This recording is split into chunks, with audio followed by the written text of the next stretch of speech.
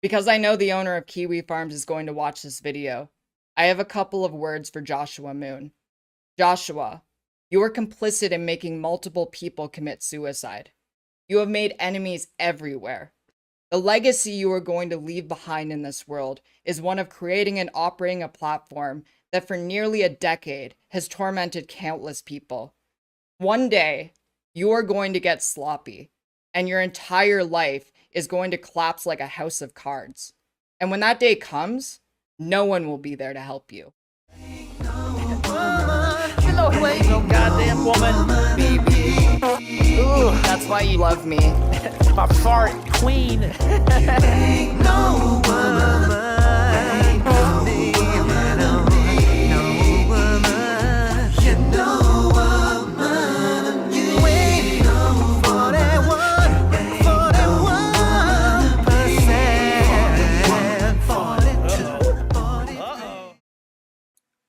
Well, a woo to you, chat. Oh, it's the end of the month already. Can you believe it?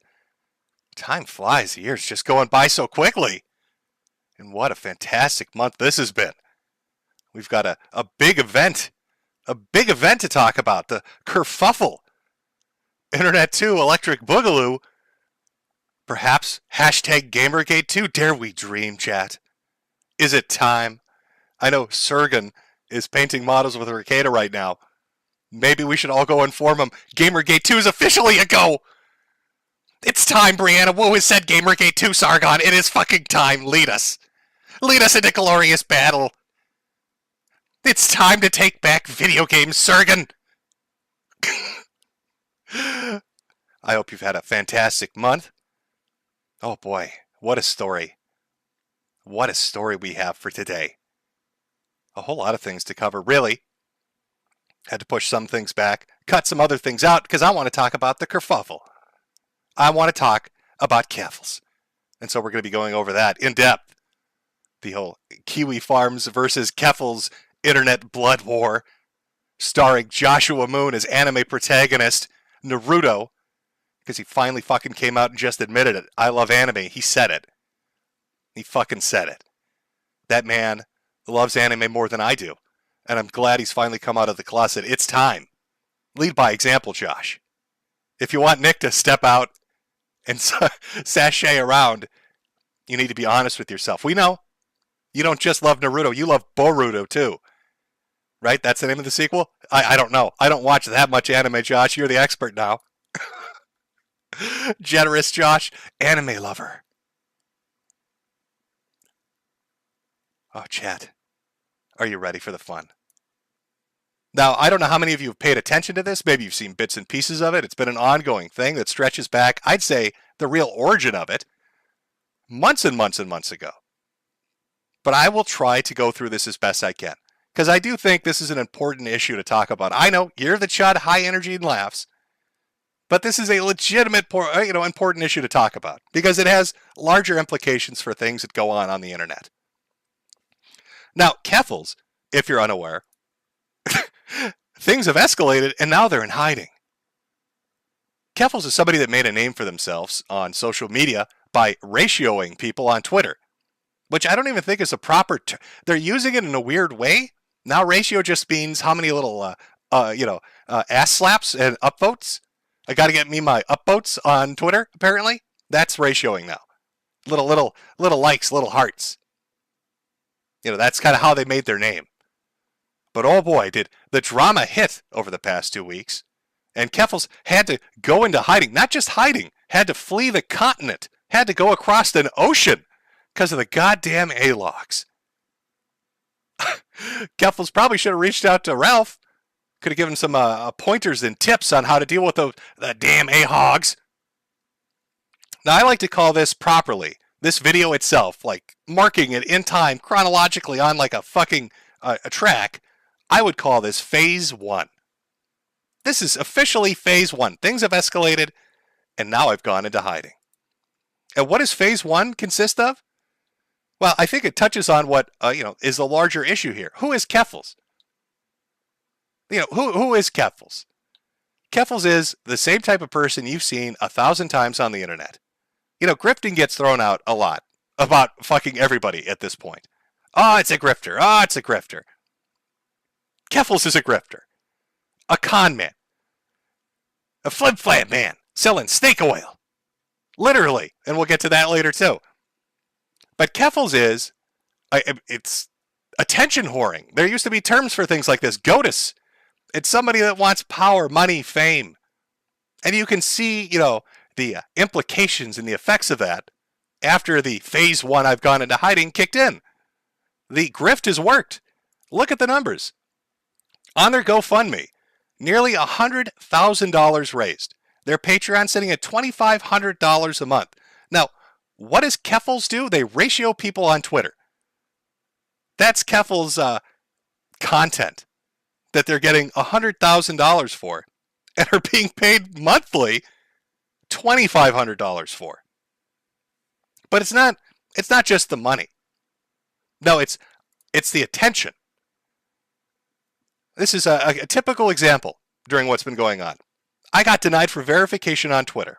This is them using and leveraging their audience to try to force a social media platform to give them a little blue check mark so they have just a bit more power that they can use and abuse when they get into fights with people that disagree with them. And that's what Keffals does day in and day out.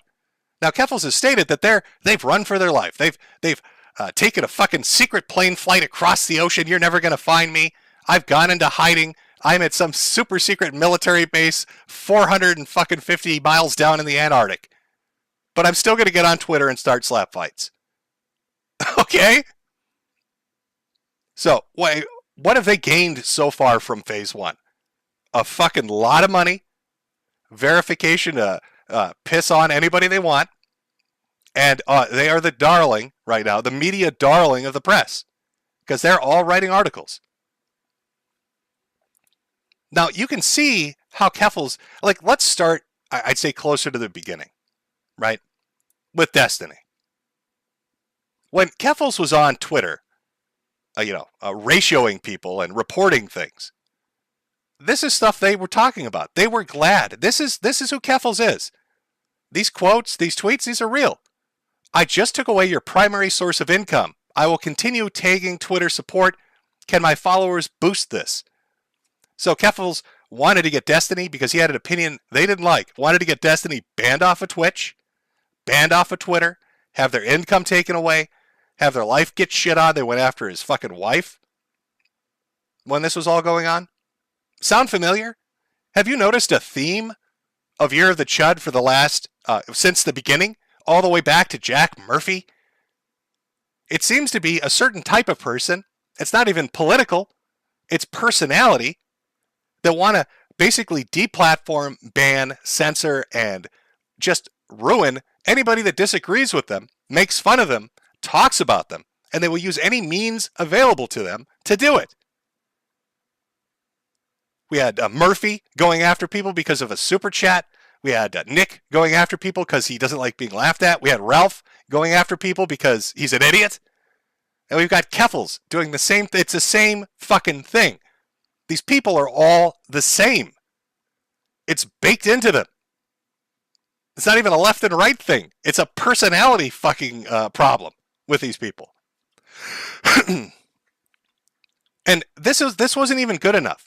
As Keffals has gained more followers and more money and more power and has become their, the media darling, they're still fucking angry about Destiny. This is a more recent one. Listen to this shit. This is just 4 days ago. They're referring to Kiwifarms. If this site stays online, another trans person will be murdered by Joshua Moon and the users of his forum. If we can get Destiny's account clapped, there will be a chilling effect on people who are willing to show public support for Josh and his legion of sociopaths. So even months later, after trying to get Destiny's income taken away from him, after trying to get Destiny deplatformed, they are still fucking angry about it. And they still want to get his, quote unquote, account clapped. Want to take out, Destiny. Destiny. He's really well known for being, a horrific right-wing troon hunter, isn't he? That's what, when I think of destiny, I think neo-Nazi. That's what we all know fucking destiny for. Oh, boy, that guy's right wing. But Keffals wants him destroyed because he didn't put up with their shit. Because Destiny wasn't going to fucking bend a knee to this bullshit. Unfucking real.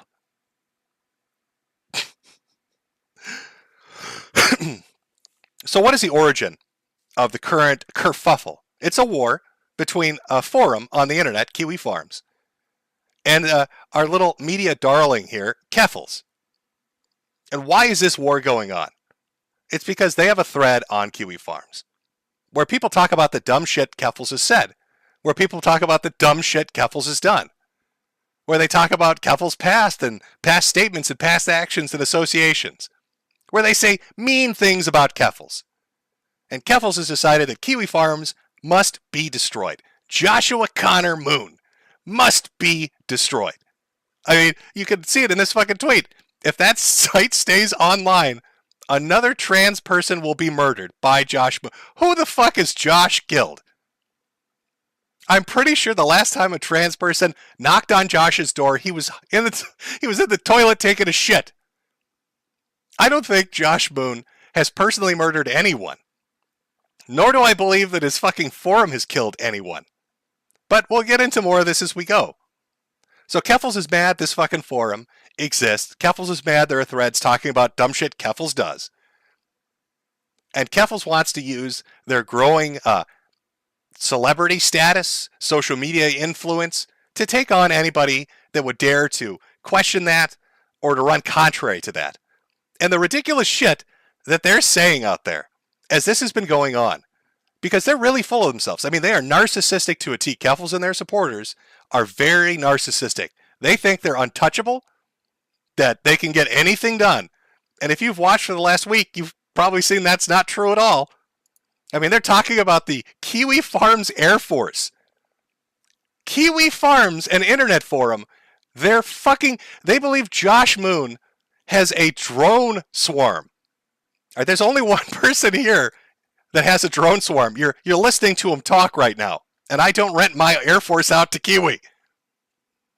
This is from Trans Salamander on Twitter. Drop Kiwifarms because they've flown drones over our ranch to take pictures, try to get us in trouble with the cops claiming we abuse our animals, and made the choice for me as to whether or not I'd make my last name public. So in there, like this, you know, how Ralph talks about fan fiction farms. Picture this. They believe that Josh Moon, hiding somewhere in Eastern Europe, has it would have to be international, because it's got to go across the fucking ocean. Intercontinental. So Josh Moon has an intercontinental air force of fucking drones that he uses to hunt down trans people all across America. He's flying them over, taking pictures of their am-holes against their consent. And it's just believed. Throw it up. Sure, why not? Josh Moon has a drone swarm, and he's out there trun hunting. That's fucking case closed. We don't need any validation on it. He's doing it. Amazing. Now, you could... one of the funniest things about Keffals is they get super arrogant and high off their own farts, and they'll make a statement, a very grandiose one, and then like an hour later, the opposite happens. Here's a great fucking example. Josh Moon, you laughed at me when I said I was going to work as hard as I could to get your heinous website offline. Now who's laughing? Yeah, Josh Moon, who's laughing now with your website? Oh wait, the website's online right now? You could go to kiwifarms.net right now? That website, that's still on the internet? Oh shit, Keffals, I think I know who's laughing.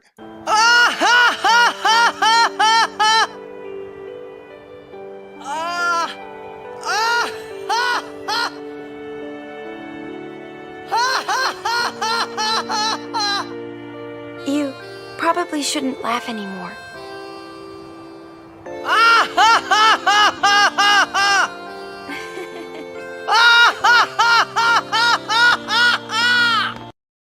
I don't know, maybe fucking Josh is laughing, Keffals.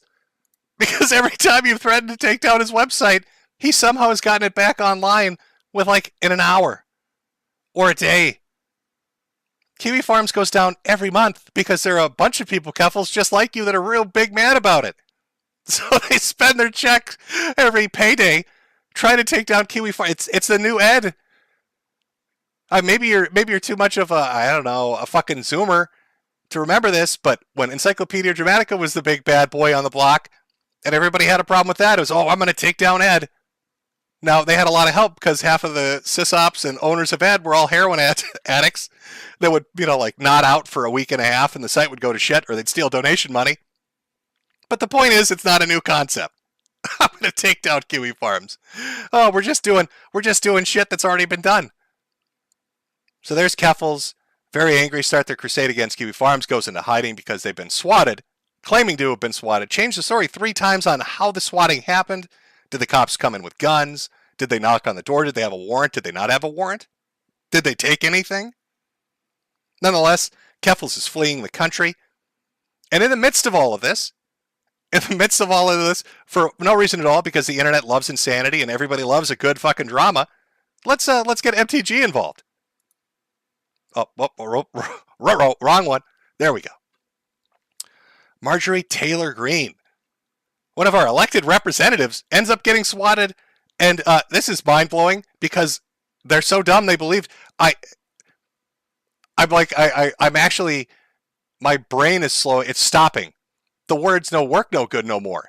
I feel like Andy Worski. I just got hit by Salt Poppy. Because when you read this, you'd think that maybe you don't take it as seriously as you would be led to believe. 911 received a call from the suspect, claims that he's connected to the website Kiwifarms.net, stated that their username is Autistic Right. So, they get swatted while this is going on, and then the person that swats them calls back and says, by the way, just in case you didn't know, I'm a moderator on Kiwifarms.net. Hail Joshua Moon, the corn harvester. Also, I'm a mod there, and I love to sweep it up. And of course, Margerie, being the big brain person that she is, goes on and says we need to eradicate Kiwifarms. I don't fucking believe this is happening. The suspect claims that he or she is connected to this website, which is a site that actually supports cyber stalking. The suspect even gave police their username. So basically, as you pointed out, this is a suspect admitted to intending to do harm via cyber stalking. You said you fully want to, prosecute whomever did this. And I'm assuming that suspect is still at large, right? Yes, there's an investigation underway, and there's an even investigation into whether that's really the person that did this. But isn't it concerning that such a website exists? Like, why does that even exist? Mm-hmm. That website needs to be taken down. So this big brain politician, well, I don't know if that's really true. It's probably not, but that website's bad. We need to get rid of it. What the fuck are you What are you smoking? What the fuck do you mean? That'd be like if the person had called back and instead of saying Kiwifarms and I'm a moderator, that said something like, "This is Elon Musk. This is Elon Musk from Twitter." It's just like, we need to get rid of Twitter right now. That Elon Musk guy's a bad news. There should be no business or any kind of service where you can target your enemy. That's absolutely absurd. And this is the type of lawlessness that Democrats want all over the country. You know, the Democrats are the party of defund the police, which has created crime that is going out of control all over the country. But it's also failure of our government and failure of our law enforcement to not take down a website like that. Like, all of these types of groups need to be completely eradicated. Completely eradicated. What a dumb dum-dum. Let me just say it like that. Let me use my censored speech and just say, what a dum-dum. So, Kiwifarms needs to be eradicated and removed from the internet because you got swatted by somebody obviously using a fake name. And then what happens? What's the follow-up? Swatted again. Swatted twice. It's a twofer. The rep got a twofer. Margerie got a twofer. Now, I don't know what name they gave the second time. I'm pretty sure I saw the police report. I don't know if they called back in saying there was another moderator or a completely unrelated person. Who fucking knows? Swatted twice. So here's Keffals. They start their war with Kiwifarms. Now we get a rep that gets swatted, making the story bigger. News media is picking it up. But I wanted to focus on one aspect I've personally seen. We can talk about the stuff Keffals has said, Keffals has done, and we will get to that. But I want to show you how Keffals behaves. Because it's really interesting when somebody paints himself as a martyr or as a victim on social media or, just anywhere on the internet. And then how do they behave once they have the spotlight on them?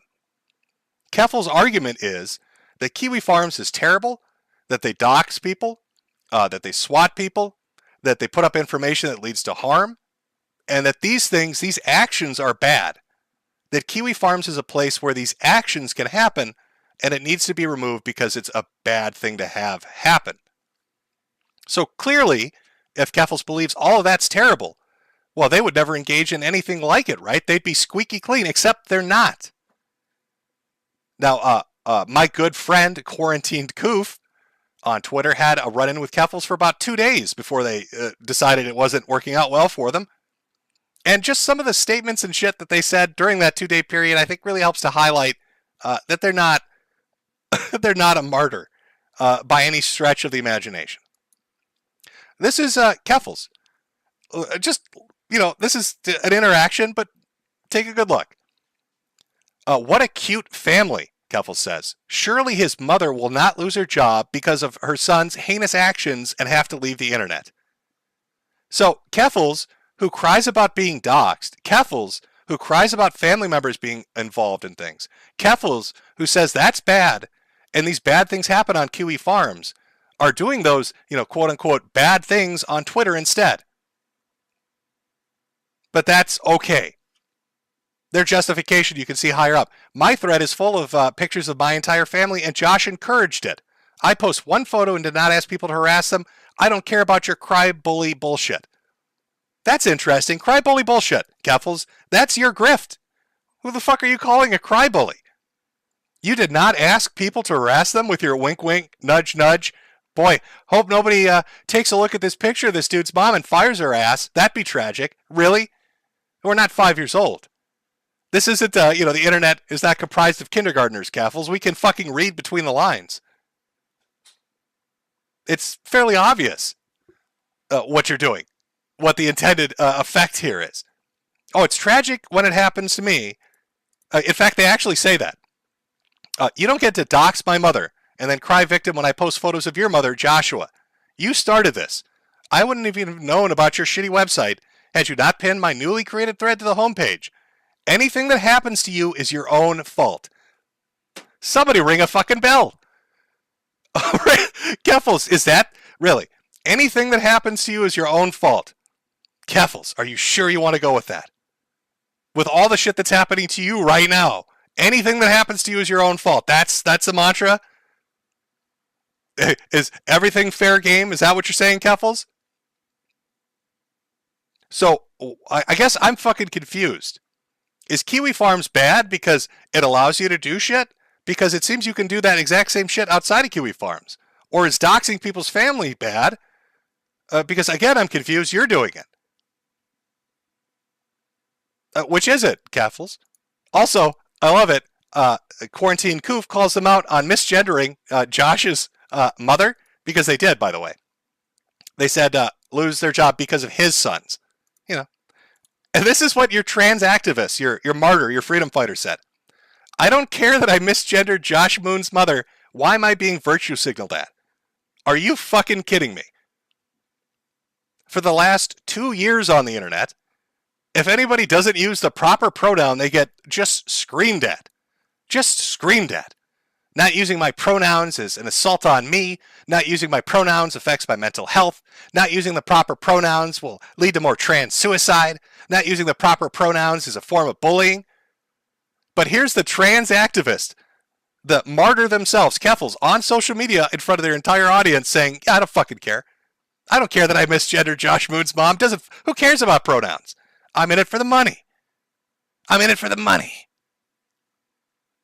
Ridiculous. I also like how Keffals will put out information to try to make Kiwifarms look terrible and then not give any context to it. Again, engaging in the same things they claim are being done to them. Kiwifarms was initially created to stalk and harass an autistic trans woman. The main people they focus on usually have similar traits, being transgender and or neurodivergent. Again, our friend, Quarantine Coof. That's terrible. What happened to the poor innocent person this forum targeted? Checks notes. Oh, they're in prison for raping their mother. Because Keffals is talking about Christian, the person we just said was on the run from the police, squeezed out of that fucking jailhouse window. That's who they're talking about. Now, Keffals wants to make you think that Christian has become a terrible person solely because Kiwifarms exist and solely because of the trolls. I would counter that Chris was drawing nude pictures of Megan all the way back in the day. That she was constantly talking about what a sex pest he was. That if you go and watch the Geno Samuel documentary, you will hear in multiple parts of that Chris talk about weird shit in regards to his mother and a sexual nature. This isn't something that Kiwifarms cooked up. Josh Moon wasn't holding a camcorder while Chris was slamming that bar pussy, Keffals. All right, Chris took advantage of a dementia-ridden old woman who was so far gone with Alzheimer's or brain damage or whatever the fuck is going on that he raped her. Christian raped his mother. And you're trying to make it like, this poor brave trans woman is being affected. Chris didn't even become trans until like 2 years ago. What the fuck are you talking about? You're leaving out some small details, Keffals. Some minor points of interest when you talk about the terrible Kiwi people. Oh, poor Christian. If only that forum didn't exist, he wouldn't have been raping dementia-ridden 80-year-old women that don't know what time of day it is. Now, for some reason, Keffals didn't like that tweet, probably because, nearly 10,000 likes. Oh, the ratios or some shit. I don't know. Everything's a number. Got to crunch the numbers for support. This was their reaction to bringing up the fact that Christian raped his mother. Whether or not this is true. Who starts? What kind of fucking reply is that? What do you mean, whether or not this is true? Hey now. You're being awfully mean to that rapist. Hey, everybody, wait a second. That guy's bullying a mother raper. Hashtag don't bully the mother rapers out there. Whether or not this is true. What? Does not mean Kiwifarms victims driven to suicide deserved it. Christian didn't kill themselves. Christian raped their mother. I would be more concerned about what happens when Twitter support finds out about your Metokur ban evading. You're already banned on YouTube. Oh, don't even. Shh, it's a secret. You're already banned on YouTube, Patreon, and everywhere else. Keep your head down. Have you noticing a common trait? They get very sassy. Who's laughing now, Josh? Destiny's about to get clapped. You better keep your head down. Here's a follow-up tweet. I don't give a shit about politeness. People like him, they're referring to Quarantine Coof. I don't give a shit about politeness. People like him want me dead. He wants all of us dead. Make sure to boost this post and let Twitter support know about his ban evasion. This is the last account he has on a public-facing platform. Oh, Kerfuffles, what are you doing? That guy said Christian raped his mother. I don't know if it's true or not, but he wants every one of us trans people dead. Ban him. Get him out of here. He made me look stupid. That means he wants me dead. Ban him and get rid of him immediately. Brianna, start up the hashtag. It's Gamergate 2 time. Brianna, come here. It's Gamergate 2 time. Are you fucking kidding me? He wants us all dead.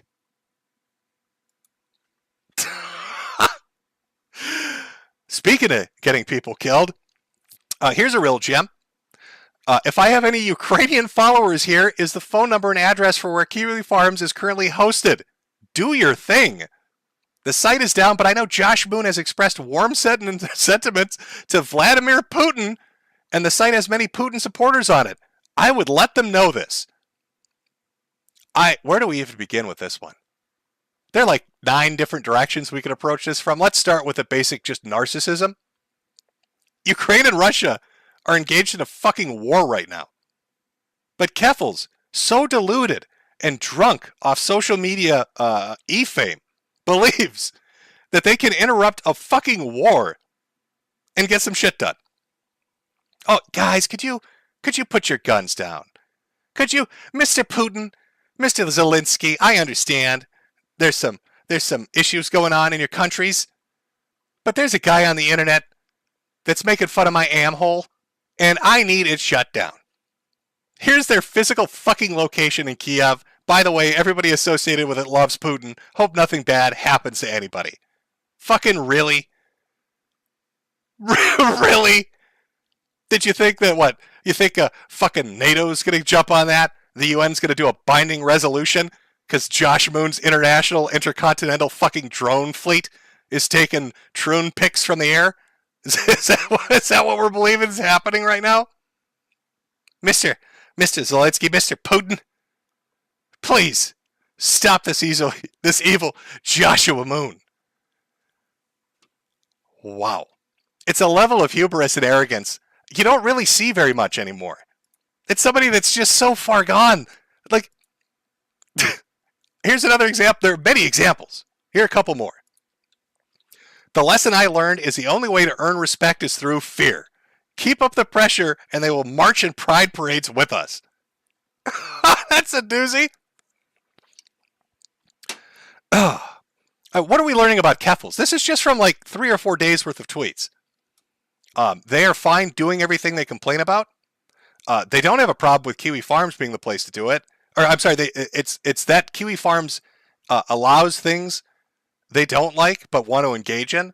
And because they don't have the same kind of control there that they would on Twitter, that's why Kiwifarms is bad. So they're fine with putting up family members' pictures, trying to get people fired, trying to get their income taken away, get them deplatformed, get them banned. There were more tweets. I won't put them up, but Keffals is putting up pictures of Josh's mom, arrest records, everything. And I'm not even saying that's not fair game. If Keffals' point had been, I'm totally fine with all this shit, there wouldn't be any issue. But Keffals has directly said that this is all terrible, that these things are terrible, you should never do them, and then he engages in them. And then makes statements about how people should live in fear, how they're going to. I'll show you. I'll show you some of the shit Kerfuffles has been saying. This one is really good. This is a follow-up to the posting pictures of Moon's mom. Everyone upset that I posted a photo of Josh Moon's mother are being performative as hell.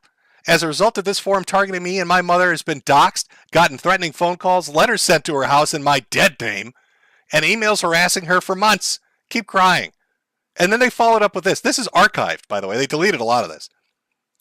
If you have an active Kiwifarms account, I will not only post your name publicly, I will find your employer and forward them their post history. I have no tolerance for hate, and users of the site should feel more scared to get as bold as they do. This is a hate group. This is mask off. All right, there's no subtlety here. I mean, they're reveling in the idea of this. You know, little doxing here, little harassment there. But now they're going to get the names of everybody that posts on Kiwifarms, which will wipe out half of YouTube. Because they all get their shit from Kiwifarms, so half of YouTube's gone. They'll post their names and then forward it to... Why would you forward it to the employer? What the implication be, Keffals, of forwarding it to somebody's employer? Oh, you want to get them fired. Now imagine you're on this forum and you've never even been in the Keffals thread. You're in the, I don't know, Chris Chan thread because you want to know about the guy that raped his mother, Keffals. And here comes Keffals and they magically get your name. I don't know how. And then forward it to your employer. Because you need to be taught a lesson. What is it with people wanting to teach everybody a lesson on the internet lately? I guess I'm just a little confused as to why so many lessons need to be taught on the internet. I'm going to teach you a lesson. You're going to learn. You're going to learn good. Oh my God. Oh. So this has been going on for a week. Longer if you count the initial start of it. So you got a person that desperately wants attention, power, and fame. They do it by being a reply person on anything they can. They eventually reply their way into getting attention by going after Destiny and then start ratioing anybody they can. which is basically just banging a drum and screaming, I'm an attention whore. They want those likes and follows.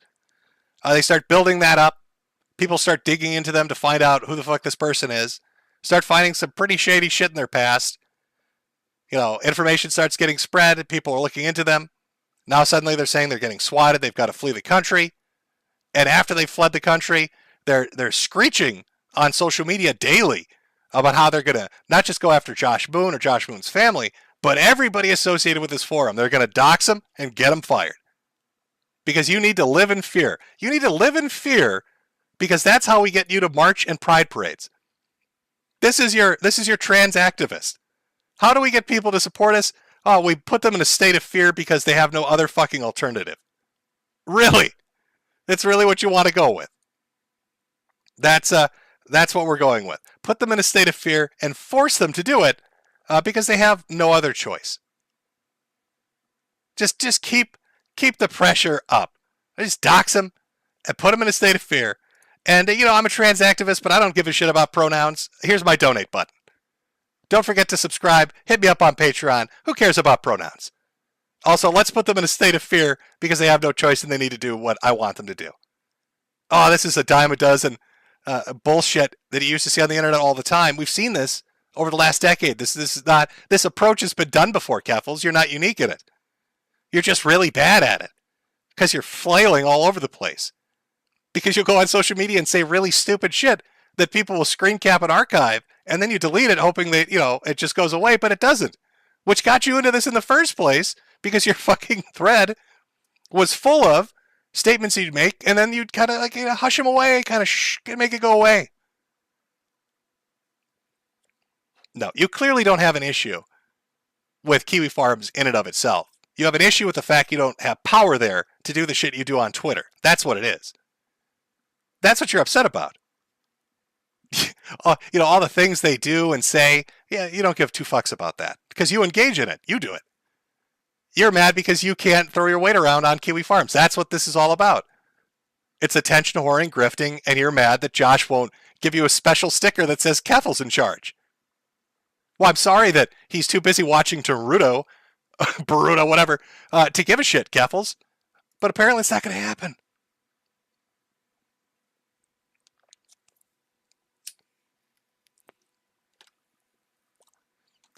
Oh, sorry, Chad. Voice is getting a little sore there for a second. Let's take a small break, because this was phase one. Okay, I know I'm condensing things down a bit. I am. But think of this as phase one of what Keffals is doing, which is making themselves look stupid. That's phase one. Remember, phase one is, I've got it, things have escalated, now I'm in hiding. That's phase one.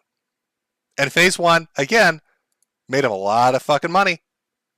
Made them a lot of money. Got them that verification they've been wanting. Got them all the press accolades they've been wanting. Oh, are they high on their farts right now going after anybody laughing at them? Keffals didn't just threaten Josh or Kiwifarms users. Threatened anybody that would ever say something in response to them. Wanting Destiny to get banned. Went after Nick Diorio. Went after Augie RFC. Went after Nick Rekieta. Tried to get him not just banned and deplatformed. Tried to get his legal license taken away. Why? Because Nick doesn't agree with their stupid shit. If you make a statement against Keffals, they're going to, start doing their ratio thing to try to get you disappeared from the internet. So that's phase one. But that still leaves, we've got phase two coming up. Now, phase two is more recent. This came out Tuesday, so just yesterday, phase two finally was initiated. We've got a green for go on the am-holes, boys. Let's kick the tires, light the fires. It's phase two of the MCU. So, Keffals announces, I'm going to do a live stream. Phase two for the Drop Kiwifarms campaign is a go. And what is phase two? Let me sum it up for you. Phase two was an hour-long live stream in which Keffals basically said three things. One, they created a website where they could yell about Josh Moon and how terrible Kiwifarms is and blame Kiwifarms for the suicide of 3 people. That was the big thing. There's also a giant donate button. Can't forget that. That's part one of phase two. Part two of phase two was an email campaign They're going to email Cloudflare and complain a lot and make Cloudflare get rid of protection for Kiwifarms. That way they can DDoS it. And I'm not even kidding you. Initially, when Keffals was talking about this, it's blatant what they're talking about. We want to get rid of, DDoS protection for Kiwifarms so it can be taken off the internet through illegal means. That's phase 2. Part 2 of phase 2. And then part 3 of phase 2, the real, the cherry on top, is a in real life announced protest for October 18th at a Cloudflare event out in, I think, San Francisco, California. So build a website to put up all the things you want to say because you hate Josh Moon and you hate Kiwifarms. Give out a bunch of email addresses to people that, like the janitor at Cloudflare, Keffals. I mean, who are we emailing? And then the final, thing is a in real life protest. And then, saying they can't ignore us. This is the big deal. Now you can tell this was kind of cobbled together quickly. They're repeating paragraphs and spelling mistakes. Looks very Angel Fire-esque in its construction. Now you're saying, Jim, why don't you go on the website and show it to us? I'm not touching that website. Keffals has probably declared that they've, IP logging people that use their chat feature through, Keffals.gg. So who knows what the fuck's going on with that website. But I saved you an hour, and I saved you a scroll. Now, if you want to see exactly what's on the website, you could go there. Or you could go to Keffals' thread on Kiwifarms, because Kiwifarms is still up, isn't it, Keffals? But this was the big thing. Now, again, I noticed something really interesting, by the way, when Keffals was doing their presentation about this, and they talked about the Josh Moon section of the website. Because Keffals decides that they're going to, what's the term? What's the term when you use somebody's name that's been changed? When you have an old legal name and you change it, what is that trans activist term? Dead name? Is that what it is, Keffals? Did you dead name Josh Moon? Because Keffals pulls up his name change. He changed the name his daddy gave him. I'm sure Ralph is doing fucking cartwheels over this. But Keffals pulls that up and dead names Josh. Which, by the way, if you've listened to Keffals for the last 2 weeks, all they do is complain about being dead named. Don't you dare call me my name that I was legally born with. It's, actually, I don't know what Keffals goes by. Is it really Keffals? Maybe it is. I don't know. But don't you dare dead name me. Dead name's Josh. Our trans activist, all right, doesn't care about pronouns and loves to dead name people. Are you fucking kidding me? Come on. Oh, now I know a lot of you out there are really curious. What is Josh's real name? I'm not going to dead name him. But I'll tell you this, he was the boy that lived, bitch! He was the boy that lived, Keffals! What are you doing? House Gryffindor's fucking your shit up! Dead naming a wizard? What are you doing, Keffals? What are you doing? He lived, motherfucker! He lived! Keffals! You need to think about who you're fucking with. Abracadabra and shit! This wizard loves anime and you're fucking with the wrong person! Oh. Fucking House Gryffindor. She's picked a fight with House Gryffindor. What the fuck is going on the internet? I love it. I absolutely love it. Keffals, you dead naming a wizard. You see this scar, bitch? I got it from an am hole when I was flying my drone storm over a ranch. I was personally on that drone, Keffals. They shot me down, but I lived, bitch. I lived. Amazing.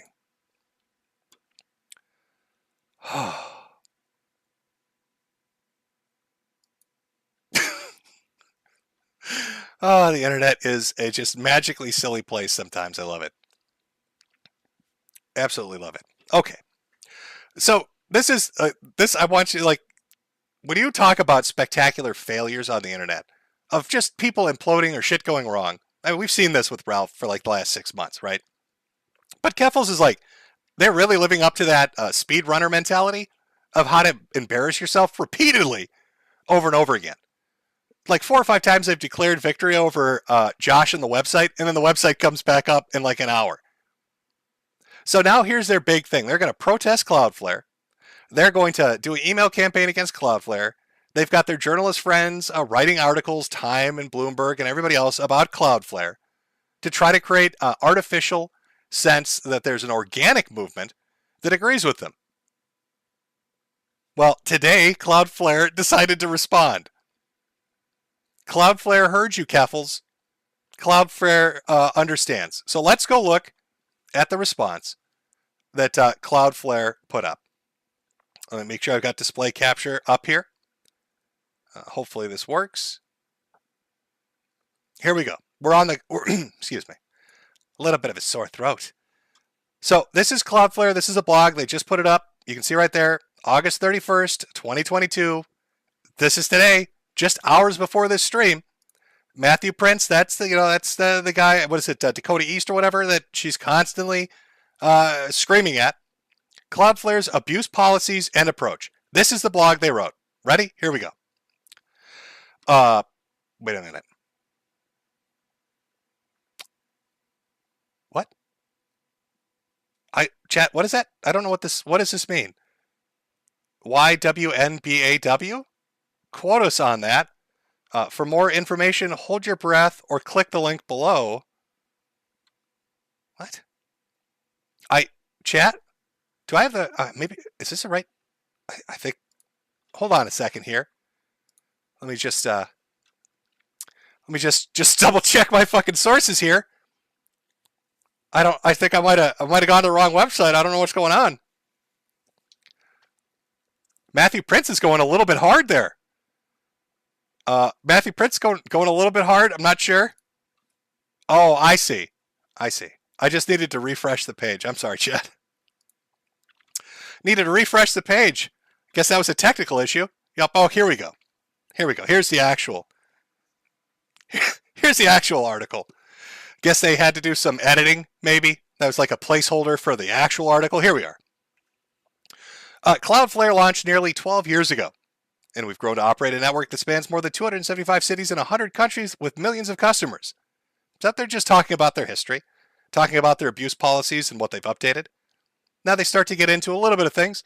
However, as questions have arisen, we thought it made sense to describe these policies in details here.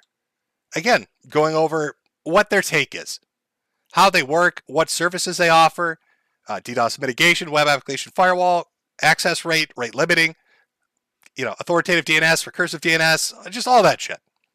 A basic primer in what Cloudflare does when it offers DDoS protection or when they host different products. Talking about security services, talking about avoiding abuse and power. And this is where it gets interesting. Some argue, starting right here, some argue that we should terminate these services to content we find reprehensible so that others can launch attacks to knock it offline. Remember when I told you that Keffals was blatantly telling people, it wasn't even subtle. They wanted to strip away DDoS protection so they could illegally take down a website. And here's Cloudflare basically acknowledging that's what they heard too. Some argue we should terminate the services we find reprehensible so others can launch attacks to knock it offline. That is the equivalent argument in the physical world that the fire department shouldn't respond to fires in the homes of people who do not possess sufficient moral character. Both in the physical world and online, that is a dangerous precedent and one that is over the long term most likely to disproportionately harm vulnerable and marginalized communities. Wow, that's really weird, Keffals. It's almost like Cloudflare, saw you saying shit like, I don't fucking care about pronouns, and I'm a trans activist and I want to rule people through fear and dox them, and, illegally attack websites, and they thought, maybe that's not somebody we should listen to. Maybe fuck off. Maybe this is really a nice way for a corporation to say, fuck yourself. Today, more than 20% of the web uses Cloudflare's security services.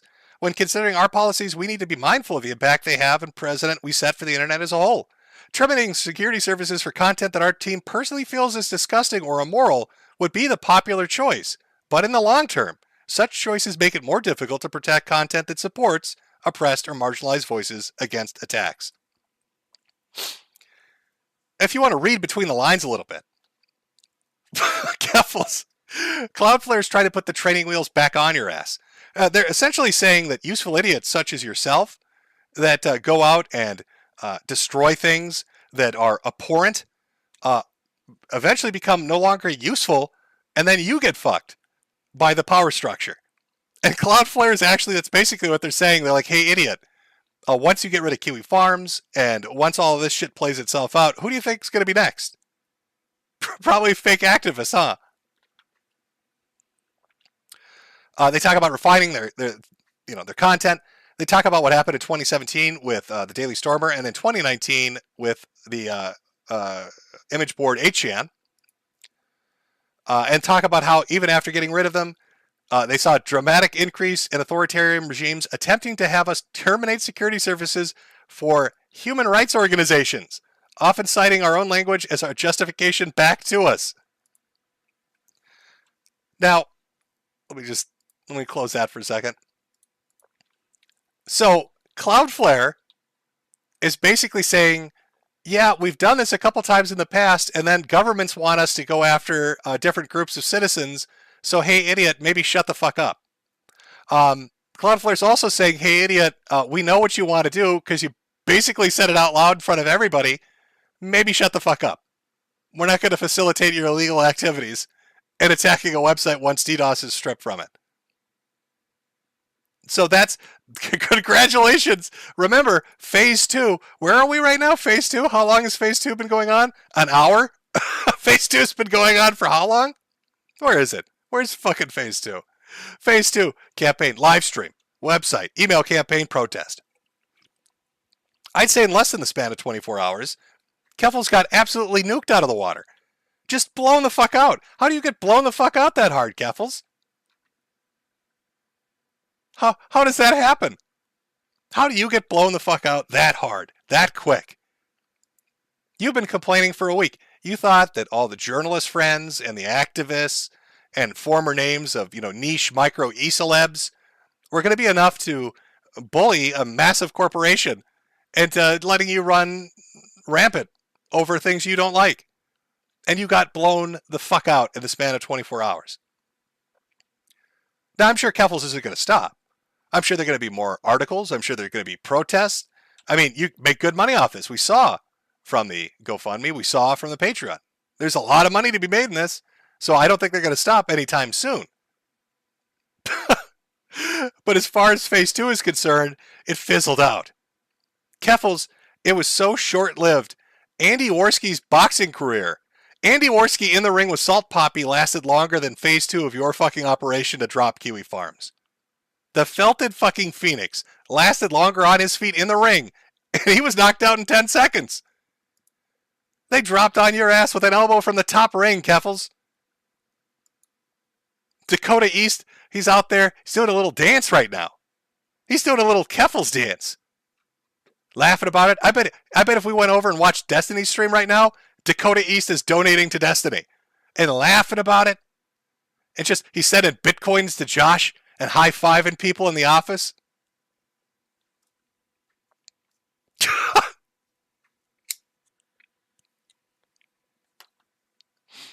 Oh, Keffals. Not like this. Not like this, Keffals. Now, there is one more modern update. So, Keffals fled the United States. They went over to Europe, whatever. They got doxed by a doorknob. I'm not kidding. Somebody, you got to remember, the internet, this is another thing. When He Will Not Divide Us happened, right? Remember Shia LaBeouf wanted to do his art project about Donald Trump? And people showed up for the first couple of exhibits, and they laughed about it and screwed with Shia, and it was fun.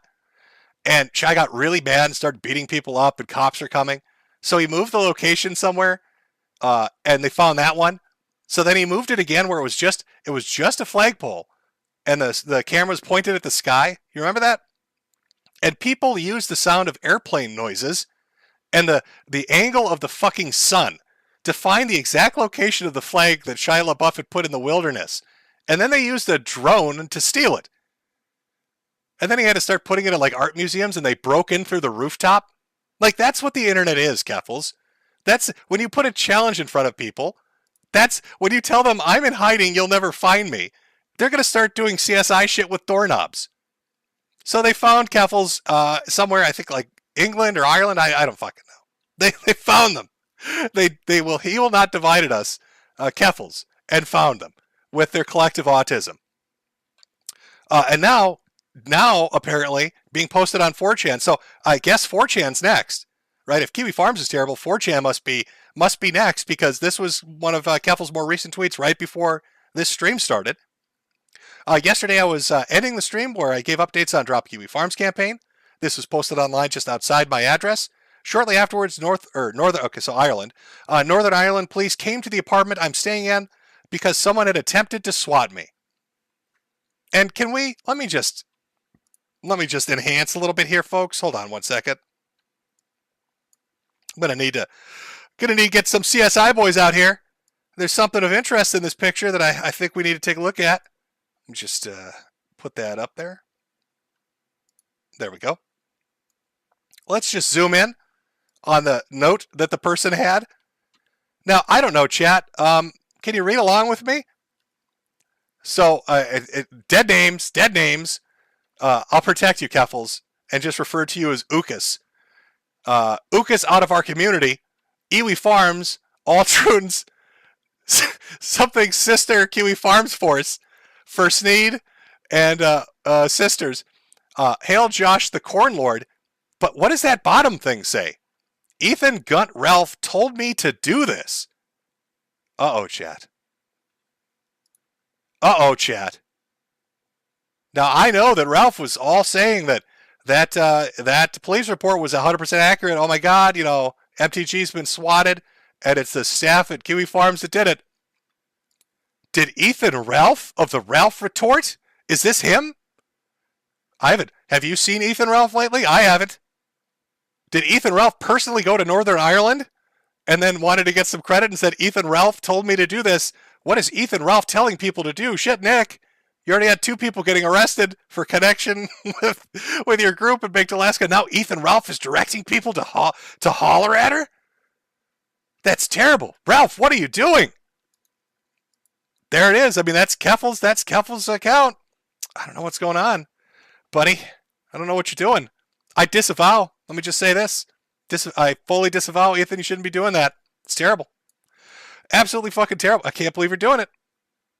Think of all the trauma that poor Keffals has gone through. Ethan Ralph out there directing shenanigans. Ralph, what are you doing?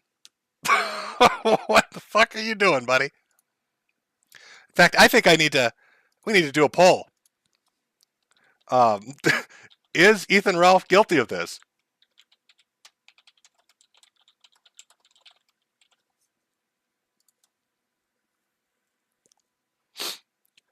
Okay, let's let that poll. I put that poll up. I know there's always a bit of a delay, but we'll let some people vote on it. We've seen what Keffals says. Do we take Keffals at their word? Is Ethan Ralph guilty of this? Have they been sending people to holla at Queen Keffals? While you're voting that poll, let me remind you of who we're talking about here. Where is it? Oh, here we go. Is this man behind the reign of terror that's going on right now, chat? Look into his eye. At least one of them. They both point in different directions. And ask yourself, is he responsible? Who has the most to gain from making Kiwifarms go down? Ethan Ralph does. Who hates Joshua Connor Moon more than anyone on the internet? Ethan Ralph does. Who would benefit the most from a false flag? Ethan Ralph would. Look at this mastermind. I'm thinking it's a yeah.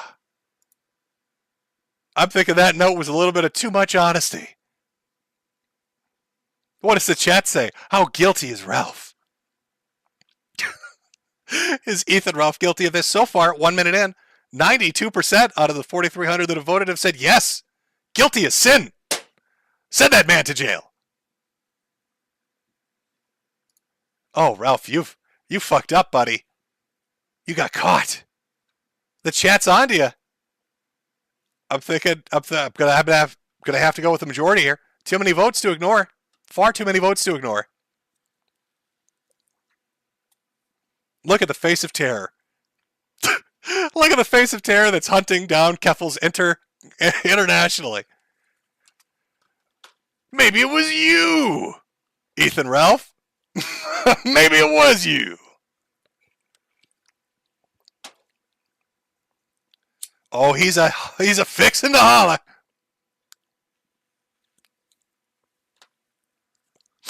Okay, fair enough. We've had 2 minutes of votes. Let's see what the final result is. 5,100 votes in. Still consistent. 92% say Ralph is guilty of sin. 8% saying no. Those 8% must be confused. Clearly he's guilty of sin. But there we go. Queen Keffals. Oh, Ralph, what are you doing? What are you doing? You know, when I talked about this and said it's a larger issue than just simply a fight between Kiwifarms and Keffals, it is. I think anybody pretty much knows the reality of what we're dealing with online at this point, don't you? And we all experience it daily at this point. It is a very restrictive environment. If you say things that aren't considered to be what's promoted, you're deplatformed, or you're banned, or you're thrown off, or you're demonetized. We saw that coming. I talked about that years ago. So did a lot of other people. I mean, it was very obvious kind of the direction it was heading. Clean up the internet, commercialize it more, get rid of the elements we don't like, segregate them out, and silence them. And that's gone on now for quite some time, to the point where I bet if you wanted to go on Twitter, or on Facebook, or on YouTube, where we are right now, there are just things you can't say. There are opinions you can't say. And that happens to everybody. I know Ralph likes to go on about, oh, Daddy Jim won't say a bad word on YouTube. How many bad words is Ralph saying on that verified Twitter account? None. Because he knows if he does, it's gone. You know if you say certain things, you're gone. And so we exist in an internet where there are few and far between places where people can go and say what they want to say. Now, I know there's been a big argument about how are people going to defend Kiwifarms. I'm not. I'm not going to sit here and tell you Kiwifarms is a great place. It's a shit heap. And I love it that it's a shit heap. It's a place where people go and they're mean. And they say mean shit. Kiwifarms is a place where people go to gossip and be assholes. And there aren't very many of those places left. They get knocked off every year. As the main social media platforms and the main video platforms get more restrictive, these secondary sites, which some are large and some are small, are getting knocked off one by one. There used to be an 8chan, doesn't exist anymore. Now they want to get rid of Kiwifarms. Encyclopedia Dramatica, whether it's up or down, do you think that's going to last? And then what do you have left? 4chan? How long do you think 4chan is going to last? Got rid of 8chan, want to get rid of Kiwi, want to get rid of Ed. What do you think is going to happen to 4chan then? There's your anonymous image board. It's going to go. And then you will really have nowhere to go. When those large providers, whether they're an image board or a forum, are gone, the places that let you say the things you want to say, to be an asshole like you really are, like we all really are at heart, when they're gone, they're fucking gone. There'll be small places. They'll exist fractionally, but they won't be loud. You'll be presented with the choice of say what you want and have no one hear it, or say what we tell you and be allowed in the conversation. That's what useful idiots do. That's what grifters and con men perpetuate. They knock out the places you like to go to say the things you want to say, and when they've served their purpose, they're cannonballed out and nobody remembers them, but the damage is left behind. This fight between Kiwifarms and Keffals is part of that. You know, these pieces and players aren't as important as that overarching conversation. If you let them do what they're trying to do right now, it won't end with Kiwifarms just like it didn't end with 8chan. It will continue on. Think of the amount of places that used to let you do stuff that don't anymore. Look at the saga of Something Awful. Even before Lotex went crazy on his goldberry cookies or whatever the fuck they were, and all the shit that happened with him, you could see the transformation slowly become more restrictive until he was forced out and had to sell, and then it became more censored. Look at something like NeoGAF and Reset Era. It got so bad that eventually the fucking site broke in half because it was so fucking restrictive. And it was their argument wasn't that it was too restrictive. It wasn't restrictive enough. We need Reset Era. We need to make it even more authoritarian. I bet there are a lot of websites that you use, whether it's well-known 2.0 social media or even the older shit, where you just can't fucking say anything anymore. You just can't. And that's a horrible kind of internet to have. Yes, people are going to be assholes on Kiwifarms. Yes, people are going to say atrocious shit. Yes, they're going to make shit up just to get a laugh. Yeah, they're going to do all sorts of shit. But that's the fucking internet. Or that's what the internet was, when people could say what the fuck they wanted to say. Now, Keffals wants to attribute deaths to Kiwifarms and say people were driven to suicide. I don't believe it. I outright reject it. I don't believe that's true. But let's take an example of where that could be true. Let's talk about 4chan. How many fucking times, I can't even count how many times I've seen somebody blow their fucking head off with a shotgun because of R9K. How many suicide threads do you think you've seen on 4chan? I've seen a few. How many murder threads have you seen on 4chan? I've seen a few. So if the justification to get rid of Kiwifarms is that, I guarantee you the pressure that will be mounted will be on 4chan next. I guarantee it. They won't stop. They're not going to say, oh, well, we think people killed themselves because of Kiwifarms. They're going to pull up WebMs of people blowing their heads off with shotguns and say, look, that's 4chan. That's R9K, that's Pol, that's B. That needs to be getting rid of. That needs to be taken down, needs to be sanitized. Can't sell a Toyota with that here. That is not an internet I fucking want. That's not an internet you should want. We shouldn't be co-signing quickened death of the last few places where you can actually just fucking talk on the internet. And that's what we're dealing with. And why are we dealing with that? Because a grifter wants to make money? I mean, there's more to it. Let's talk about some of the statements Keffals made that actually drew attention to them after people started digging into them. And I'm just going to focus on shit that's archived, right, on their Twitter. This is shit they just publicly said. But it'll give you an idea of why people are fucking fed up with this shit. So let me pull up some of these, and let's take a look, because this is just from last year before they began their ratioing crusade on the internet. So here's the first one from back in June from Keffals' account. To all TERFs who might read this, I've assisted at least a dozen minors getting on hormone replacement therapy, cope and seethe. Somebody asked, tell me how. I used to help run a youth group for trans people ages 12 to 20, and we helped them by directing them to informed consent clinics where they could start taking hormones and showed them how to use the medical system to get it covered by government health insurance if they need it. So this is kind of when Keffals is starting to talk about getting young children below the age of consent, under 18, into taking hormone replacement therapy, into transitioning. Now, they frame it initially as, it was a youth group, we sent them to government clinics, but as it goes on, it changes. The story changes. As a former trans kid who is now a trans adult, I want to say to all the young trans people who follow me, I love you, I care about you, I will fight for you, we will win. There's hope for people like us in the world, they cannot and will not keep us down. This is from March of this year. If anyone feels lonely and needs to talk to, the Discord community on Twitch is a great place. So Keffals last year is talking about how they're going to provide services and direct people to how to transition while they're underage. Now they're inviting them into the Discord to talk about it. But we go further. This is from June of this year, so a year after they said it was government clinics and informed consent.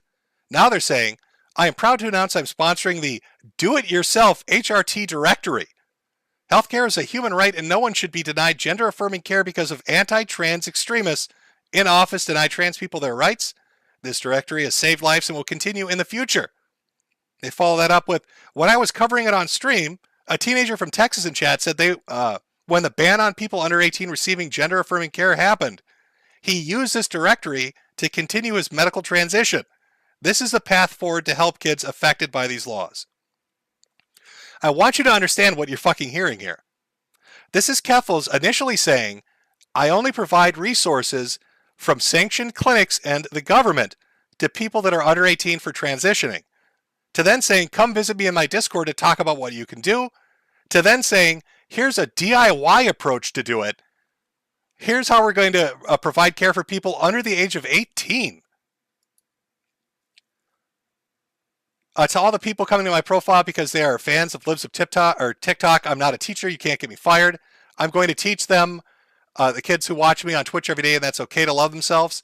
They are teenagers who are the courage to come out and have started transitioning because of my streams. I don't give a single shit about what you think. Call me a groomer if you want. History will absolve me. Just sponsored this. This is the same thing. So every time you call me a groomer, it makes me go harder.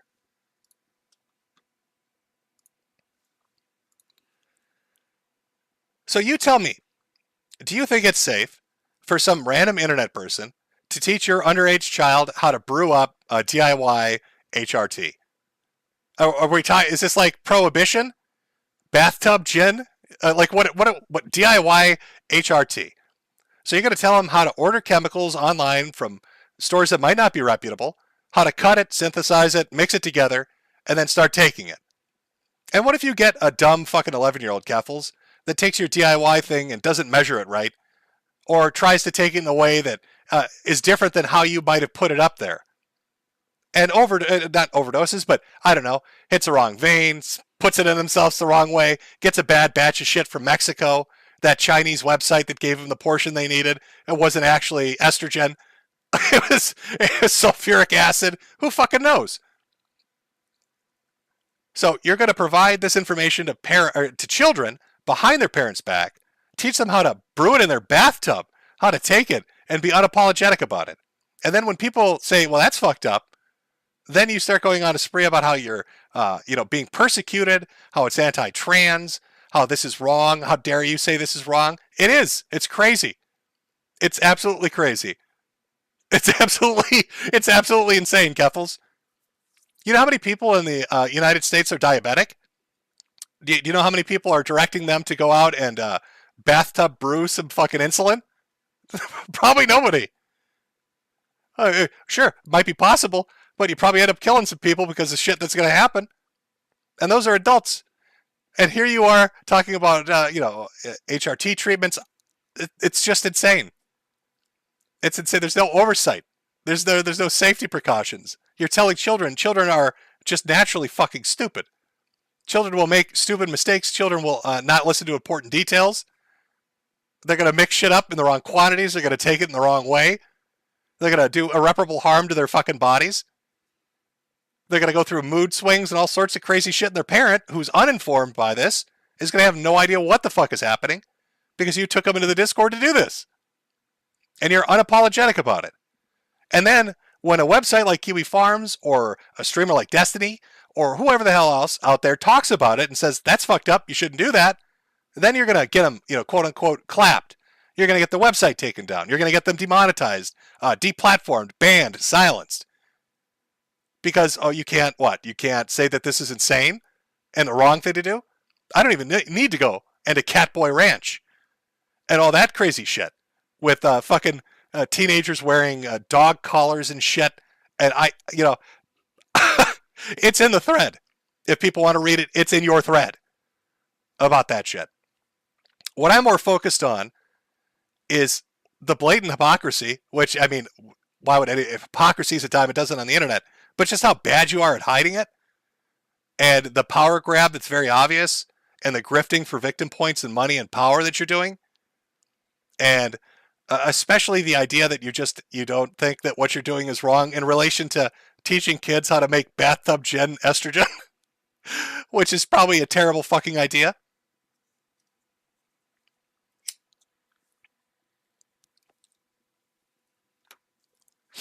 Yes. Oh, I like that. Somebody in chat said it's Trunshine. Can somebody copyright that name? I brought up some old Trunshine. Fantastic chat. I like that one. I like that one a lot. I'm not going to lie. It's got a real good ring to it.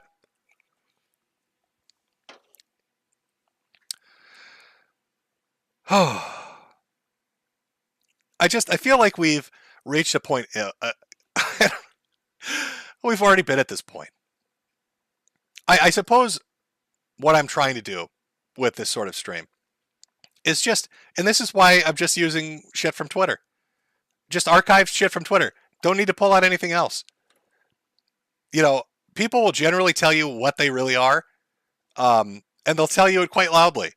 And even if they try subtlety, it'll break through it. And I think Keffals has made it pretty clear what they're about and what they want and who they are. I don't see some, brave trans activist that's trying to fight the good fight and was bullied for no reason. I see somebody that likes to start shit because they want fame and attention, who got, shit started and made money off it and wants to start even more shit, wants to throw their weight around, wants to do goofy shit. And you're not going to hear the press report on it, the HRT stuff, the trun shine, or any of that stuff, because it doesn't fit with the narrative. And, a great case in point, when it comes to Keffals, wanting attention and fame rather than, fighting the good fight, here's a great example. What accounts do you think that Keffals blocks on Twitter? There are a lot of people that'll post a screenshot that says blocked by Keffals. Those are small accounts. Now, if Keffals doesn't want to be harassed and small accounts are harassing them and they're blocking them, ask yourself, why aren't they blocking the bigger ones? Quarantine Koof didn't get blocked. Diorio and others didn't get blocked because you can't quote tweet them in ratio. You can't say, look, here's my villain of the week, give me more money. It's very obvious. If you felt you were being harassed, you'd be blocking all accounts. No, you block small accounts and leave big ones up because you want that ratio, you want that attention, you want that money, you want to grift shit. It's clear as day. Your actions are clear as day. And now you're hopping flights from one country to the next because Ethan Ralph is sending people to your apartment, I guess. People are looking at fucking doorknobs. You're Shia LaBeouf, Keffals. You've turned yourself into Shia LaBeouf. It's reached outside of Kiwifarms now. Now other people are paying attention and going, what the fuck is this? What goofy shit is this? And of course you want that because it's more villains. Everybody that laughs at you is a villain that must want you dead. Right? That hates trans people. That must be what's going on. There's a Key and Peele sketch, I think, that sums your ass up perfectly. It's these two guys in an office. One very quiet, one very flamboyant. Right? The flamboyant guy is super gay. And he's sitting there and he's just outright in your face about it. Got dildos and everything else, being super obnoxious. He keeps calling the other guy. He keeps telling him, you're homophobic, you're terrible, you hate gay people, as he's licking a dildo. Right? And then a few minutes pass and it's lunchtime and the quiet guy gets up and his boyfriend greets him. And they walk away. And the flamboyant guy turns around and goes, oh, maybe I'm not persecuted. Maybe I'm just a fucking asshole. Keffals, maybe you're not persecuted. Maybe you're just a dick. Have you ever considered maybe you just have an unlikable personality and you do stupid shit on the internet and people just kind of don't like you? Not because of the trans thing, but just you as a person they find to be just unpleasant? They don't like you particularly? Has that ever crossed your mind? You ever consider that a possibility?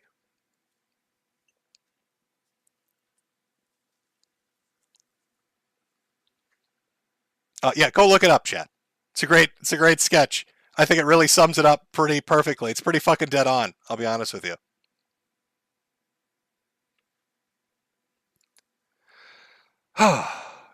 So I don't know what phase 3 is going to be. I don't know what wonders await us for phase 3 because Cloudflare has fallen flat on its face. That's not going to happen. Maybe they'll create more pressure. I don't know. I know more articles are coming out. I think Josh keeps posting up emails where they keep asking him questions and he just replies with the press are scum. So, my guess is this will go on for another, let's say, week and a half to 2 weeks. And they will use examples of bigger accounts to get those ass pats and those ratios and make a few bucks, get a little more on that GoFundMe and that Patreon. And then they're going to try to parlay this. This is what I think will happen. They're going to try to parlay this into an organization. So we start with a website and the grassroots activism. And then they're going to make an organization. Remember bully hunters? Something like that. So they're going to make their own bully hunter organization. And that's when the grifting really starts. Because, oh boy, are they going to be asking for really big, we need millions of dollars to fight this. It's not just Kiwifarms. It's those goddamn 4chaners too. And those idiots over at Encyclopedia Dramatica, we need to take them all out. We need to burn it all to the ground. We're going to need millions and millions and millions of dollars. I'm sure there are a lot of people that have problems with Kiwifarms, and I'm sure a lot of people could go out and start their own hashtag and try to take it down. And maybe you'd have success. I don't know. But I'd ask you, if you're on that side and you really hate Kiwifarms and you don't like Null and you want that gone for whatever your fucking reason is, take a look at who Keffals is. Just how they act on social media. And ask yourself, is that the person you want to stand next to as you embark on this journey going against those gosh darn Kiwis? Or would you be better off, doing it on your own? Because Keffals is not the martyr, the civil rights leader. They're not the freedom fighter that they are trying to pretend to be. They just want to make a buck. They want to get powerful and popular. And they want to just put on a show to make themselves the center of attention. And it has jack shit to do with trans people, trans rights, or trans suicide. That doesn't mean a fucking thing to them. It's just smoke and mirrors. You're having smoke blown up your ass. Keffals just wants to use you, and they don't give a shit. You would be better off trying it on your own.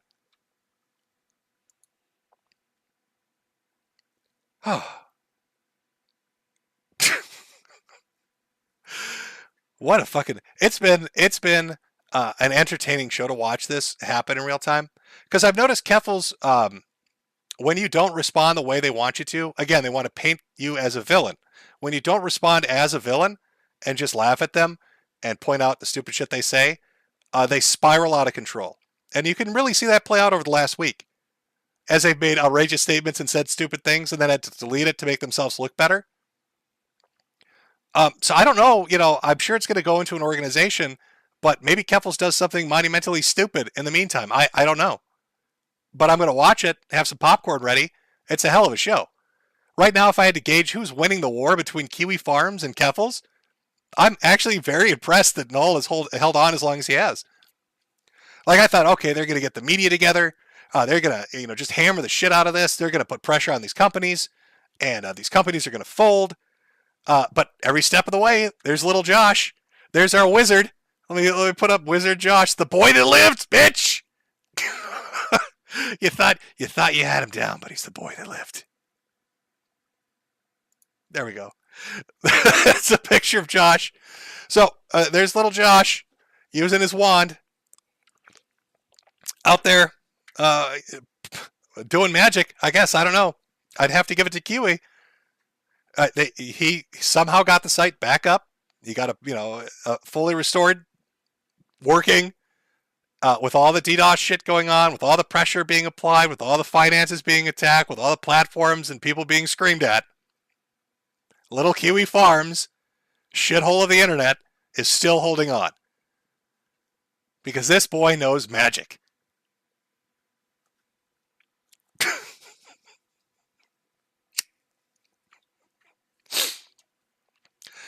Oh, was this the fabled book that Rowling never released? Was this the Harry Potter and the Tale of Trunshine? Was that the one that was supposed to come out after Half-Blood Prince, but we never got it? Is this like an ARG that Rowling has put together for us to advertise the brand new book coming out we never expected, and everybody's just playing a part in it? Keffals and Josh are part of the marketing team we just never knew. How would that story start? There's Keffals in potions class, stealing from Snape to help all the younger students at the school transition. And here comes Harry with his wand. He's not going to let it happen. Damn you, Gryffindor bastards! If you hadn't gotten in my way, I would have taken all those potions. Everybody would have transitioned. At least 40% of the school. I see chat has a lot of subtitles for possibility storylines. I understand. Beautiful. Well done.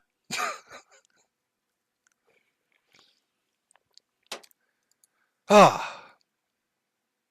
will say, aside from all this, thank fuck. Ralph being a buffoon every month and Nick doing stupid shit occasionally, it's a breath of fresh air. Now I can watch Keffals. Now I can watch Keffals do stupid shit. And that mentality, by the way, is part of the reason Kiwifarms is popular. People like to watch train wrecks. People like to watch goofy people do stupid shit, and they like to say mean stuff and laugh about it. Everybody does that. Your favorite live streamers that you watch, I guarantee, will talk about groups of people or events or things that have happened that are stupid or goofy or wrong, and you'll say mean shit, and you'll laugh about it, and you love it. Kiwifarms is that in in forum format. It's Encyclopedia Dramatica in forum format. It's 4chan in forum format. You know, people like that kind of entertainment. Is that wrong? That's a philosophical conversation you need to have with the nature of what people are. I'm just saying the reality is we all like to laugh at dumbasses. Right? I think at the end of the day, chat, would you agree? Should we do one final poll? Do we like to laugh at stupid people?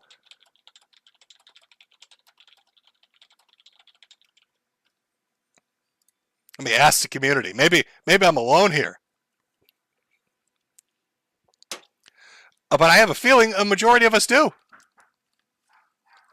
I have a feeling a majority of us do.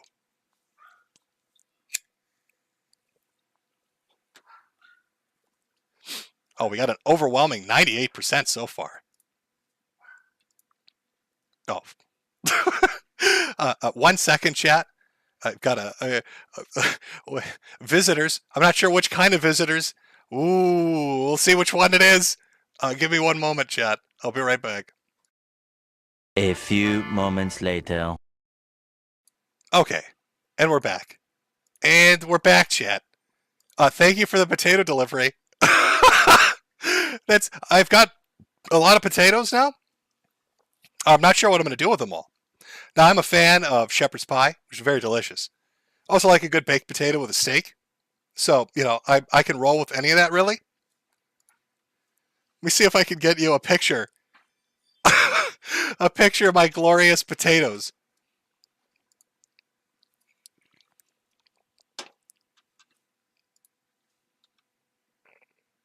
Oh, you'll have to wait 1 second.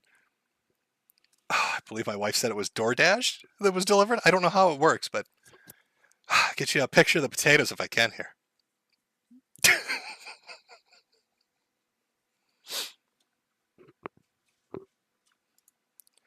Oh, okay.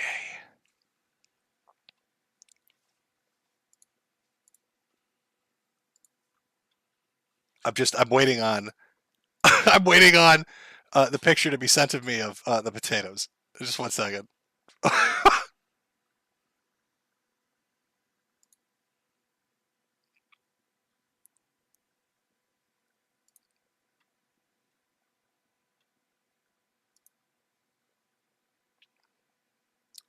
Here we go. Let me just I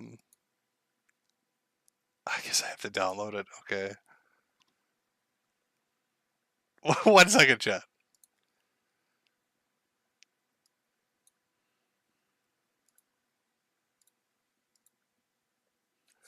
Okay, let me pull it up. Let me pull it up. show you what was delivered. Quite a few potatoes too, if I may add. Okay, hold on. Where did this get put? It's a very big picture. Let's see if we can get it up so you can see it. Can you, chat? Can you see the spuds? Are the spuds coming in? It's a lot of potatoes. It'll last me through the winter.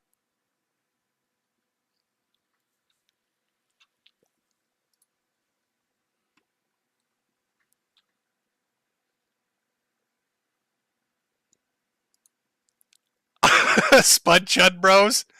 Yeah, there you go. Spud Chud Bros. Oh, we're talking a lot of potatoes. That's a fuck ton of potatoes.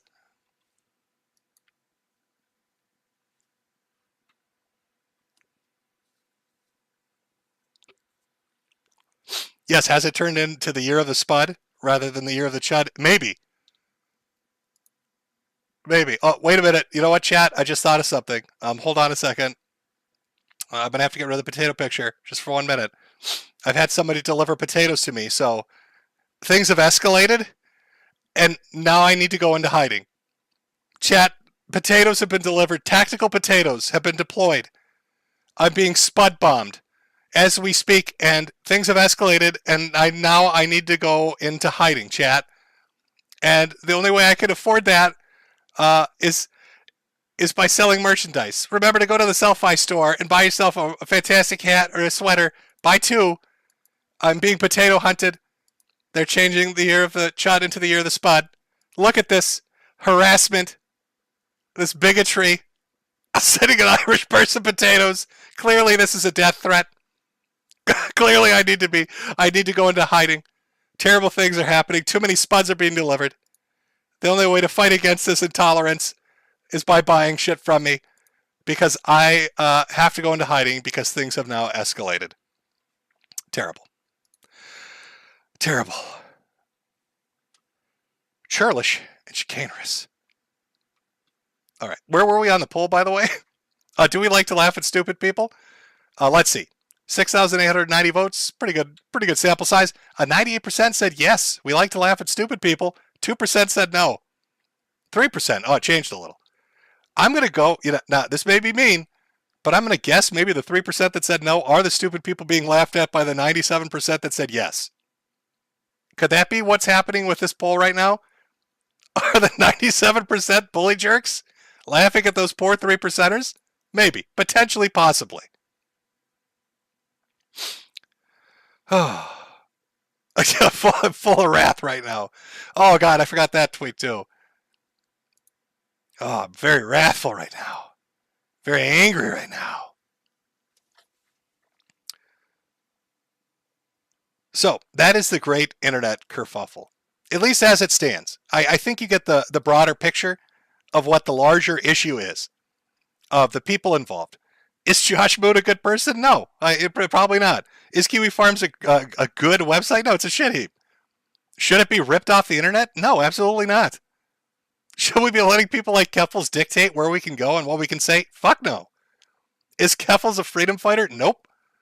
Is Keffals looking to make money and get popular? Most definitely. Is Keffals doing some shit behind the scenes that's bad? It seems like it. Brewing up Trunshine in the bathtub, probably a fucking bad idea. I'd say that's a bad thing. Probably gonna, end up getting somebody hurt eventually because people are stupid and don't follow directions well. So I'm glad our little wizard boy found a way to keep the website up. I look forward to watching what happens with this. I'm sure it'll develop. I'm sure there's going to be an organization made. It just seems like the next natural step to make lots more money. Will Kiwifarms win the day at the end? Will they stay up? I don't know. Shit could turn on a dime, man. The internet moves fast. But if they go down, others will too. 8chan went down. A couple years later, Kiwi goes down. And then you got Ed and 4chan. And once they're gone, what do you have? Where are you going to go? What are you going to say? You're going to be muzzled like we're all muzzled on every social media platform and every streaming platform. And it's not even going to be just, that small nudge towards not saying certain words. It's going to devolve into every place becoming like Twitch, where even if something is said that isn't directed at anybody, but it's, an opinion they don't like, you're gone. If you behave off platform in a way they don't like, you're gone. That's the kind of, pressure you're going to start feeling once all these other places are gone. And if you're a smaller site, a smaller image board or a smaller forum, your ass is going to get chopped in half at the first sign of trouble. You're going to get your shit pushed in because you're too small to fight back. Part of this is given its size, Kiwifarms, same would happen with 4chan and a few others, at least can get attention on it so people can watch this circus play out. But yeah, just watch social media, watch how they behave and what they say, and it's clear as day that Keffals is in this not for the good fight, but to make money, to get popular, and to throw their weight around. That's all it is. And they'll sacrifice a good time and opinions they don't like to make that happen by playing international martyr and international victim, flying from country to country.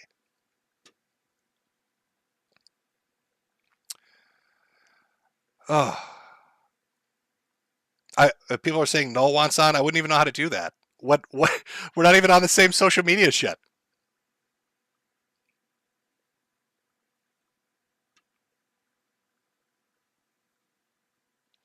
Let's see. Josh said they're planning subsequent attacks, as in for women by women spaces.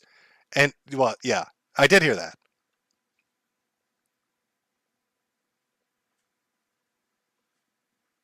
Build your own internet? No. I've seen people try that shit. Oh, I see people are fucking with me. Chris Chan is outside my house now? Is that where he went? After breaking out of prison? Listen, I can't, there's no way I can pull him on right now if he does want on. I will do a stream with Noel if Noel actually wants to do a stream talking about the situation. But it'll have to be later on, maybe on his, or I'll set up one for like next Saturday or the Saturday after. And we can talk about the more interesting details of Keffals. Because like I said, I mostly try to confine this to what they're doing on social media and the shit they're saying in regards to the site. That sort of stuff. I do know there is a bunch of fucking more in regards to Keffals and what Keffals has said and done and associated with, and the people that Keffals is running on. So maybe a follow-up stream. I don't know. But we'll see where it goes. My voice is shit, by the way, folks. So I'm going to have to heal it with some hot potatoes. You've had a busy couple weeks. Yes, I have been nonstop working on shit for the last 3 weeks. I'm actually a little bit stressed out. Are you a tiny bit stressed out? Yeah. Yeah, I usually handle stress pretty well, but usually it breaks after a little bit. But this has been nonstop, and every time it looks like there's a breakthrough, there's always something else that happens that's a bit more challenging. So, well, I mean, I heard like to calm your nerves and stuff. People have been telling me like if you ever get too anxious or paranoid or just stressed out, you have a little trun shine. Apparently, calms you right down. Takes the edge off. But I've been scared to make any in my bathtub. I don't know. Many software developers and other people in the IT field are actually large consumers of the trun shine. It's almost an epidemic in the IT field. You walk into office, an open concept office space with cubicles, and you just see that half of them are on it at the exact moment that they're working even. So it's a see now. I have a theory about the IT field. When the pandemic hit, everybody wanted to work from home. And I know a lot of like the IT guys could do like remote work. And my thought is the reason so many people in like IT want to do remote work is if you gathered them all in one central office space, the smell of axe wounds would make everybody vomit to death and pass out. Does that sound accurate? I've actually never worked in an office. I'm sure nowadays it is. And now that's why people are more productive when they spread out. You put them in their homes. And you want them to spread out at home, not in the office with their legs open, because the smell of the decay would probably drop you to the floor. Probably choke you out. That's actually their secret weapon. That's how they get what they want. They say, we're going to go sit on your furniture in your office. You'll never get it out. It's time to talk about a raise. Let me open my legs a little bit and let's discuss my hourly rate. Yeah, if not, I can just sit on all the upholstery, and you can have fun with that shit. So, do you want to outline? Like, I think a lot of people are familiar with obviously how it all started, right? With Keffals and everything like that. But just like your last, I don't know, week and a half of dealing with these different companies and what's gone on. Because I mean, you had redundancies in place, you had backups and stuff, but it seems like either their reach of these people was greater than anticipated, or people buckled quicker than most would expect. But it seems like you've been kind of running around trying to get stuff set up and having getting kneecapped by people left and right. I mean, do you want to talk about that, or can you? Yeah, I can, because it's basically. How do I want to word this? Just as a Vegas timeline. This person Keffals, who is like the spearhead of it, it's there's so much to talk about in regards to it too, because it's almost inappropriate to say that it's Keffals, because Keffals really hasn't done anything. Keffals' biggest accomplishment has been to take credit for everything and to coordinate. Well, people. yeah, I absolutely agree with that. It feels to me like they're a figurehead. You know what I mean? Or like they're the mask that other people are wearing. You get that feeling too? There's a lot to say about that, but just for the sake of the timeline, Keffals, has a spat with Destiny. They hate. I don't know what the fuck the issue is with Destiny that they have, but it's like a long-standing, like contemptuous relationship between the two. He didn't want to suck the trans clit, I think is what it came down to. He does though. He I think he fucks femboys. I think that he cheats on his wife with femboys. Here's the great debate. Now, is Destiny into fucking traps, right? Which would just be boys playing pretend and then they're guys afterwards, or is he into axe wounds? I don't think he's into axe wounds. I think he just wants a trap. Nobody is. Right. I think he just wants a trap. There was God, this is a callback. But remember The Amazing Atheist? How could I forget him pouring oil on his dick? He did like a movie review about the human centipede. And he said, you know, there's probably people who would want to be at the head of the centipede, and there's probably people who want to be at the bottom of the centipede. But there's probably nobody who wants to be in the middle of the centipede. Like that touches nobody's kink. I think that's the way that the post-ops are. It's like you got people who want to fuck traps, and you got people who want to fuck women. Nobody wants to fuck the acroon. That's not a thing. That does not exist, that fetish.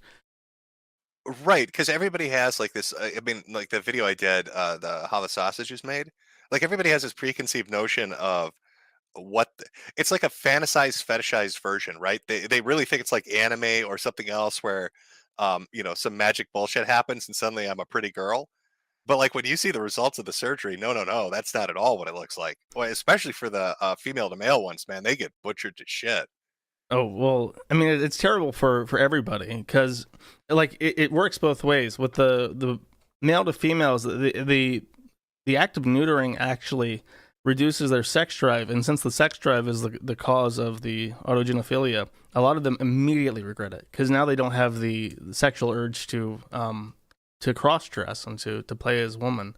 But the female to males, they have, I went on about this on my last stream, but they have like this romanticized concept of what a homosexual relationship is. And it's men who get shit on their dick is the reality. Being a man is gross. And, you know, when they are accepted as men and treated like other men, they're repulsed by it. Cause men, like the mental headcanon of what a gay relationship is like and what actually hanging out with men is like and dating other men is like is not what they had in mind.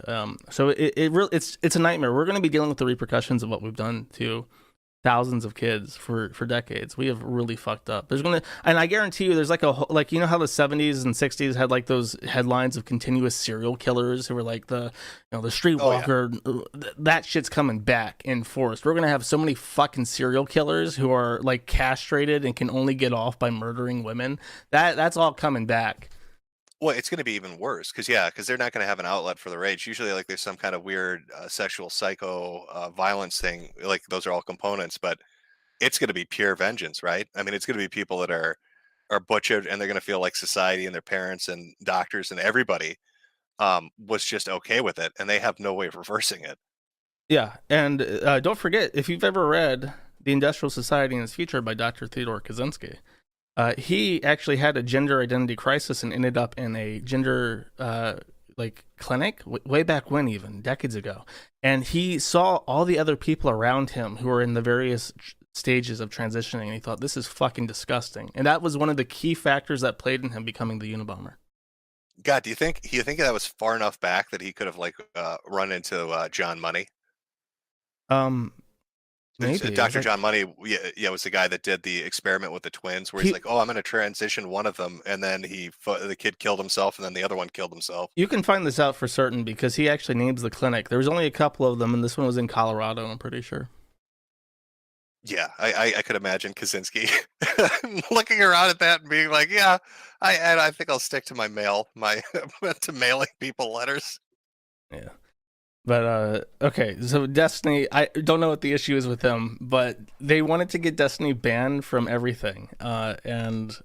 Oh, yeah, okay, I'm sorry, I do remember this, yeah, so, I mean, essentially it boils down to Destiny disagreed. It was he disagreed. I mean, anybody that's watched a Destiny stream knows he's not on there, screaming death to Troons and shit like that. He disagreed over something, and that's, I guess, was enough to send the ratio squad after his ass. Yeah, it was. I can't even remember specifically. It was like a general disagreement about something extremely benign. It was probably the fucking HRT for kids thing, because that's the main. I mean, right. I think we can all agree at the end of the day, Destiny. This is all Destiny's fault. The Yeah, internet's it's falling Destiny's apart. fault. It's Fuck all him. Destiny's fault. Remember that, chat. It's all his fault.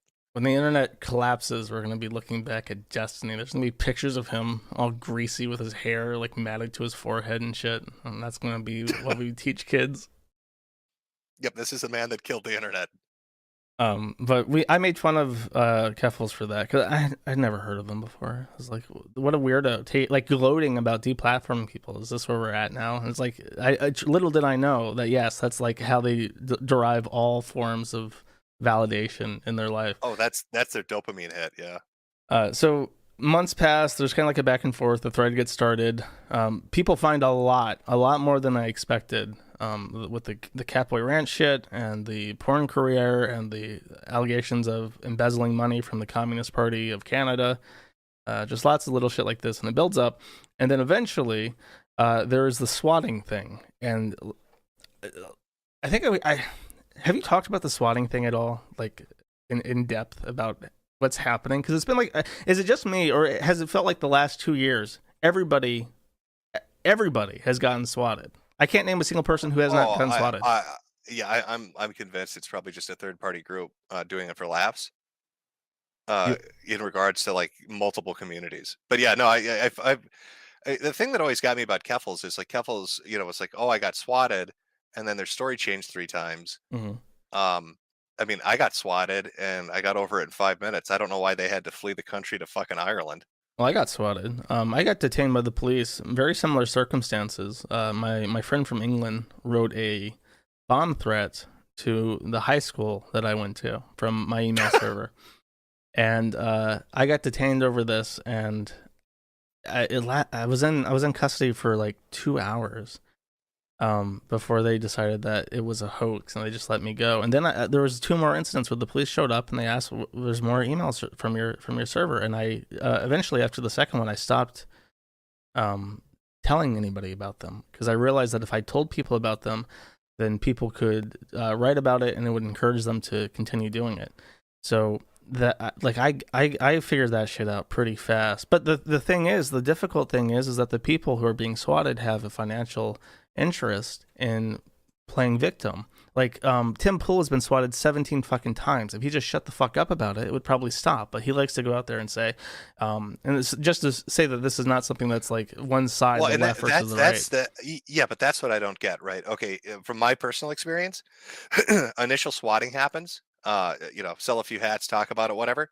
But you talk to the police department, and then it's not a fucking issue afterwards. So I don't know how Tim Pool is getting swatted 17 times, right? Because you think he'd talk to the police and be like, hey, it's obviously bullshit. Give me a ring up and I can prove that I'm not strapped with fucking tannerite or something.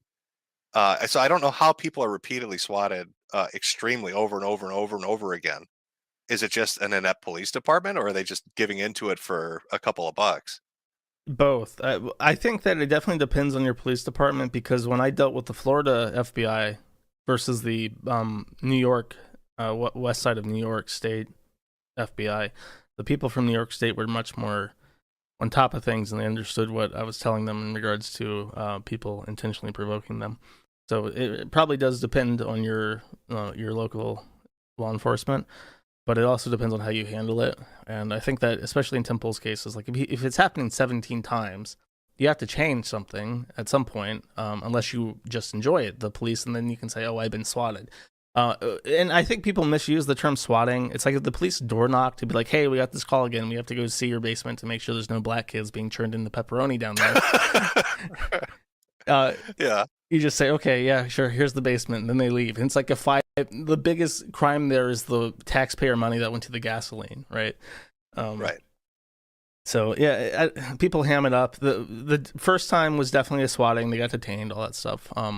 But, yeah, point is that happens. And then from what I understand, after that happens, a cabal of people, from what I understand, 20 strong, contact Keffals and say, we have a PR person, we have tech people, we have people who know like how to use a booter to bring down services, and we're going to collaborate to put together a press package, a press kit. We're going to contact all of our friends and various journalistic agencies, and we're going to push this narrative, and we're going to bring Kiwifarms down. Yeah, that's the interesting thing, and I wish I had saved it, but there is a archive Keffals tweet where they talk about. Oh wait, I'm not on YouTube. Where Keffals talks about having press connections, and they're going to use them. Yeah. But I think that's like from months ago. So it makes me feel like this was ready to roll out, and they were waiting for an opportune target. Yeah, for sure. For sure. And I've received from providers some of the documents that they're sent, and they're very professional, and they look very intimidating, and they have like markings of like NGO groups and stuff that they probably don't even have authorization to use, but it's all very well presented and very surgically directed so that it has maximum impact. Keffals would be familiar with surgically. Yeah. They'd be familiar. Direct, yeah.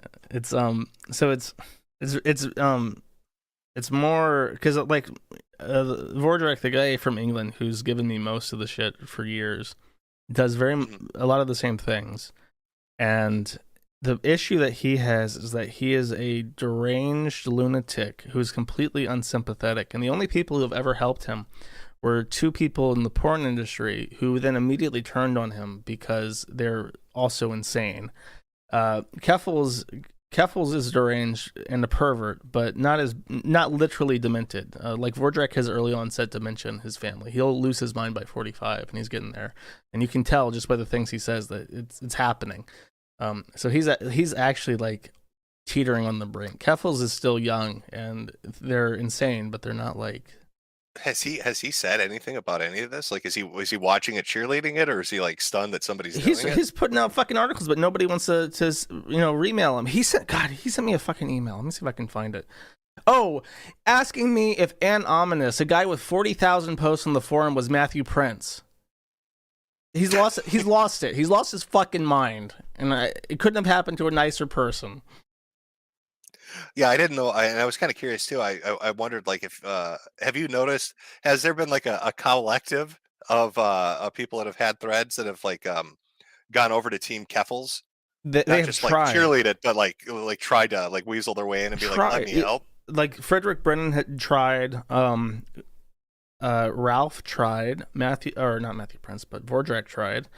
All these people try to get in, but Keffals has like a really good team put together and doesn't want any of these people, and flat out tells them that you're not useful to me and I don't want anything to do with you.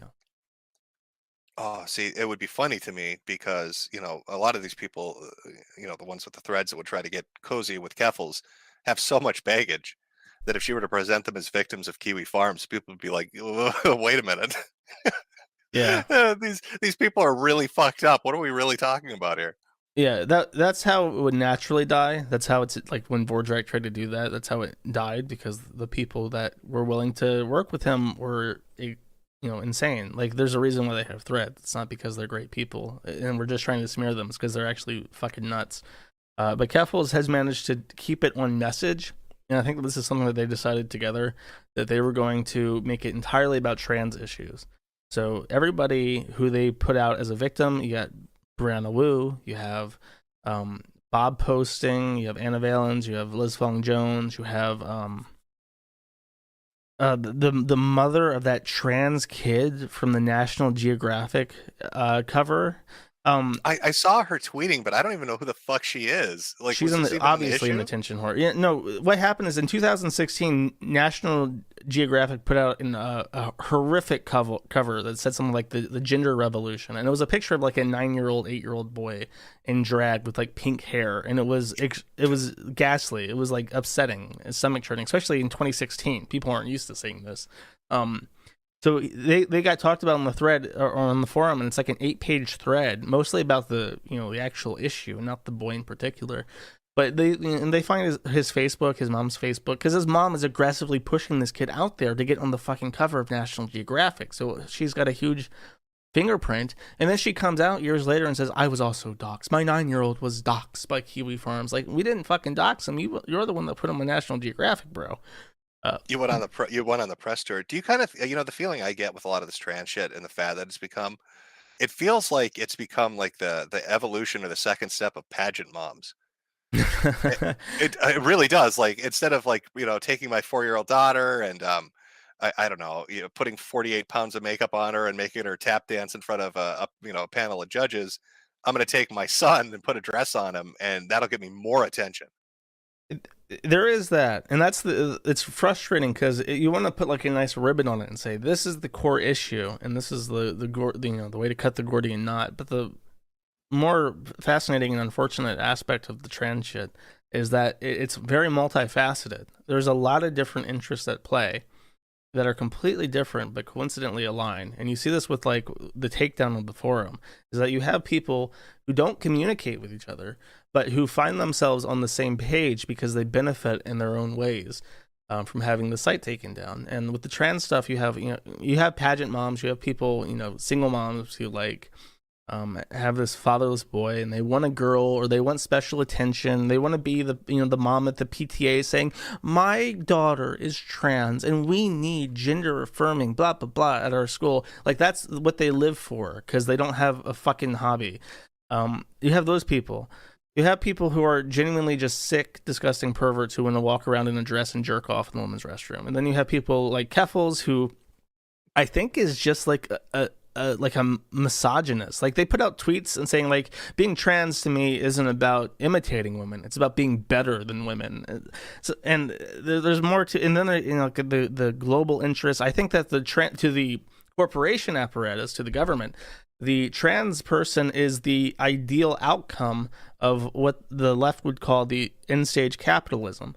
You have people who are predominantly white from middle and upper class homes who are cutting off their own dicks and becoming infertile. And then their life is a menagerie of consumer interest, wanting to see themselves represented in their consumer interest, buying pharmaceuticals to maintain their pain levels and to maintain their estrogen. And then, to replace them as they get older, you have to import labor from third world countries.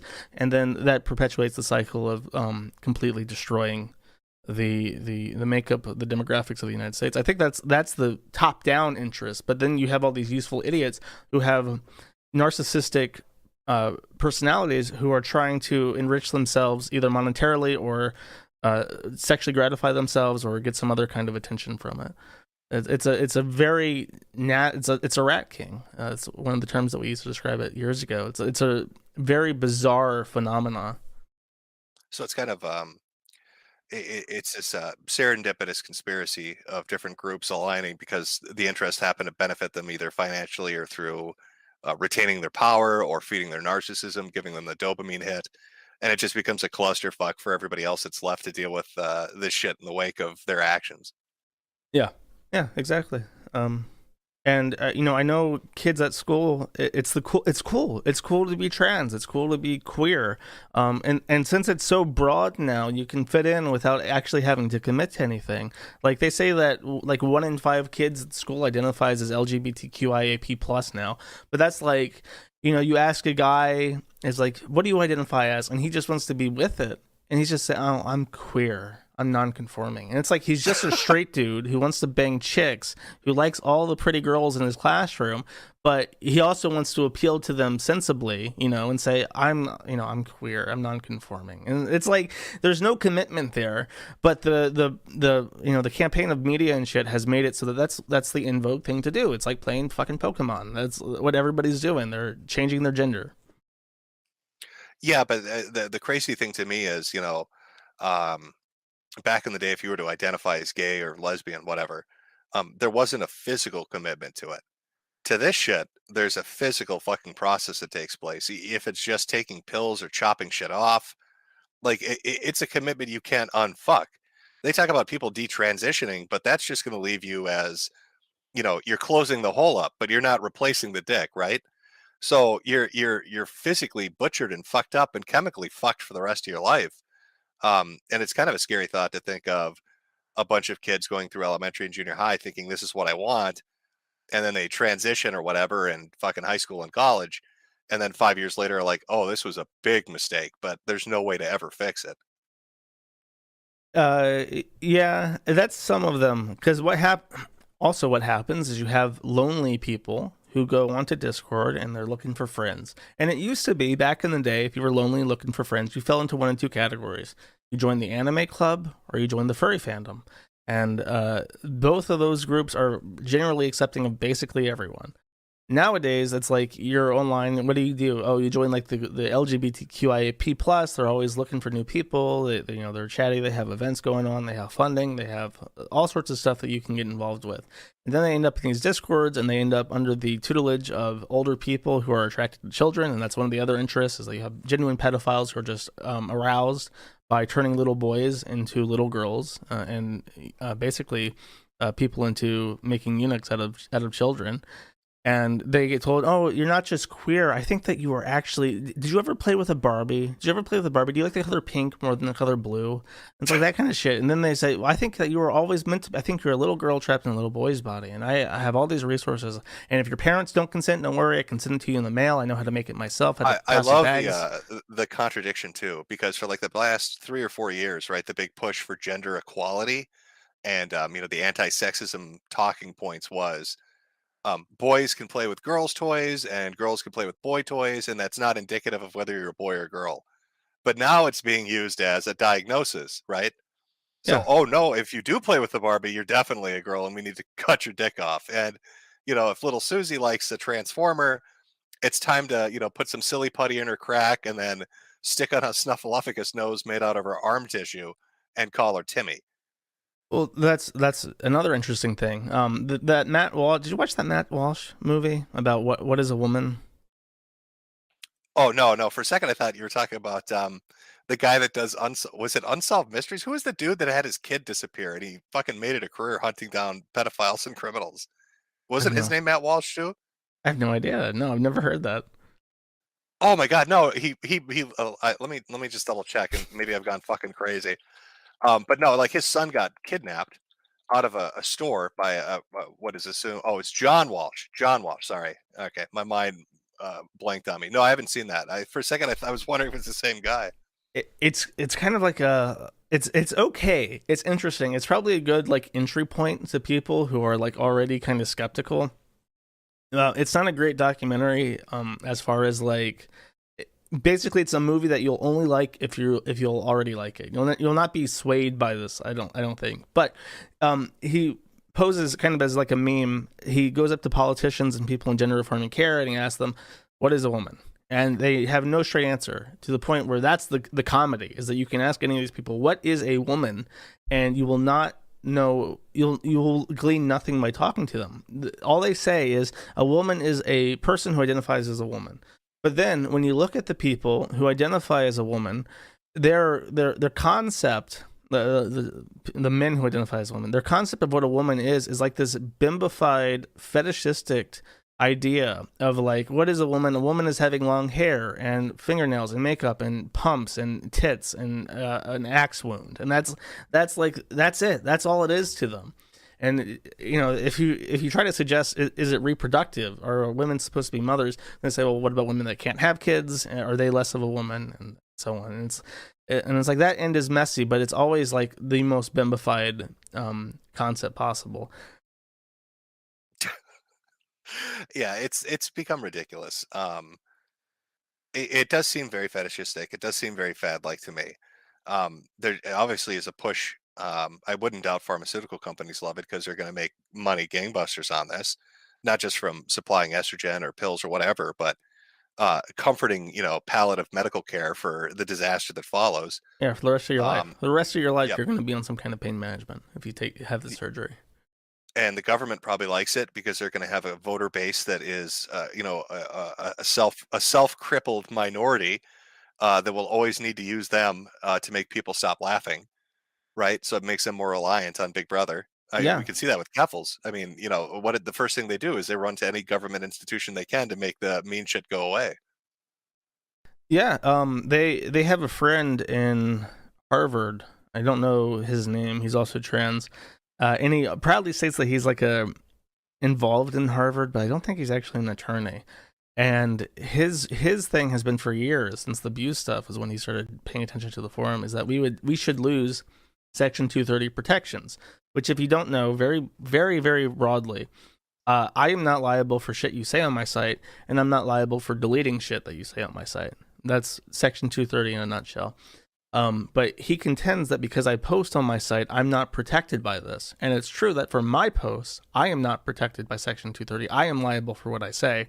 But he's tried to swing it so that I'm liable for everything everybody says because I post on the site, and that's just not true. So they're looking at... I mean, that would be, that's a can of worms that idiot probably doesn't want to open, because then that means that everything Jack Dorsey's ever said on Twitter, anything Mark Zuckerberg has ever said on Facebook, anything these people have ever said, if they've made one post, now they're suddenly liable because they're not a platform, they're a publisher, right? Mm-hmm. All these sites are now liable. Even Susan Wojcicki, or whatever her fucking name is. Wojcicki. Yeah, she made a YouTube video. So, I mean, if she's posting on the site as a user, she's now liable for all the other users. Could you imagine her getting sued for all the Nazi shit she tried to get rid of? Be funny as fuck. Yeah, well, that's why Google, Facebook, and all the big companies end up on the right side when it comes to net neutrality in Section 230, which is unfortunate because when Google starts proudly, promoting something like net neutrality, people say, "Wait a second, this has to be evil incarnate if Google's promoting it." But no, the reality is that it's a thing that's useful to us, but it's also very useful to them, which is why they want to keep it. It's implicit. It's like if you host a website, people can say what they want, and without doing anything, without filing any forms, without seeking a certain type of incorporation, you're not liable. It's a great thing to have. But it's not just that they're trying to get rid of. They're looking at, very briefly, on the internet, there used to be a private company in the United States called ICANN, the Internet Consortium of Assigned Names and Numbers. ICANN was taken by Obama and given to the United Nations, so now it's an international organization. That was a mistake. That was a huge fucking mistake, one that we will definitely see repercussions for in the coming decades. It was safer in the United States. Very deliberate, very smart. If you were like intentionally trying to fuck everything up, moving ICANN out of the U.S. was a brilliant move. If I was Satan and I was trying to fuck everything up, that's exactly what I would say to do. So ICANN distributes IP addresses to the 5 different companies called RIRs, Regional Internet Registries. There are 5 of them. There's one in the US for North America, there's one in South America, one in Africa, one for Europe, and one for Asia and the Middle East. I have one in APNIC, which is Asia Pacific, and my IPs come from APNIC. APNIC is based out of Australia. Australia, after Christchurch, passed internet regulation and censorship. So now, Liz Fong Jones, who I think is Chinese-Australian, is trying to get APNIC to get rid of my IPs, basically. This has never happened in the history of the internet. There has never been a political censorship of resource allocations. How dead in the water? I know you fought with hosting and server space and DDoS protection, but if they pull that off, right, and they pull your IPs, how dead in the water are you? Does that really fuck you? Is that like a final death knell kind of thing? No. If that happens, I will move it. Basically, I have a layered network on 10 different companies. If I lose my IPs, I simply have to hide the Kiwifarms, and actually having my own resources is a benefit in some ways and a detriment in others, because now that people know where my networks are, they can probe them, they can attack them. If I had to hide my things again, then it would be more resilient to DDoS attacks. However, the upside of having my resources is that I can counteroffense, basically. I can set new things up on IPs. I can fortify my network. I can have multiple ISPs. I can have DDoS filters on the network level. I can do more. But if I was forced to hide, I would still be able to keep the site up. See, I what I find fascinating about this, especially watching people who've been cheerleading this on, the destruction of the site, is it feels like a proxy for what's coming, right? We're watching this obviously between Keffals and Kiwi, but the bigger picture to me is, 5 years from now, 10 years from now, what if it's some kind of actual insurrection against the government? What if there's some crazy shit going on and people are trying to keep a website up to get information out? They're watching essentially what's being done to you is going to be done in that instance. And it's weird watching, the people that I've seen before talk about internet freedom and, you know, the right to speak and have a place to go, cheerlead this shit on, because it baffles me that they don't see that, you know, later on, this is going to be used against sites that they would probably want up, or that might serve, you know, some kind of a benefit. Like, I mean, they're chasing you around the internet all over the world, trying to rip you apart, and they're going after everything that's connected to you in a way to make that happen. And it's like this cat and mouse game of, can you escape it? And if you can't, that's got a really bad connotations for what the future of the internet's going to look like. Because what are people going to do? Have wireless mesh nets? You know what I mean? They're going to run a fucking second internet from the back of their truck driving around the countryside. Ham radios, probably. Just copy 10.4. What was that URL? It's gonna be good. The Onion Tor will probably be resilient. However, the government basically, in the same way that I have contingencies for everything, the government also has things that they know how to take down that they don't do very often because they don't want them fixed. My personal conspiracy theory is DDoS attacks are such a universal problem that if they wanted to fix them, they probably could. I bet you that there is a way right now that could be set up in a week where if you are under a DDoS attack, you could communicate to the internet backbones, of which there's like only like 7 internet like tier 1 providers in the world, and say, I'm being attacked. This is my source, and this is the destination of the attack. And I bet you that it would be possible to coordinate with companies for free, not resource intensive at all, to end DDoS as a threat. However, I think that the DDoS attack is so simple and so useful to the government that they intentionally do not provide the service, and they have been asked by the government not to provide the service. And I think that's true with other things as well, that they know how to fix, and they choose not to. DDoS attacks have been around for 30 fucking years. They've always been there, and they for sure know how to fix it by now. Yeah, I wouldn't doubt it. I'm sure there's a lot of shit they could patch up and take care of that they never do. I mean, you're talking about, at least with the U.S. government, that knows about like just 0-day exploits that they'll let sit there because it might be beneficial a year from then. I mean, with all the NSA shit and well, here's a fun story about that. There was a pedophile who was arrested, who was identified as exchanging child pornography on tour. The lawyer for the pedophile asked, I want to know how you identified him. We need proof. Before we take any plea deal or take this to court, I need to know what you did to identify my client as the person who transmitted this information over Tor, an encrypted network. And they said, we are not going to disclose that, so the charges are dropped. And he walked away. So whatever the fuck they had that was working, it was so important to them that they would have let literally anything walk so that they can continue to do espionage. I think that was patched eventually. They figured out what that was, but our government is evil. Our government is pure evil, run by very like most people listening to this will probably be familiar with the Christian fucking his mom thing. One of the people that he was talking to at the time was Isabella Yanka. Isabella Yanka is the daughter of an ex-CIA contractor named Michael Yanka. If you Google Michael Yanka Cloudflare, you'll find a video of the father of the woman that was talking to Chris while he was raping his mother, sitting next to Matthew Prince talking about how the internet needs more censorship. And considering that Isabella Yanka had a 3,000 page long thread on the Kiwifarms, it really does raise some fucking eyebrows about what influence comes from where. I don't think that Michael Yanka is a part of Keffals thing at all. I think that in the time that it took for the Kiwifarms to lose Cloudflare, there was that statement by Matthew Prince about their policies and how they handle abuse and yada yada and their commitment to free speech, and that was on Thursday. And then that Saturday, 2 days later, on a 3-day weekend, it was Labor Day weekend, he drops the Kiwifarms and puts out this much more rushed, shitty statement that seems like panicked, and saying this site is the worst site that we've ever seen. We're dropping it right now. It's an imminent threat to human life. We've contacted law enforcement already because it's such a big deal. And I've not received any communique from any law enforcement anywhere regarding any imminent threat to human life. So he lied, and he lied in a way that I can't sue him for, but he lied. to appease his shareholders, probably, because something happened. Either his payment processors threatened him, his board of directors threatened him with having him being forced to resign from CEO position, or someone like Michael Yonka got to him in his ear and said, you need to find a way to drop this site. And what is extremely pissy about that is that he said it was the worst site he's ever seen. It was an easier decision to make than the Daily Stormer or 8chan. And right now on his site are websites dedicated to drilling holes into the skulls of monkeys that proudly hosted by Cloudflare. ISIS websites proudly hosted by Cloudflare. DDoS protection, the works, for $200 a month, you know. And it's a joke. It's a bad joke, but it's going to go right over people's head.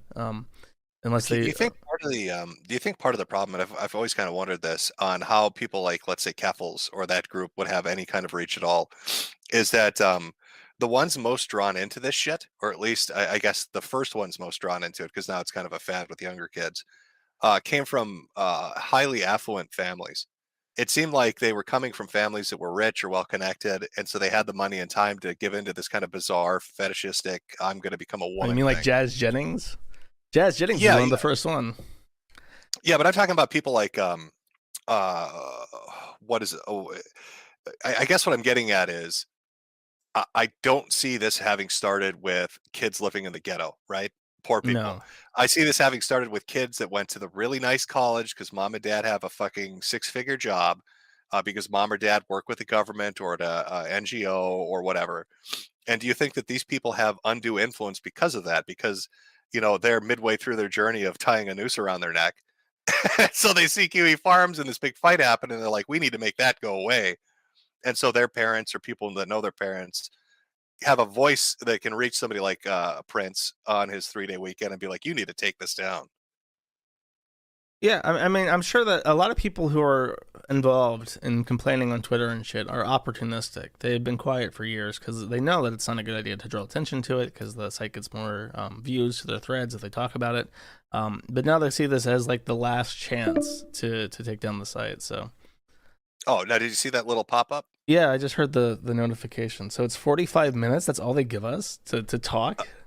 Free group calls have a limit of 1 hour. We get 1 hour. We got 10 more minutes, then you'll have to resend the link. Yeah, this is this very much confused Andy when I was a guest on his stream, and it took him like 20 minutes to figure out what that meant.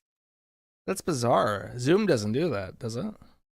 No, I think Google's doing it to push you to like subscribe or pay some kind of fee, but you can still use it for an hour for free and just start a second one up and use that for free. So why would you ever pay?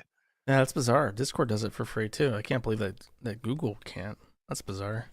They want that paywall up. Maybe this is the way they keep out, like, you know, Discord groomers and shit. They're like, well, if we put an hour time limit on it, it fucks their game up. They've completely ruined the Discord daddies, making Discord kittens keep it on overnight while they're sleeping, because that shit just turns off and they can't wake them up to say, give me a new fucking link every hour. Yeah, right. They fixed the problem. Everybody thought Google was evil, but they've been thinking outside the box for a while now. Oh jeez. But yeah, it's a rich people thing. I mean, one guy's about to have a fucking epileptic fit in chat, unless I mention Jews. Jazz Jennings, I pointed out very specifically because he's Jewish. Jazz Jennings, a great example, because what happens? They put him on pills. They put him on pills. We're going to transition you, Jazz. We're going to transition you. Take these pills. Take this estrogen. You'll block puberty. And then it comes up to surgery day, and the doctor looks at him and says, you don't have enough of a dick for us to make a fake pussy. Yeah, because you didn't go through puberty. You don't have enough genitalias for us to butcher it up. That is the Jazz Jennings things never gets mentioned. I try to bring it up. I'm glad that you know the story, because basically Jazz Jennings transitioned early in life. The best example of exactly what Keffals wants says you can go on these hormone blockers. You can take estrogen anytime you want. It just stops puberty so that when you are an adult you look more feminine. Yada yada yada. The issue is that for Jazz Jennings, and this is a middle centipede thing for sure, because you take those puberty blockers as a kid, you start taking estrogen as a teenager, you go through like a fake puberty, and you can look at Jazz Jennings. Jazz Jennings does not pass at all, and then they reach adulthood. Well, the issue is that when they split your cock down the middle and make labia out of it, you need the schmeat. You need schmeat to build the new thing out of. So when you have a little baby dick, you can't take that and make a vagina out of it. Even anything. Yeah, because Jazz was literally stuck at like, I mean, based on what the doctor was saying, you're talking like the physical features of like a fucking 9-year-old. Yeah, And they've got to invert the penis to make depth for the vagina. But if you've got like a 2-inch dick, and then you got to cut stuff open and make other pieces. There's not enough to do stuff with. Yeah, it's like a horror story, and then they go through it, and there's complications, and they're in pain. And now you look at Jazz Jennings. Jazz Jennings is fat. Oh my god, yeah, they're the size of a dump truck. Yeah, I'd be eating all the time too. What else are you gonna do? Right? There's nothing else to do. There's literally nothing else to do. There's no way to get off. And that's like, okay, now you're really fucked. You're 20 years old. You have two options. You can either A, make a vagina out of your intestines because you don't have any penis to make it out of, or B, you can stay stuck with your baby dick. Now, who the fuck is into actual like intestinal lined vagina or a baby dick? Like your romantic life is destroyed. You have no hope whatsoever of even maintaining an illusion of a functional relationship. You have fucked your life. Yeah, well, there's no recovery. I mean, that's the thing they're stuck with, right? They can't even if they detransition, right? There wouldn't be anything to reassemble because you'd still be stuck at the point of being a 9-year-old, right? Yeah. So there's no sex. There's absolutely, there will never be any sex for Jazz Jennings. They'll never have an orgasm. That's completely gone. Now Jazz looks like a fat man. And I'm sure is fucking miserable. I remember watching like when they got the surgery and stuff, all their stitches popped, shit was rotting and fetid. Again, because not enough material to work with. Now imagine all those little kids that are being told drink the Trunshine are going to grow up in that same fucking situation. Thousands. Specifically for boys. Yeah, it's so they're not even going to get to the point of transitioning because they're going to hit a brick wall and then they're going to be stuck as undeveloped adults. And I can't even. I mean, look how mad Ralph gets when you talk about how small his dick is, and this is like, this is even worse. Like they're going to be rage hogging like you wouldn't believe. I mean, they don't have the testosterone for that though. They're just going to sit there on Twitter and seethe and deplatform people. That's what happens with those. It's going to be an entire It's going to be a baby dick brigade, an entire generation of them, fucked over by the medical industry, unable to give into their fetish. I guess I don't know what the end result of that's going to be, but it ain't going to be pretty. Yeah, so it's like literally watching tragedy unfold because it takes years. It takes years for the tragedy to complete its story arc, and you just know that it's fucked up, and you try to say something about it, and you get banned. They get really fucking mad if you bring it up. When I did a video on it, all the comments in this, like all the, especially like the subreddits and shit dedicated to this, anybody that brought up even like in the nicest way, like, hey, I'm having issues or I'm having doubts or maybe this isn't for me or maybe I want to go back. They were just told that they were the fucking incarnation of Satan and that they weren't doing it right and that they were what's that fucking term they all like to use? TERFs? TERFs. Is that it? TERFs are like are women. They're women who are feminist and they exclude trans or exclusionary radical feminists. Right, like they were accusing them of being like undercover. Yeah, like to LARPing. Sow division. Yeah. That's a funny story too. If you want to know, if you want to know why, I feel bad for womankind right now, to the point where a lot of people call me like a simp or like a male feminist. You should see what happens to any. Oh, geez, I have an email. You should see what happens to any women space, like a website for women about women's issues on the internet. These places are routinely co-opted, and it does not matter what it is. It can be a group for talking about ovarian health or uterine health, uterine cancers, ovarian cysts. It can be a place for pregnancy. It can be a place for mothers. It doesn't matter. They always routinely get co-opted by. Trannies, you know what it kind of reminds me of? Trannies remind me of, what's that female character from Fight Club? The one who would fake shit to go to the group therapy sessions? Oh, Martha, isn't it? Is that it? Yeah, so they're all a bunch of Marthas, right? Like they sneak in by saying they're that, and then once but they take it farther than Martha would, then they take over the group, kind of basically. Yeah. A Marla Singer. I should know this. Fight Club is my favorite movie, and you caught me off guard. Yeah, Marla. Yeah, it is like that. But it's not. Actually, I take that back. It has nothing. It's completely different. That's like a voyeurism thing. You want to see voyeurism is what we do. Kiwifarms. You're seeing people in various states of emotional conflict and suffering. Kiwi farmers are the good Marlas, and the trannies are the bad Marlas. The trannies are it would be different. It would be like if Marla was there in the testicular cancer club because she wanted to speak all the time and say how bad her testicular cancer was. And if anyone said, hey, maybe you don't have testicular cancer because you're a woman, they got kicked out of the club. And they don't want to get kicked out of the club because they're depressed because they lost their balls and they're going to kill themselves. And they need the club. They need to stay in the club. So everyone just politely ignores the fact that Marla speaks for half the time and they can't say anything about it. That's the correct interpretation of that situation. Oh, we need to. This entire book needs to be rewritten now, and Marla needs to be a trans character just to show this. Like now, I want to see that plot line play out of them subverting every fucking group they go to. And his dead name was Robert Paulson. That's why he's got bitch tits. He's a de-transer.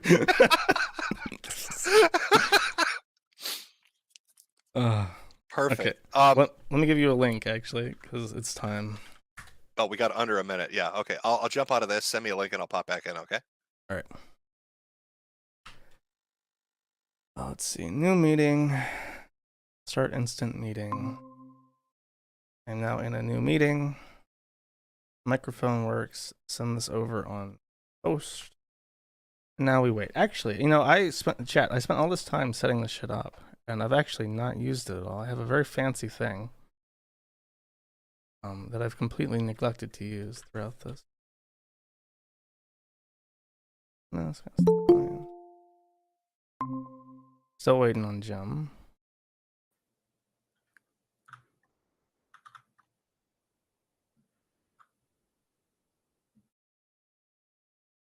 But now, chat, I do have... Should have this working.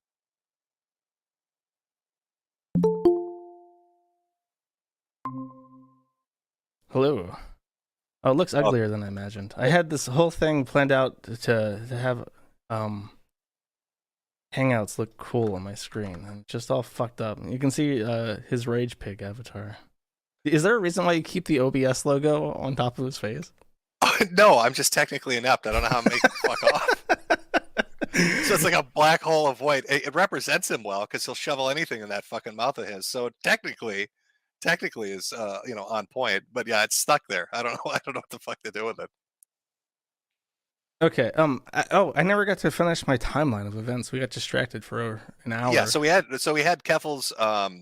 Keffals and Destiny have a row. Keffals starts talking about getting Destiny deplatformed, and starts doing the "I'm going to ratio everybody on Twitter" shit.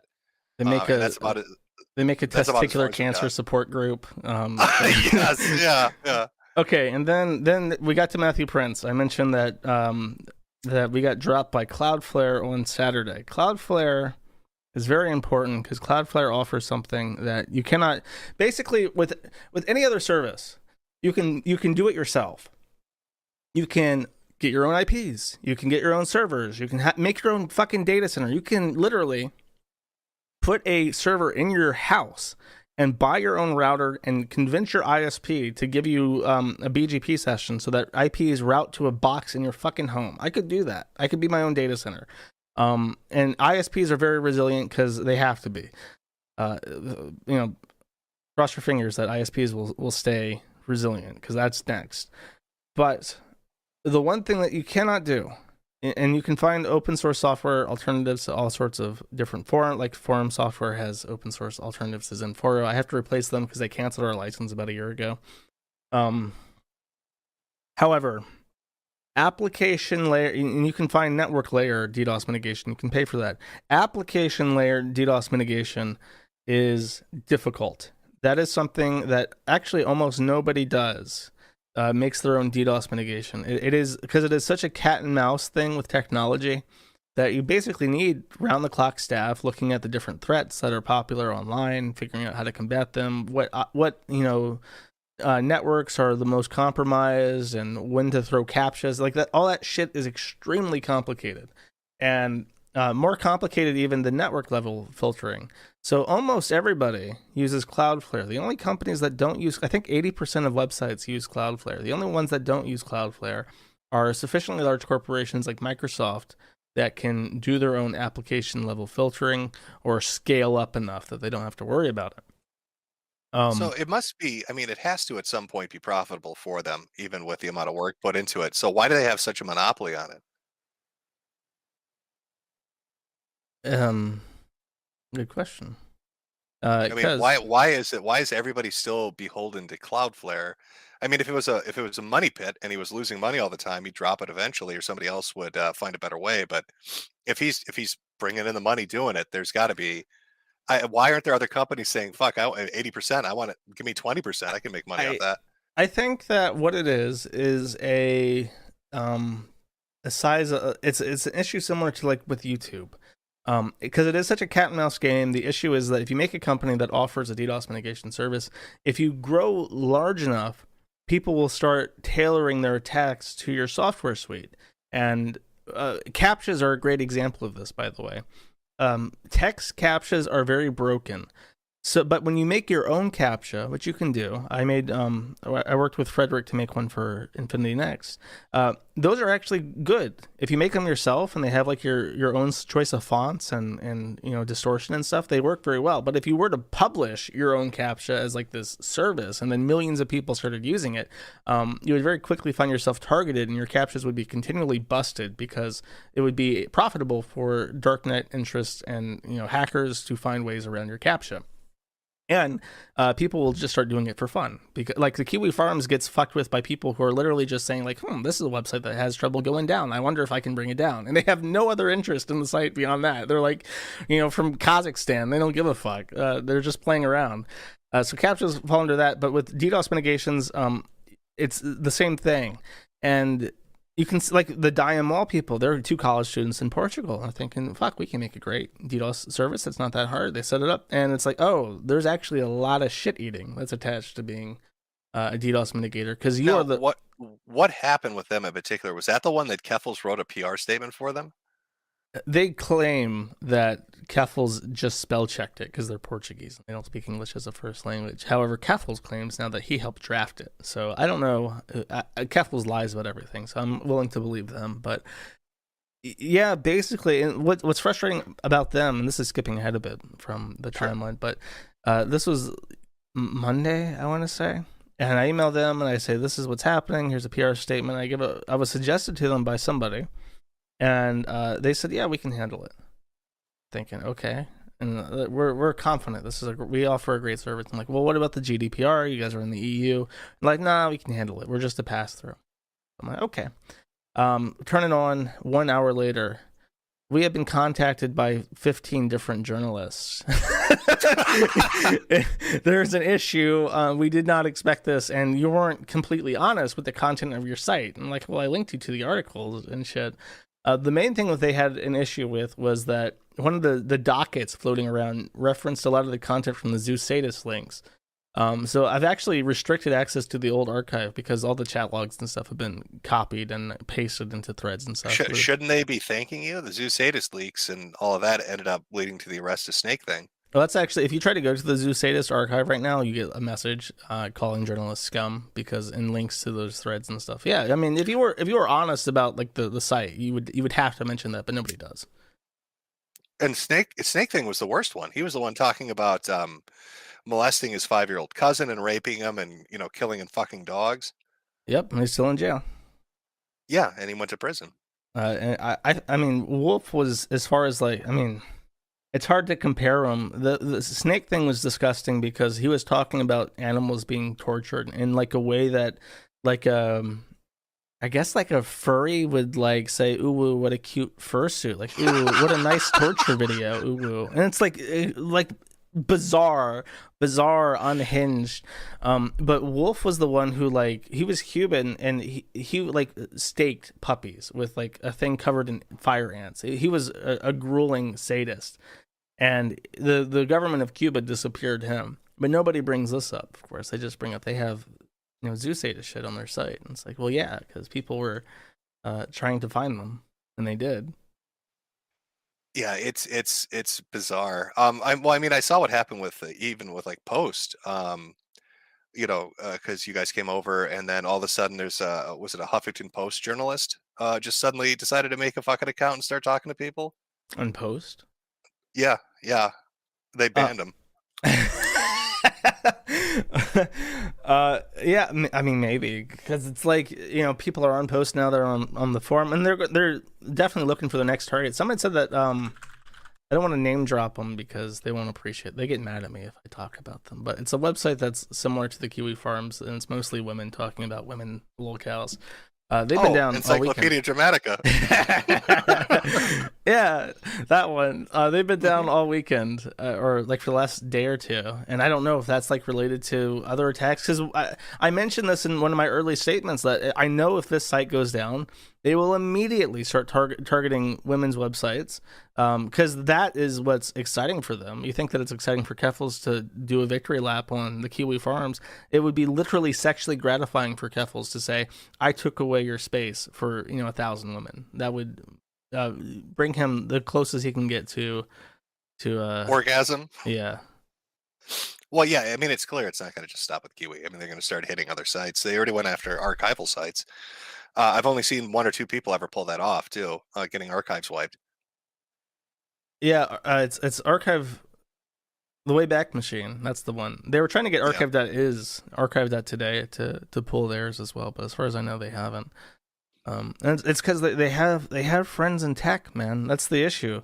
They can get my Google Voice number dropped. I can't make calls to or from my Google Voice number. I can't receive text messages on my. And it's like, I talked to their support agent, and they're going through the checklist, like, can you tell us what area you're in, what software you're using? So it's like there's not like an obvious flag on my account that says I'm banned. I guarantee you, some fucking trun, software contractor just did something to break my account as best he could, and then walk away from it. And it's like it's not even like I'm banned. It's like someone broke my Google Voice number, so I can't use it. Right. Well, didn't that what is the Fong one that's working with Keffals? Liz Fong Jones. That? They worked at he worked. They worked at Google. Yeah, right. So they probably still have friends there, don't they? Yeah.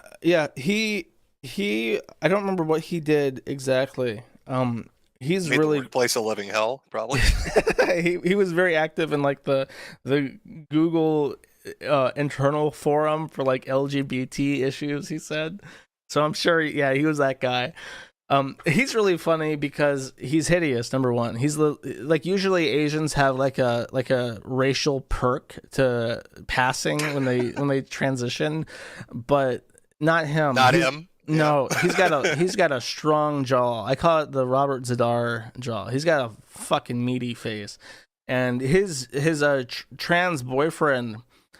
Speaking of snake things, is like trans snake, and he walks around in public with his hands bound behind his back and So you're telling me you're walking? I'm just trying to picture myself as like a Google employee when they were still employed there, and I'm walking across campus to go fix some fucking issue in a server or something, and here comes Asian Jay Leno with some guy slithering behind them on the ground, sticking his tongue in the air. Not on the ground. He walks around in like a sleeveless champagne dress with and they all wear fucking fetish collars like animals, and like walks around on a leash in public. And they're just like, I don't know, I'm a snake girl, I'm a snake. And that's just how they live, and it's fucking weird. And these are the people who decide if I get to make phone calls.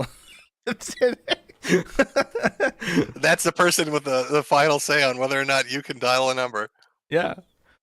Do you think they feed him live rats? Is he that dedicated to the snake role play?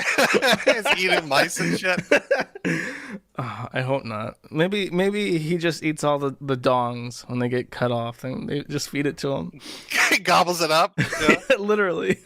I didn't know this was a Jewish snake. Okay. Oh no. No. This is they only take the tip. We're talking about the whole dongus in a bag here. Well, he's thorough, right? He's very thorough. He doesn't want to leave anything behind. It's for a total circumcision. Absolute. We're going all the way.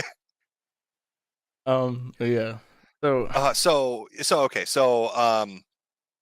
Prince does a reversal on his statement 3 days ago, comes out, gives you a bunch of bullshit saying we're dropping you.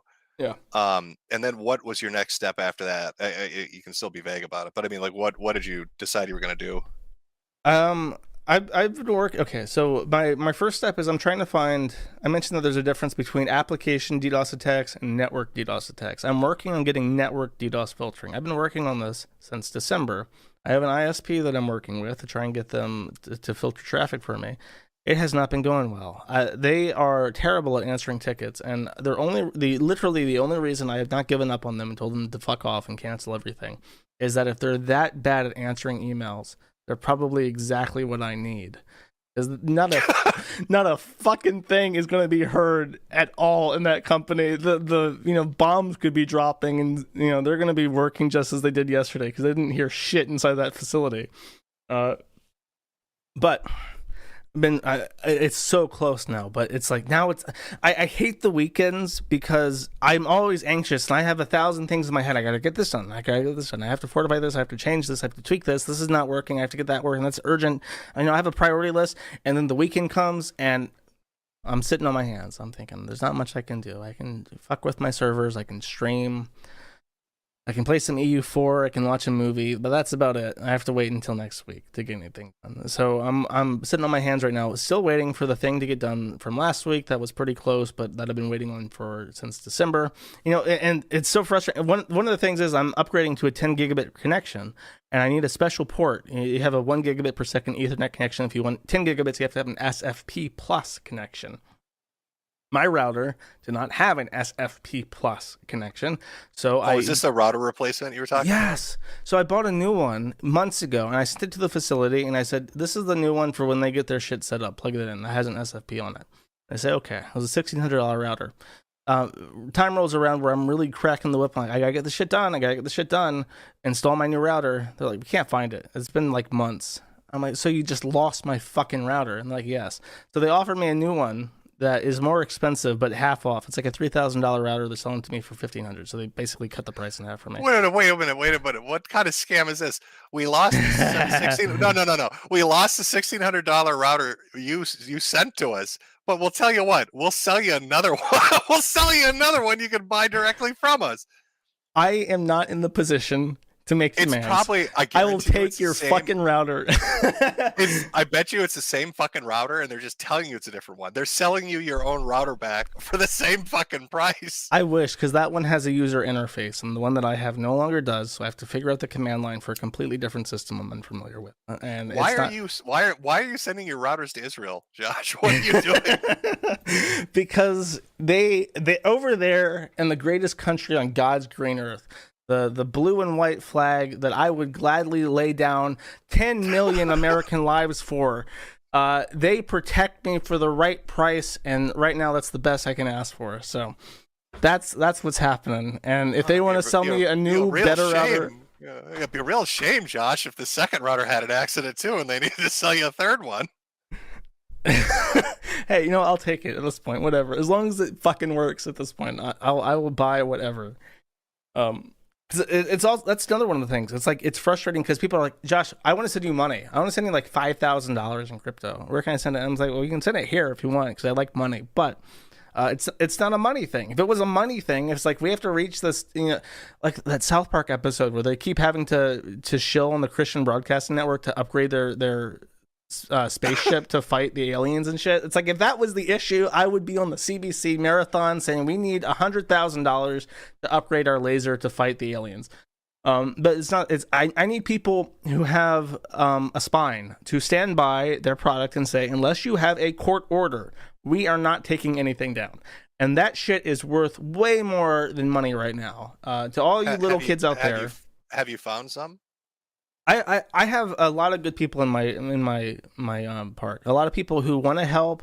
but they have small companies, or they're small time professionals, and they can't stick their neck out directly, but they're throwing in what they can in terms of like information. Because you were laughing at me before the stream started because I couldn't figure out how to turn my fucking microphone on Google Hangouts. I need intellectual capital surrounding me at this point. I need people helping me out, because when I get a new router that I've never looked at before and I have to get the website's down until I can figure out how to set up this new router, having somebody who is in networking helping is a godsend. It's worth more than anything. So have you made like a list? I mean, so I know that you tried going the Russian route and that didn't work, and then the Chinese route and that didn't work. Is there like a rogue nation out there that just doesn't give a shit about trannies? Like some African country that's like, fuck it. Well, it would be inappropriate to say that Russia and China failed me, because what happens is that one private company in each of those websites failed me. There are considerations for every country on Earth, and there was a time when the Kiwifarms was stable. I was looking at different places to host, and I have paid a lot of money for solicitors and attorneys and advocates, as they say in Russia, to review the laws and the Kiwifarms and tell me what they can do, what their country can do.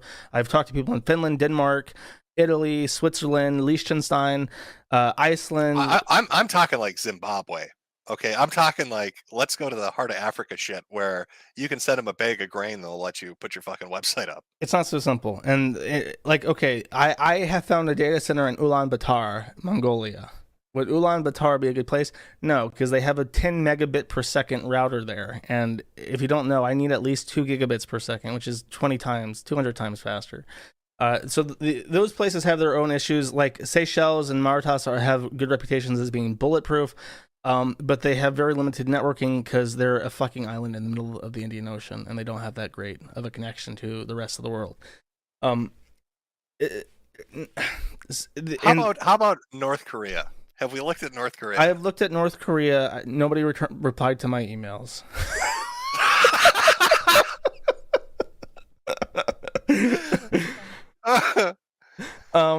So okay, Russia. Russia has blocked Kiwifarms.net in Russia. Roskomnadzor has the censorship authority, internet authority in Russia, said that this and this is not a joke. This picture of Adolf Hitler dressed as Santa saying "Ho ho Holocaust" is offensive to the Christian values of Russia.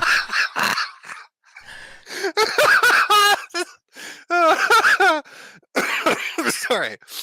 So the Russians didn't like that one? No, they actually blocked the Kiwifarms over the Ho Ho Holocaust. If you don't know, kids, Holocaust denial is illegal in many countries, such as Israel, the entirety of Europe, and also Russia. Oh. Now, Russia's I want to hear that discussion. I want to hear him talking with his boss about that particular fucking picture. Well, it's not. It's less funny when you know how it is. They have a list of images that are banned, and they see it and they send a complaint, and if you don't complain, they block you. And that's all there is to it. Unless now Russia is a land of opportunity, and if you have the ruble, you can have your way with Roskomnadzor and whoever, like Davichka, which is 2chan2ch.hk. That is an image board in Russia that probably, and especially with VK, you can see some fucked up shit on VK, which is like Russian Facebook. Problem is that those people are, those websites belong to people who are in the know, who are paying the right people, and they get the protection that they need. You got to meet some Russian mobsters, basically. Yeah, and I theoretically could. I know some people, but I'm not like when we were briefly hosted in on DDoS, there was some fucking asshole from MSNBC or CNN or some shit, 500,000 followers, who was the former assistant to the FBI. I don't know who the fuck he was. He had some Italian name. And he was like, interesting. The Kiwifarms is now hosted out of Russia. Could this be a setup to use the Kiwifarms as a disinformation campaign against the Democratic Party in 2022 Congress elections? And it's like, okay, I already see what's going to happen if we go the Russia-China route. And I think that going that direction would draw the ire of the feds, and it would give more people a reason to hate the site in like a general public sort of way. And I'm not there yet where it's like, because you know what happened to to Snowden is that he's now basically Putin's bitch. He lives in Moscow, and that's where he'll live, and that's where he'll die. He'll die in Russia. And it's like, I'm an American. My website is legal in the United States of America. I just need some Americans to stand by their fucking service and say no, not without a court order. It should be the easiest thing in the world. No, fuck off. We don't give a shit. Bring us a court order. All you got to say. But the campaign and the pressure and the going after clients, people who are saying that they're going to start targeting the largest clients of Cloudflare and the people could you create like a software solution and like do a pachinko thing? You know how the Japanese get around pachinko being gambling by having the businesses separated. Could you come up with some kind of a software where when you're posting on the forum, it's all innocuous and there are no private details and nothing mean is said, but then there's software on your desktop that translates it to what is actually being said? So technically your website's not hosted. There's a lot of like creative solutions. The issue is that all those require like a complete forum software rewrite. And the thing is that I firmly believe that what is hosted on the forum should be accessible to a regular person in a regular browser on the internet, the big I internet that exists that connects all of us across the world together. The moment that it becomes like, okay, let's just host on Tor only, let's use special browsers, let's become invite only, it's like, well, why even fucking bother then? You can host anything if it's invite only on Tor, you know what I mean? But my website is a discussion forum between adults, and we should be able to say what we say, and people should be able to read it without an account and without bullshit, protecting it. I know, but I think we're getting close to the end days of that. I mean, if you look at the demographic shift of users on the internet, right? Everybody is essentially mobile now. Forums are going the way of the dinosaurs, and the only sites that are interesting where you can really speak and say what you want are a handful of image boards, a handful of forums, and it seems like people are dead set on making it so you just can't fucking use them. Yeah.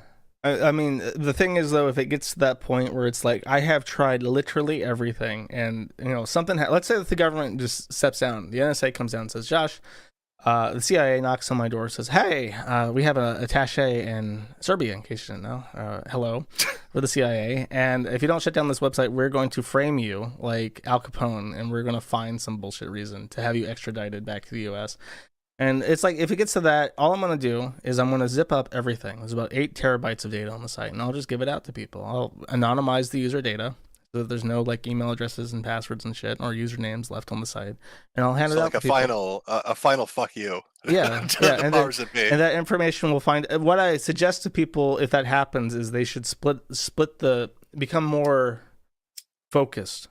Make a website dedicated to one board or one group of threads or whatever. Don't try to make Kiwifarms 2. That won't work. It would be stomped out like like a newborn. It would don't even try.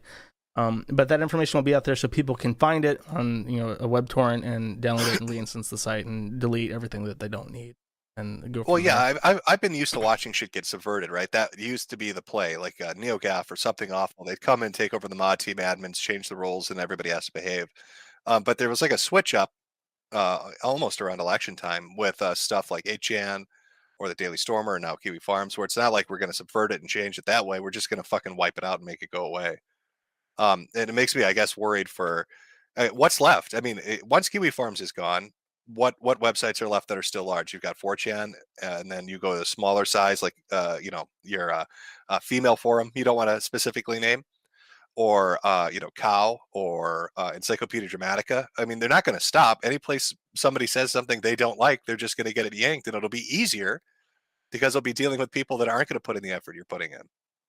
Yeah, I mean, that's true. The answer to this is federated content. Things like the Fediverse will probably become the new norm because the biggest nodes like posts will always be targeted and stuff, but the actual requirements in terms of money and time to set up a single Fediverse node is actually quite small, and the more people on it, the easier it will be to one-click deploy your own Fediverse node. I think you or Graph or somebody should make that into a business. A lot of they're working on that. They're working on that, but that's the thing. It's like if you have a a server, farm in whatever country, and you say, one-click deploy a Fediverse node, well, that's still centralized. I'm talking about like, build your own shit that is independent. Well, no. What I'm saying is, yeah, build your own shit's good, but I think a lot of people are just technically inept. If you could sell a package, if somebody said, "Hey, I want my own instance," or it'll be free. I know that the hosting aspect of it. This is how it works in open source software: is that the software is free. You get the attention. You get people putting in time and smarts improving it for free because they use it, and then also you have a premium company attached. It's like we sell Fediverse nodes to businesses. So if you want to have, a Fediverse presence for your company, you can pay us for our enterprise suite, the best of the best. But the software that it runs is free, and anybody can download it and set up their own ship hosting node if they want. That's how it usually works. Yeah. But I'm saying people are so fucking stupid and lazy. Doing that's too much. What I'm saying is you create a template where somebody says, "I want my own instance," or whatever, and you're like, "Yeah, $5." They pay the $5, and it's set up for them, and they just basically run it. Oh, like there is nothing that they do. Yeah. Everything's set up. It's prepackaged. It's an end user product. There's no work that you do. It's customed. It's ready to go. And then you go to the big companies and fuck around if you want to make it bigger and better. Yeah, but I mean, sure, why not? But people do that for free right now. Is like Dick Masterson says. I'm saying they shouldn't. I'm saying if you guys want a war chest for future shit you're going to deal with, people like Raph or you or whatever should make that a business, and then appeal to people's you're dealing with the laziest group of people that's ever used the internet. Everybody puts their first name and their address on every fucking account they have. If it's not explicitly written on how to do something, they're fucking retards. So, making it retard proof will make you profit and expand the Fediverse. Yeah, I mean, I get what you're saying. There's like tiers. You have the open. It's not that hard. I'll say that. But like the average person will just join a node. Like they don't. You'll have three kinds of people: crazy people who want to set up their own shit and have people on it, or just make it for themselves. You'll have businesses that want a point of presence. You'll have large nodes that may also have centralized systems that they set up for people who just want to rent a domain name.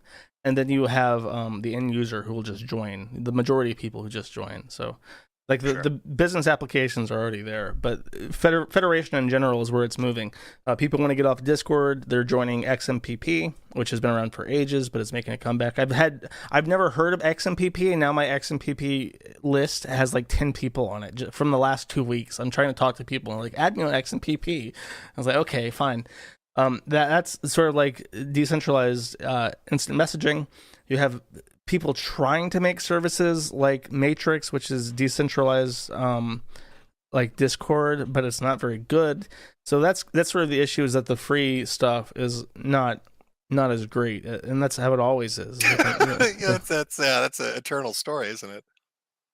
But it's there, and it's getting better all the time is the thing. The Fediverse is doing great. It's really working. It's impressive. And I've been trying to tell people for years now that no, really, it's out there. You have Twitter that doesn't suck, and there's a lot of people on it, and you just got to join and you got to tell people about it. But I haven't had any issues with it on the instance I'm on so far. And hopefully that will become everything. Email is like this too. Email is decentralized, and it's worked fine. For decades, literally for decades, and we'll have that, and hopefully, my big fear is especially with the Russia shit, I don't want to see the internet break apart. I know that China has their own little I internet, their own network for their country. North Korea has that too, and I just see that being the inevitable future, is that Russia will be on its own thing with Belarus, and the EU will have its own thing. And the only people, like within China, who can communicate outside their internet are companies that have a license to. Which is why it saddens me to see people like Liz Fong Jones deliberately trying to strike blows at the central points of weakness. Because if APNIC, which by the way includes China as their service region, decides we're going to start dropping services that are politically misaligned with Australia, well, who do you think is going to file all the complaints to APNIC going forward? It's going to be China. China's going to file 1 million complaints on the first fucking date that happens. So It's a really bad to present. get rid of all the Winnie the Pooh pictures. Is it going to be a purge of Australian poos? Yeah, all the poos, all the I mean, they have a lot of shit, and especially like just capitalist things. You know, you have so many people already who are just trying to get in to China as a market, like Jean Shina talking about the jungle, well, hen hao bing chilling, and that. Are you having a stroke? Or are you talking Chinese? I'm talking Chinese. That's real Chinese. you start. I don't know if it's like a racial joke. You go ping pong ching chong, or if you're like stroking out on me for a second. That's what the language sounds like. It's just sounds. Poor, the stress got to him. He's finally stroking out, folks. But, you do know the John Cena thing, right? Where he did the fucking commercial like a whipped puppy. Didn't he do an apology video or some shit? All he said was Taiwan. I was like, I love Taiwan or something like that, and he like said it in a way that made it sound distinct from China. So the WWE, who has a huge business in China, cracked the whip, and he put out like a TikTok video because they have their own TikTok. They own TikTok, but they have an internal TikTok that's something else. And he put out a thing on TikTok, and he goes, and he's eating ice cream, and he's speaking Chinese, and he's like, ho ho, I really love the Chinese people, but I also love ice cream, and that's what Bing Xiling is like, ice cream. It's like frozen cream or something in Chinese, and he's like, ice cream, and I love China. Holy shit. Okay, yeah, and I thought you were having a medical emergency. I was a little worried there for you. I thought they send an elite squad of troons to get you, and they injected you with a little troon shine when we weren't watching. I find I'm very fascinated by China and Russia, so I know a lot about them. And I see where it's going, because even the EU though, the EU. People don't even know this in the US, but the EU is actually really fucking tired of America. And they literally see Americans as the biggest fucking retards, and our political election cycles are like trash TV to them, and they just like scoff at us.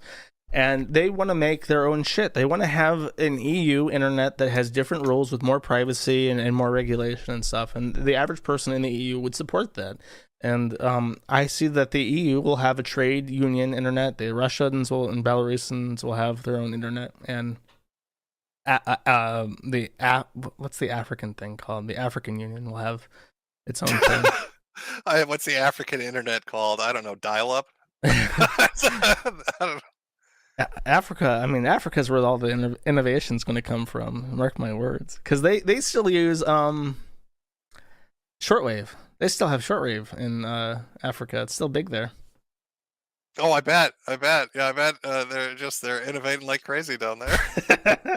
Well, I mean, you're talking about moving to Africa. Daily Stormer's on .rw, which is Rwanda, and Rwanda has had a bit of an economic miracle because it's called billions of dollars of foreign aid has really revitalized Rwanda into a paradise under a dictatorship, and you can get away with a lot of shit in Rwanda. So now, have you tried reaching out to the Rwandan dictator and be like, hey, white people are fucking crazy.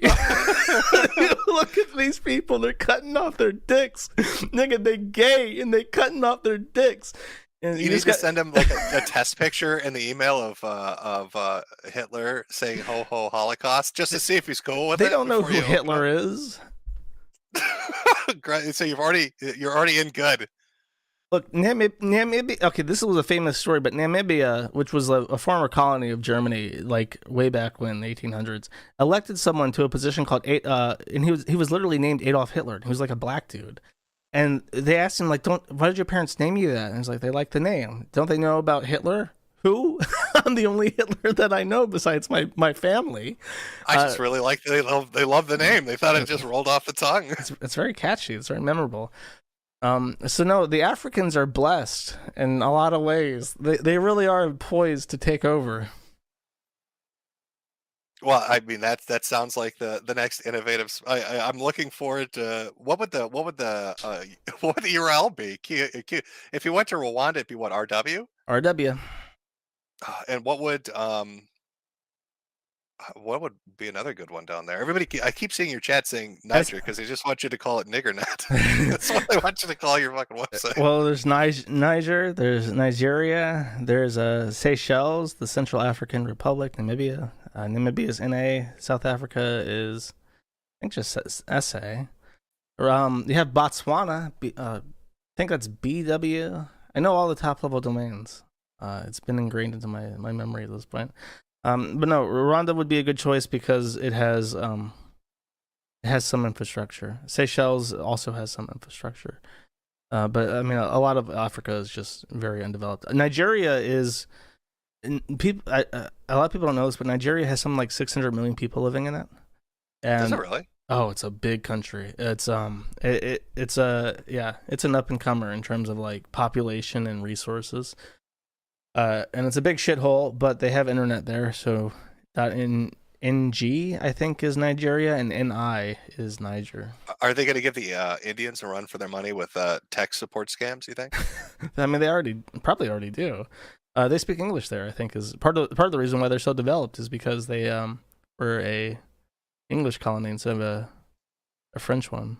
Don't quote me on that. I don't know for sure. I do know that China is trying to set up shop in Africa, though. Oh, they've been doing that forever. Yeah, that's that new neo-colonialism. They know where the resources and consumers are. Yeah, they're going to sweep down there and make a pretty penny. They want to make Africa their China. They want to start exporting shitty jobs to Africans. Put the suicide nets outside of their phone factories. Yep. Exactly. They want to be the old U.S. and they want to make Africa like their factory workers and stuff. So how do you feel about it? I mean, it's been like 2 weeks of all this hectic shit going on. Obviously, it's stressful, but like, do you feel like you've got a handle on it? Is it still really up in the air? Like, how confident or comfortable are you with everything that's going on? My greatest concern is about like a frame job. I'm concerned about the legal implications because even though I know the site doesn't do anything illegal, that doesn't mean that the government can't find a reason to go after you. But I have 4 lawyers right now, and I have a lot of attention on me and a lot of goodwill from people who would help me out in that situation. And I know from 8chan, Jim Watkins, after the insurrection, after the QAnon shit, walked into the Congress and walked out a free person. And I know... Yeah, but let's be frank here. Watkins was renting server space to the fucking CIA, so he probably had established fucking relationships. Well, if that's the case, I don't know if that's the case. I've not heard anything. That is. Him and Hot Wheels talked about it on a video they deleted. Are you referring to the IPs? Because the IPs that they had with the Department of Defense, that's a common misconception. No. They were talking about renting server space, giving server space. I don't know. I know I heard it. And I know somebody's got a copy of that video that's out there somewhere. I bet you fucking Frederick would probably confirm it too, because he hates Watkins now. I mean, maybe, but I like the site is so much less political, and that's a big thing in his favor. That's another thing that's like a huge sticking point in this is like it's not a political website. We're not trying to enact political change. The trannies that we're making fun of, we're not making. To be fair, Josh, what about the subforum you run that's called Insurrection? Let's overthrow the government. It seems to be the most popular one on the site. If you go directly to the .ru version and scroll down, there's that board in all Cyrillic text that says meddling in the 2020 election affairs. Your chat is annoyed. It's a throat lozenge chat. That way I'm not coughing all the time. They're wondering what I'm chewing on. Not potatoes. Potatoes would be delicious though. God knows I've got enough of them. But yeah, so you're worried about it like a frame up. Are you worried it'd be a frame up on you personally or on the website? On me. I think that I am the one that keeps the site up. There would be no replacement for me. So if you had like safeties off and you can do whatever you wanted, then that would be the obvious answer.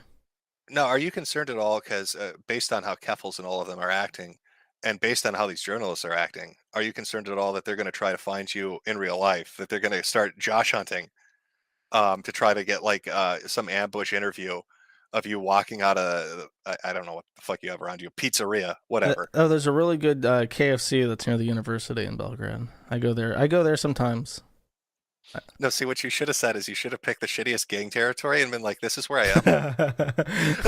This is where you need to come and wear these colors and say these things to find me. When the Bloomberg journo shows up and, you know, with his rainbow flag pin and stuff, it'll solve itself no matter what gang territory you find yourself in Serbia. Yeah, I mean, like, that's a concern. Like, here's a true story. My lawyer called me, and I shit myself because I see his number, and it's like 201, which is the Washington, D.C. area code. I'm like, oh, this is the call from the CIA to shut down the site. I pick it up, and I answer, and I go, hello?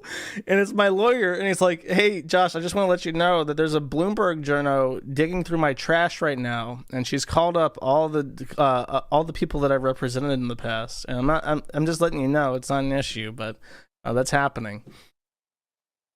Oh, seriously? Digging through his trash? No, I made that part up because it's funny. But she was calling.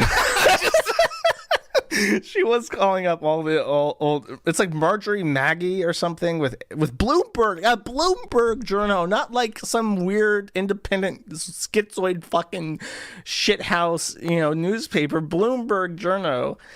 Harassing my attorney because they don't want him to represent. They don't want me to have legal representation. That's how far gone they are. They don't even, like, forget freedom of speech versus like hate speech. You don't deserve to have a fucking attorney because we hate you. Have they tried going after? Well, you have like Kiwi and all your companies separate entities. Have they tried personally going after your bank stuff? Like, are they trying any underhanded shit with finances or the law or any of that to try to like fuck you where you are? I mean, I'm sure that they could. I'm sure that they've thought about it. Because all I hear from little Nick Fuentes is how the government, when it's angry at you, will take away everything and shut your bank accounts down. So I'm wondering if like that's actually going to happen, you know, to somebody and not be a make-believe story like his, where like Keffals, I don't know, calls up, I don't even know what a Serbian bank would be called. Let's call it Serbia 1. Calls up Serbia 1. Is like, excuse me, can you shut this bank account down because this guy called me a fucking troon? I mean, they would have to call up Satoshi Nakamoto and be like, hello, Moshi, you have to shut down this crypto wallet because that's where the money goes. Yeah, they have. There is Frederick is the one that goes after the money all the time. I know what he's tried to do, but I mean, so far it's just like it's legal. It's a legal website, and it's not politically aligned, so it's harder to say like you know, when the January 6th shit happened, there was a lot of momentum to get 8chan shut down. They got hit in a lot of different ways, but as far as like what I do, I'm squeaky clean, and I'm sure this is what satisfies me to a great extent. Is I know I have done nothing illegal. I know that I've done nothing illegal. I have no dirt out there that's not already out there, and I know that those fuckers are searching everything they can find, going through like leaked passwords, trying to log into my shit, trying to figure out if there's like something somewhere that I left behind that they can use to try and like humiliate me in some way. And I know there's not. And that is funny to me. Like when I get login attempts and shit, that makes me laugh. But yeah, financially, no. Thankful, like people have really stepped up with like donations and stuff. And I'm sure if I check my super chats right now, there's probably a lot that have just come in through that. But yes, you know, you don't fund yourself like I do with hats. You use what is it? You've got your donation thing down there, but you've got like you take crypto too, though, yeah. It's mostly crypto for the Kiwifarms. Well, let me word it like this: I stream, and my stream income is completely separate from the Kiwifarms income. That the Kiwifarms only makes money through crypto. And I occasionally twice a year, I do merchandise runs. And I guess I'll just shill this very quickly because it's in production. I do have these already. And I didn't get an opportunity to do merchandise earlier this year, but I'm doing a patch run, and I have a bunch of like sew-on patches for when the bombs drop. Everyone can identify themselves because we need to identify Troon or friend, right? So here are the sew-on patches. These are getting shipped out to my fulfillment center, and when I have everything fixed up, I will sell them. And I'm not sure on the price. These No, you need to tell your customers because these are like a giant bullseye for trannies to hunt them in public. No. You put this patch on, and you're going to be tranny hunted through the mall. I hope that if you have this patch on, it's sewed on to your gun holster or your carrying case. But yeah, that's my next. Last year I did the coins. This time I'm doing patches. A little bit easier. Small business out of the Now, United where's States. the patch of Christian fucking his mother? I decided based on there's a long story attached to this, but when I did the silver coin run last year, there was a lot of problems, and I have decided that Christian Weston Chandler is cursed by God, and his image shall not be placed on any merchandise moving forward. Yeah, his curse has really affected a lot of people, hasn't it? Yeah, it's pretty fun. I mean, you think about it, the entire Kiwifarms is a direct curse from Christian. His first Cursier Ha Meha had reverberations that resulted in where I am today. And I'm still convinced that Ralph had an the evil spirit that was inhabiting Chris, jump bodies into him when they crossed paths during that fucking film. Yeah, you saw it in real life. You saw, if you like analyze it like one of those ghost hunters, you can actually see the specks of like light and dirt from Chris flying around in the ether, and it's looking for a host, and then just sees this like plump target standing there, barely stable on like the toothpick legs, holding up a selfie stick, and it's thinking, that's it, that's my boy right there. And now with your patches, when you do the run, how would people get them? Because you got to tell them, tomorrow you could get nuked off the internet. How do they buy these patches if they need to and you're not around? It will be on madattheinternet.com. Don't go there right now. You'll just get the Cloudflare error. Okay, there you go. It will mati.live. I will be selling them when I have the opportunity. Probably won't even like, they're still in production. I'm getting 1,000 of them. 400 are done so far. So hopefully at some point, October is my favorite month of the year. Hopefully by then I'll have the stability to put up the patches.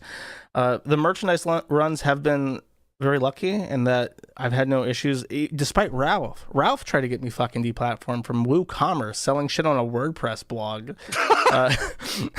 So I've been lucky with that. Do I have any fucking wood to knock on? Here, knocking on my table. There you go. Yeah. Hopefully that'll stick around. What are you selling them for? What's the price? I'm not sure yet. Probably I'm thinking of doing 25 for the lot and having like a button to press for like a gratuity, like if you want to add 10 just because you want to. I think a lot of people will do that, because a lot of people are encouraging me to, like, some guy is like, I sell patches at my store and they'll go for like $9 each, so you should sell them for like 50 each. But then I know how much they cost to make, so it kind of hurts to be like, yeah, you should pay me like way more than they cost to make. So it'll probably be about 25, add 10 if you want to. Okay. And those are all the designs, or yes. Are there more designs coming in? Oh no, that's the final designs. These 9, and you get all of them in the bundle. Well, there you go. So if somebody comes to Serbia to hunt you down and you're running through the alleyways and you need that cash, go to miti.live to fund his escape from the Trun squad. Don't go there right now though, because it's down. You just get a message saying that this website's an imminent threat to human life. Are you gonna print that out and like put that on like a framed thing on your frame wall? Yeah, I guess I could. Call ins and imminent threat. Yeah, every hour it does that. You want to start up one more? Yeah, in about 10 minutes. Or I guess I could do it now, actually. Now would be the time, and then we'll move on to whatever the next thing is. Sure. Okay. All right, let me hop out. You want to just send me the link? Yep. Okay.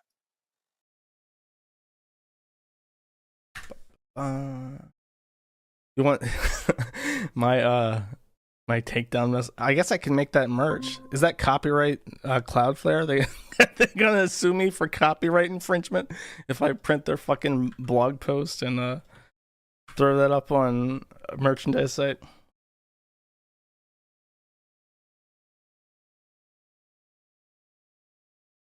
Talk about Gunt. Maybe. Find some reason to make fun of him.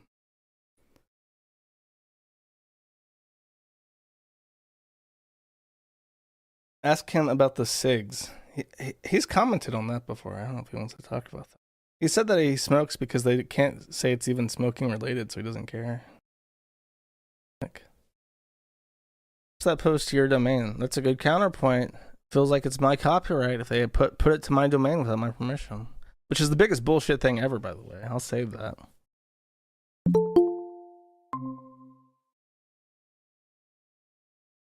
Hello. There we go. Someone mentioned a good point. Someone suggested that I sell the Cloudflare error as a merchandise. And then I said if I did that, they'd probably sue me for copyright infringement. Which someone else replied saying that it was put on your domain, so shouldn't you have the copyright? I don't think that's how copyright works, but it is interesting that Cloudflare's decision to take down the site was also met with like replacing the site with a PR statement. And I think when they took down Daily Stormer and 8chan, they didn't do that. I want to say that we're the first site that they've taken down that they replaced with a statement explaining why they did. I could be wrong about that, but that's like, it's ridiculous that they felt the need to run damage control for their brand using my domain name. All of my domain names, by the way, not just Kiwifarms. That was weird because I don't think I've ever seen them do that before. Yeah, it didn't it redirect to their statement. It wasn't just that they it didn't redirect, but it left a message with like a brief statement and then like a blog post to their official blog. He's blogging on your website about how dangerous you are. And I said good things about Matthew Prince. There's a Zero Hedge article called Where the Sidewalk Ends that I wrote. And I said that Matthew Prince was like one of the only people in big tech that was like worth a shit. I mean, you need more people like him. And then a year later, he hijacks my domain name and redirects it to his fucking live journal with an explanation of how he's feeling and how evil besets him on all sides.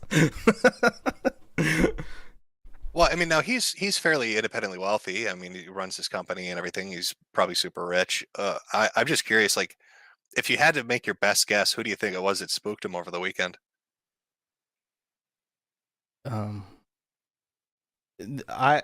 So you have a couple options here. You have either it was suggested to me that the payment processors were threatening to stop processing payments for Cloudflare unless they drop the site. That's option A. Option B would be Michael Yonka and the federal government. Option C would be general pressure from the outside and I'll lump this together, the campaign and or actually seeing something on the site that made him want to take it down. And then option D is the shareholders. And I would actually wager that they held like an internal poll with the largest shareholders regarding removing him as CEO if he didn't take down the site. And that is what was the threat. Because Cloudflare is publicly traded.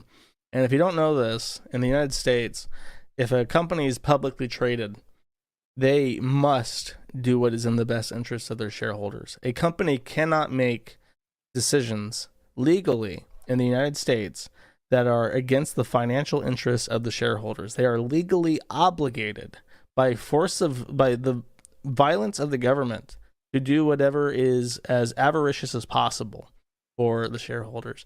So all they have to do is say, we will take you to court. If they couldn't even, remove him, let's say he owned 51% of his company, they can say, we will take you to the SEC and say that you are not doing what's in the interest of the shareholders.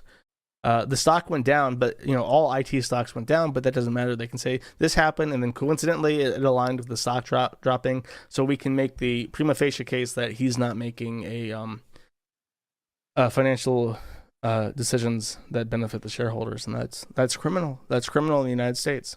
So you think that maybe like what is it called? Is it caucus belli? The looking for a reason for war thing. You think some of the stockholders? There we go. You think some of the stockholders had a previous issue with him and were looking for like, hey, this is a great way to fuck with them. I mean, it could be I'm sure. Again, it's probably like everyone had their own reasons, but it could just be like IT stocks are going down, and it's like we want line go up, unga bunga, line go down.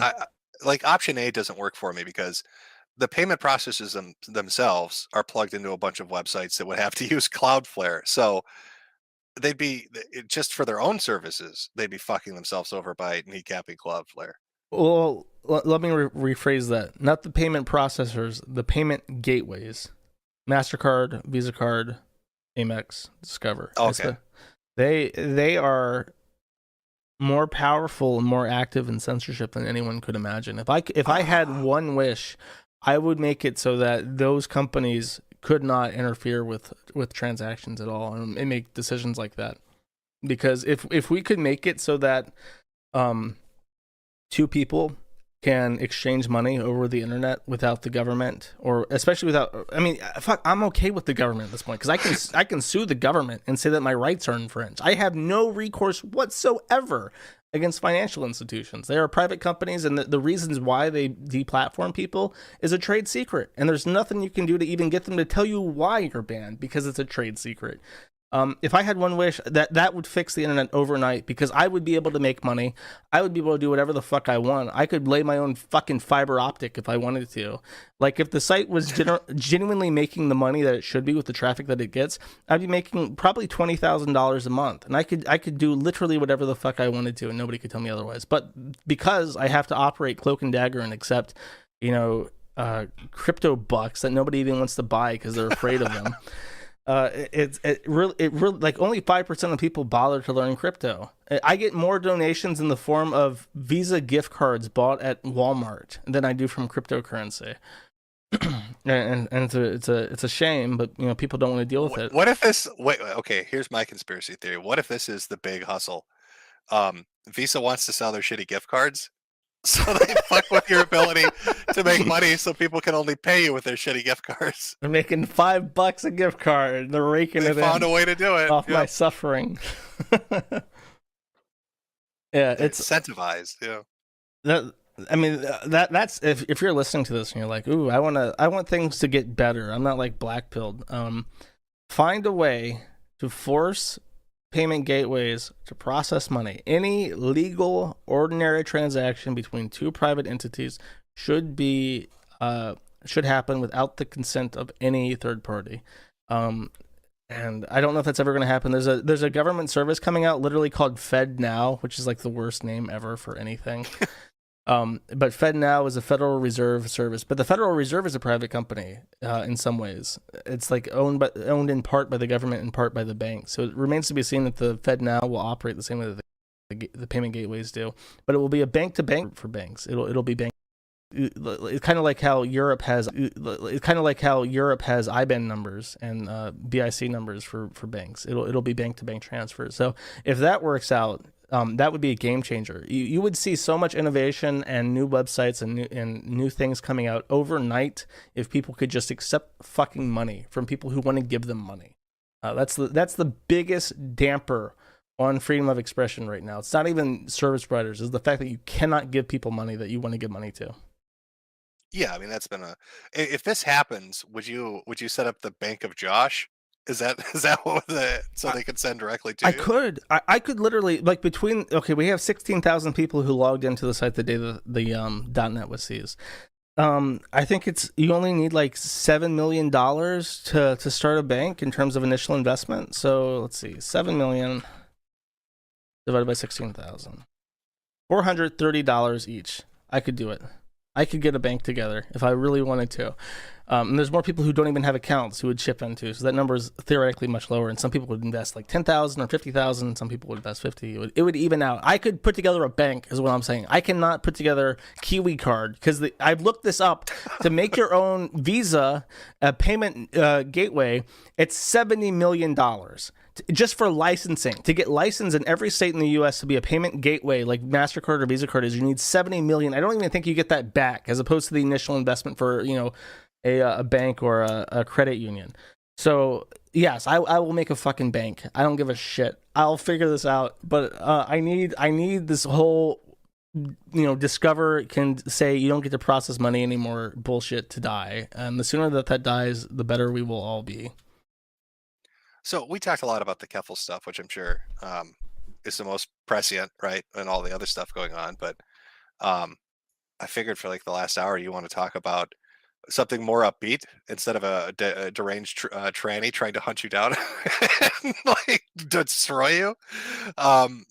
You want to talk about I don't know, some of your favorite personalities from running the site, some of the shit that you've liked the most. And recent, oh geez, I've talked about how I've locked the threads on Keffals and a lot of the people in the Drop Kiwifarm stuff because I realized at some point that Keffals read his thread so much that if somebody posted something, it would get retweeted by him in minutes every time. Like so fast that I can't even believe that someone in his Discord sent it to him for him. Like this has to be him screenshotting shit himself. However, there was one thing from everything that Keffals said that actually made me laugh out loud because it was so funny. And it was they're fighting with each other now because the thread's locked, so they can't, and the site's down, so it's like they can't argue against the site anymore. Keffals got called out for calling people retarded, and Keffals came back, I swear to God, by saying, "I'm mentally disabled and I'm reclaiming the word." Literally came out and said, "I'm retarded, so I get to say retard." That was the funniest fucking thing I've ever seen. It's like, yeah, that sums it up. You're a retard. Well, yeah, no, they're absolutely starting to eat each other. I think I saw the retard thing. Didn't they make like some previous statement about fucking a retarded girl, and that's what started it all? Oh, geez, probably. Dude, Keffel said something like, "I like fucking retarded girls because they're dumb enough to do it." Some statement that somebody dug up and got really mad about that started the whole retard shit. If you look up all his tweets from just in 2021, he is the most sexually violent person you could possibly imagine. Like the words he uses to describe sex are just like feminists say this, like, oh, sex is violence. All sex is violence. Like he is literally using, sexual innuendo in a way that sounds like he's killing people. It's like saying, I'm better, I want to normalize fucking hot MILFs, and I want to fuck your mom is something that he goes to all the time. And then, of course, he also is obsessed with my mom. So it's like, okay, that's pretty obvious what you're doing there, buddy. He also said something really disgusting, like, real women are jealous of me because I have a vagina that you can smash your dick directly into my prostate, and I'll have an orgasm. And it's like, yeah, ew. I saw that one. Yeah. Which is just, I never got it. Like the thing with the tranny shit that always amazed me was that it's lifelong dilation. It doesn't stop. If you don't keep the hole open, it closes. Like you're committing to like 2 hours of ripping a hole open over and over and over and over again. Like that's gotta drive you crazy. I'd go fucking insane. Supposedly, it becomes less painful and less frequent over time to the point where they do it like once a month after a couple years. But yeah, yeah. But see, every tranny I've seen talk about it always complains that if they don't maintain this rigorous dilation schedule, they lose depth.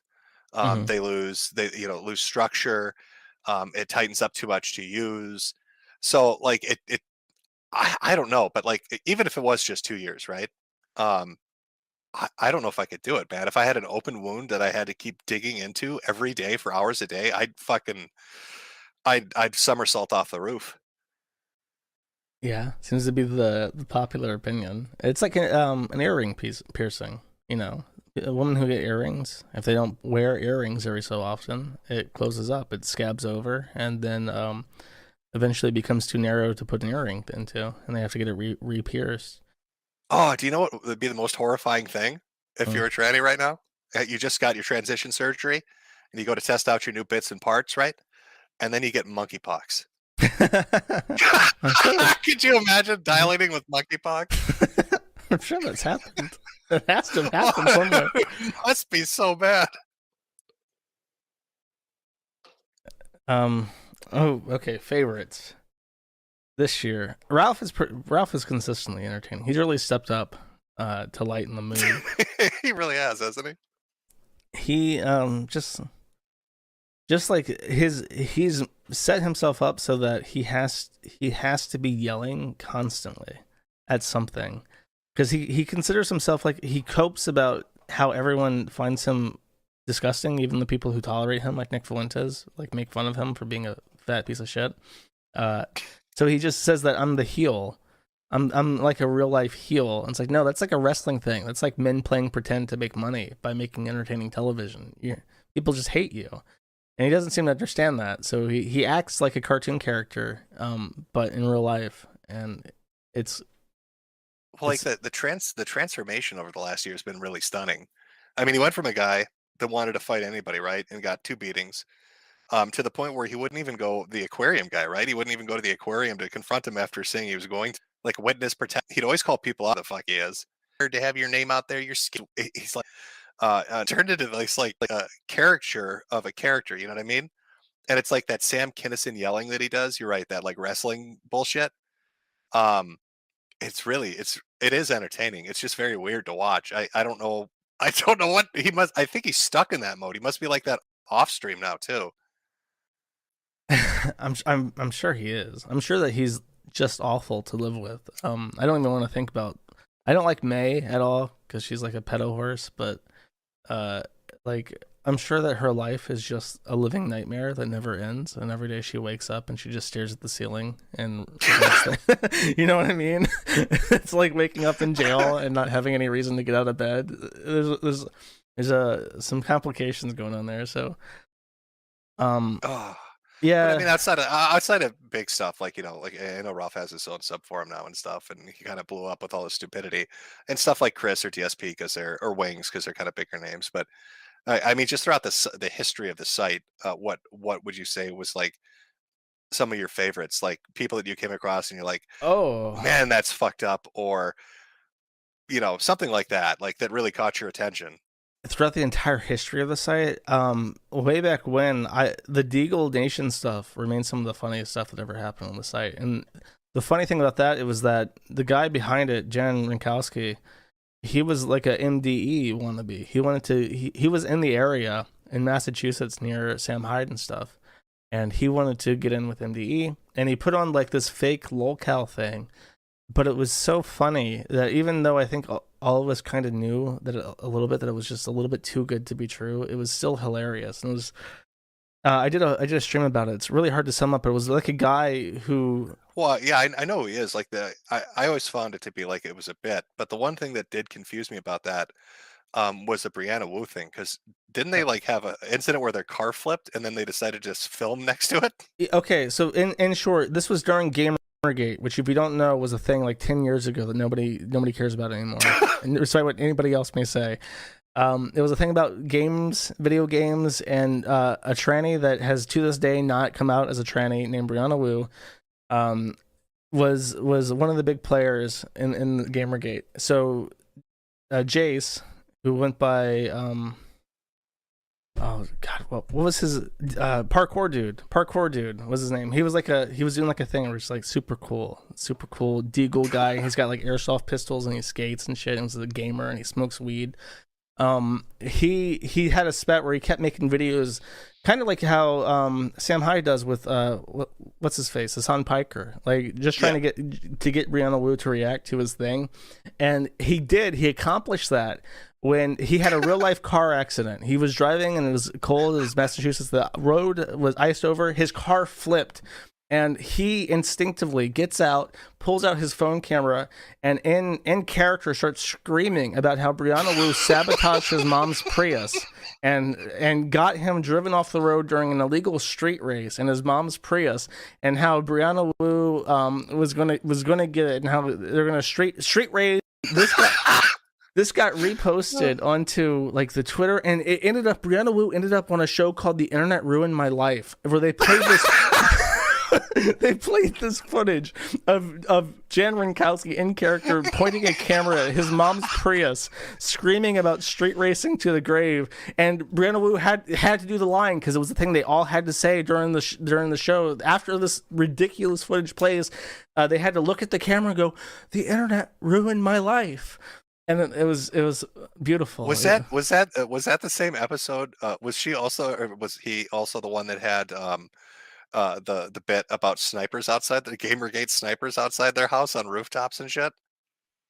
Maybe. I don't remember that part. There were a couple episodes of this, if I remember right, but I guess sticking with the car thing, that I was like, oh, it's a bit, and then he's at a car wreck screaming about Brianna. I was like, what the fuck? Yeah, I can't remember. It's been so long now. I remember that I had an interview because after the car accident thing, I had an interview with a journalist, and we were talking, and I could hear him. It was on Skype to set the stage for how long ago this was. It's on Skype, and he was writing, and I could hear the pen grinding against the paper as he was physically taking notes about. Because again, this was 40 years ago, and this is an old man who still writes on pen and paper, physically taking notes. And I'm describing the declination stuff. I'm procedurally going through it and itemizing it. And I remember exactly when he stopped taking notes because he knew that it was bullshit. And he got Brianna Wu to not talk about it anymore. I mentioned that Jace's friend was Israeli, and he had gone to Israel with the intent of assassinating Bibi, the prime minister of Israel, with a crossbow that shot paper clips. And that was the moment that the journalist stopped taking notes because his suspension of disbelief had ended. And everything I said after that was not recorded by him on that pen and paper. I very distinctly remember this. Oh, yeah, I remember that. Yeah, that video is stuck in my head because he was screaming so loud next to this car wreck, and I think Wu at the time had like a fucking motorcycle, and he was like, "Did he?" Just, oh fuck, man. Yeah, he did a lot of God. That was good times, and the real punchline is that he had a troll sona that he also, because the easiest way for him to play off information about the character was to have a fake troll that was just him, relaying things that had happened and stuff that would not make sense for Jace to say himself. And his name was DeagleDad420, and I really liked DeagleDad, and he was an admin of the site. His op went so far that I made him an admin of the site for a very long time, and I still miss him. He was a great guy. Here's the sad ending to that. After the car accident, when he was a child, he had seizures, and he hit his head, and the seizure stopped. And after the car accident, he hit his head again. He started having seizures again that were very debilitating. So it kind of put a halt in everything. It's really sad. God, it's like some fucking it's like Gilligan Island silence or a Gilligan Island science, right? Like an old TV show bet where like, oh, yeah, you got a problem, bonk him on the head, and then get bonked again, and it happens again. Yeah, it's pretty rough. The brain is mysterious, and that I know for sure is not a like a joke or whatever. Because I hear that, that sounds like bullshit, but he stood by it for years. Now watch. There's going to be a video of a car wreck of him screaming about Josh Moon and the fucking Kiwifarms. Oh no, did he transition? Is that Keffals? Is it the 10-year op? He's so dedicated, you never saw it coming. That would be funny. I would laugh. So this deer thing I've heard people going back and forth on. So your contention is that the Japanese government releases a list, right, of any foreigner that dies in the country. I mean, that's confirmable, okay, isn't it? Yes. Okay. Real quick. Guy, emulator developer, Bu, also known as David Kirk Ginder, I want to say, which is very close to David Kirk Johnson, who many other people also may know. I think that's his name. Anyways, he is in Japan. He's an emulator developer. Has lots of money. Emails me one day and says, "Take down my thread, or I will accept $100,000 cash to do so, or I will kill myself." I tell him no. And then I wake up and there's a huge thing because some guy, Hector Martin, published a suicide note saying I killed myself because of the Kiwifarms. And he lived in Japan. And this was published as fact. And NBC News contacted his employer who lived in Hong Kong. And the guy had an urn with his name on it. And so NBC says this is confirmed true. There's no reason that this guy can lie. And he does have an urn, so it's true. And therefore, in the way that the circle of journalism and Wikipedia and shit. Wait a minute. Didn't this exact same thing happen with CRP? Didn't somebody send an urn with his fucking quote unquote ashes? No, that was Bu's urn with the coach's name photoshopped on it. Oh, was it? He really, yeah. Deep lore. I remember that because that did get circulated as being his urn. Okay, so yeah, earn fake or like true. Everyone accepts it as true. We're talking about it, and people are saying some genius comes out of nowhere and says, "I happen to know for a fact that the Department of State publishes a biannual report of all the deaths of American citizens living overseas for each country." So we think, okay, we'll wait 6 months. 6 months comes, and there was a suicide in Japan that month, but it was before the emails, so it wasn't view. And then after, there were no deaths of American citizens in Japan for that entire period. Another 6 months come by, and the narrative then is this is like a clerical error. It didn't get reported. They'll update it next report. Next report comes by, no deaths of any Americans for the entire calendar year after Bew said that he was going to kill himself. And they say, well, that's preposterous. Americans had to have died. There's no way that no Americans died in Japan for that entire period. It's just a paperwork thing. There is no fucking way, and anyone who's ever dealt with the Japanese will know this, there's no fucking way that the super anal, retentive paperwork monsters of Japan would fail to report the death of an American citizen to their counterparts in the Department of State. There's no way that that's going to happen. So as far as I'm concerned, he's not dead. The other thing is that they use an urn as proof that he was dead. And the urn went to his boss, like a coworker that did contracts with him, and not his common law spouse in Pennsylvania. And the other thing is that, if you don't know this, Hong Kong is a big city, and it's also south of a really, really, really big city called Shenzhen. Shenzhen is the one. Wait. Actually, a second. Wait. If he has a common law spouse, right? Mm-hmm. Wouldn't she have to report as being widowed if he was dead? Is she still reporting as being married? He was gay married to another non-binary, and I think that they had separated before he died. Oh, so okay. I don't know exactly what the details with that, but it did go to his coworker, and there was some excuse why the other person didn't receive any news about it. But Shenzhen is just north of Hong Kong. It's one of the biggest ports in China. It is a city the size of a warehouse, the size of a city. You can get anything that you want in Shenzhen. Not that urns are particularly hard to get anywhere. They're not like a regulated thing that you need a license to have an urn printed. But now I'm pretty sure that not only could you find like an urn and get it engraved with whatever the fuck you want in Shenzhen, I'm pretty sure you could probably find like real human cremains to put in the urn to make it look super authentic. So there's no fucking way that this guy is dead. He's laughing at me, and he got away with extorting me, basically. So, what is he doing then? Because wouldn't he have to lay low, not to draw any attention to him, and be, quote unquote, dead? He said that he had like a lot of money. He had like $100,000+ in savings. He's basically a genius when it comes to low-level programming and assembly and shit. Like, he can just rebrand as somebody else. I'm pretty sure he probably already had an ID lined up way before the suicide, so that he could just start using that immediately. And by the way, nobody had any picture of him, and nobody had his name. His thread was just Bew, or Near, the developer. We had no idea who he was. And then he published his own picture and his own name. He did not give any government ID to confirm that this was him and his picture, so that could be scrutinized, even though he promised that he would do so in his suicide emails. And then he just disappears. So as far as I know, that picture could be, this person does not exist.com. It could be a fake name. And he's just rebranded as some other shit and is doing something else and laughing at the drama. He could be Keffals. I really don't fucking know who he is. Do you think this is like a Vordrak Depop? Do you think he's he adopted the identity of a...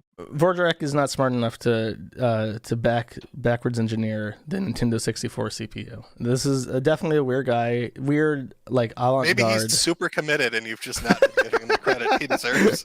That's possible. I would be very impressed if that was the case. I'll teach you, Josh. I'll show you. It's fucking learning shit you never thought. Yeah. So if it comes out like a month from now and somebody's like, oh, he's alive, this is him, what do you think that's going to do to Keffals and all their bullshit? Nothing. Because they'll just ignore it? They will say that this person was so traumatized by the Kiwifarms, he faked his own death to get away from it. Yeah, anything to switch it up, right? Yep, and it will keep chugging along. That's an acceptable narrative. That's like fuse blown, pull the fuse out, plug a new one in, machine keeps turning. And didn't they also, wasn't one of the suicides they attributed to you guys one that was at the hands of the trans community? Wasn't one of them driven crazy and lit herself on fire or something? So there are four that are attributed to us. There's Bew. There is Chance Carmichael, who also goes by 600 going on 700. He was a person who aspired to be the world's fattest person. He died of obesity-related complications. His family blamed us. Go figure.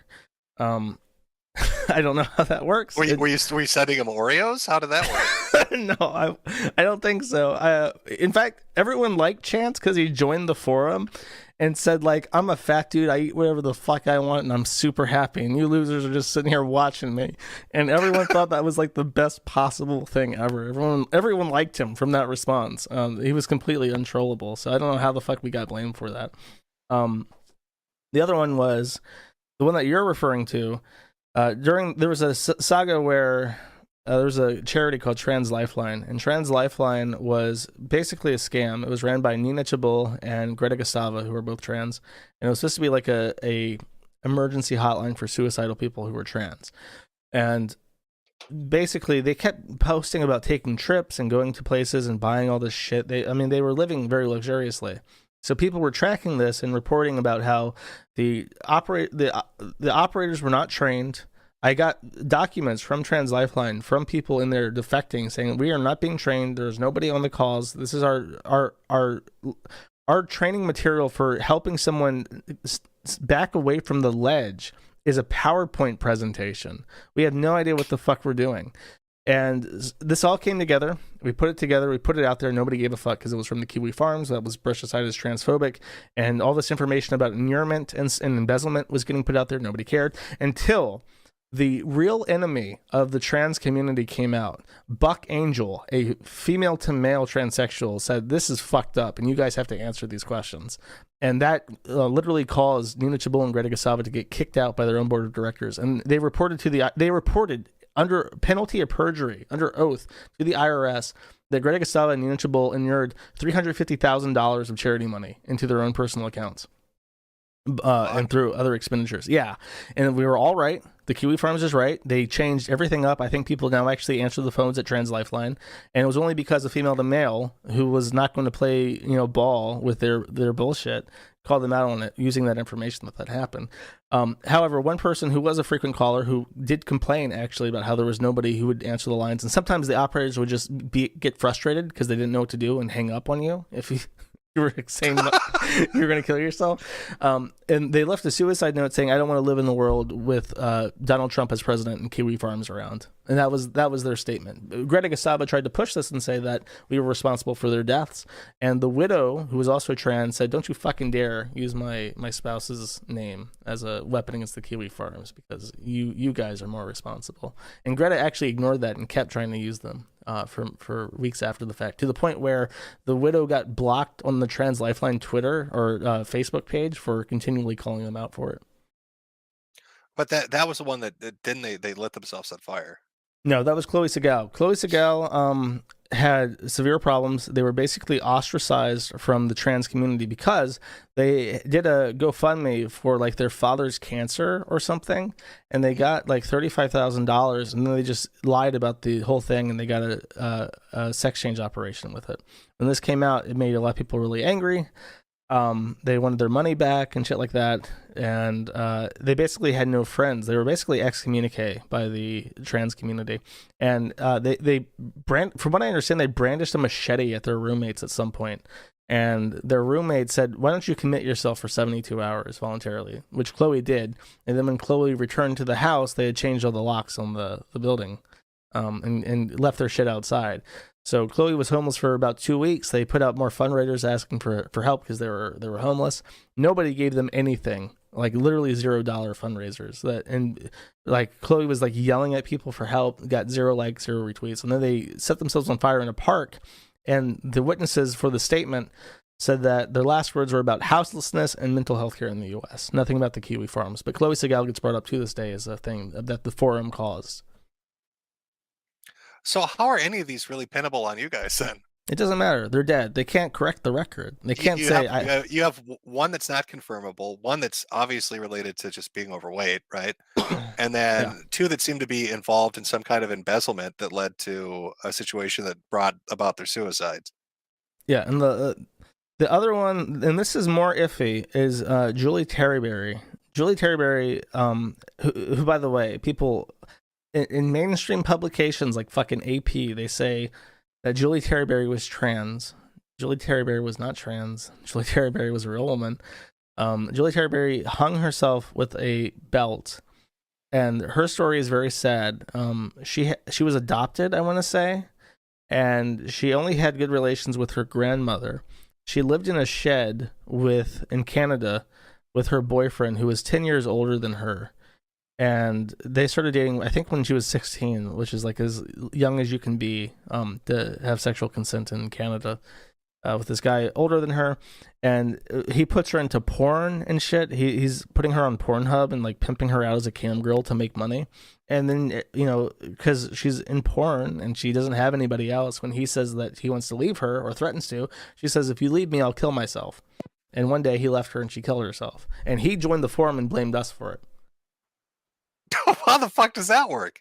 Because he felt guilty, so he tried to shift the blame on the forum, and it worked because more people are angry at me than him.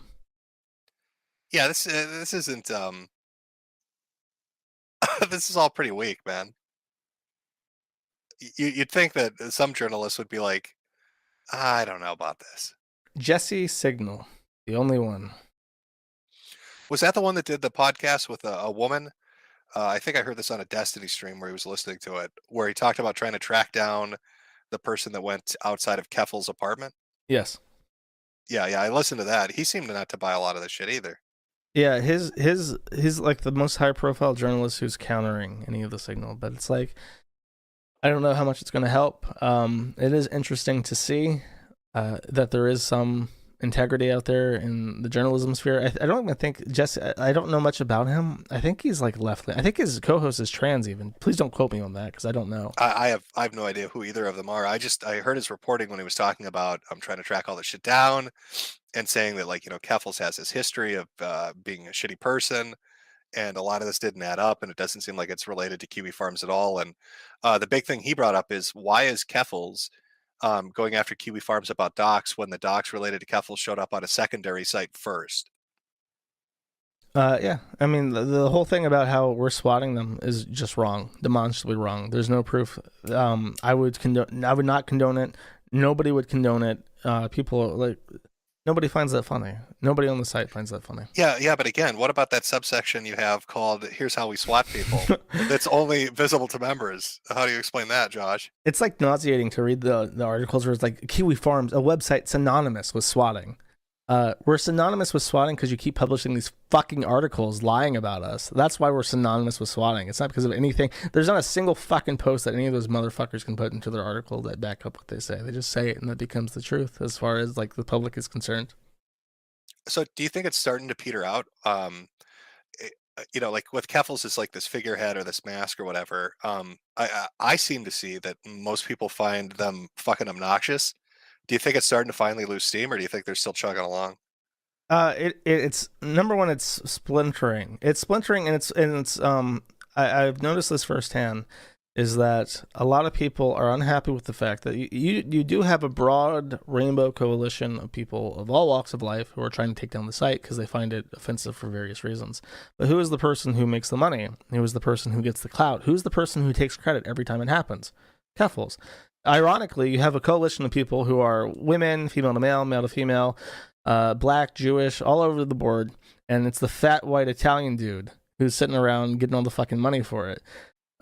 So a lot of people are offended on that regard, is that like you have people who have literally tried to take down the site for years who have actually accomplished something, while Keffals has done literally nothing besides taking credit for it.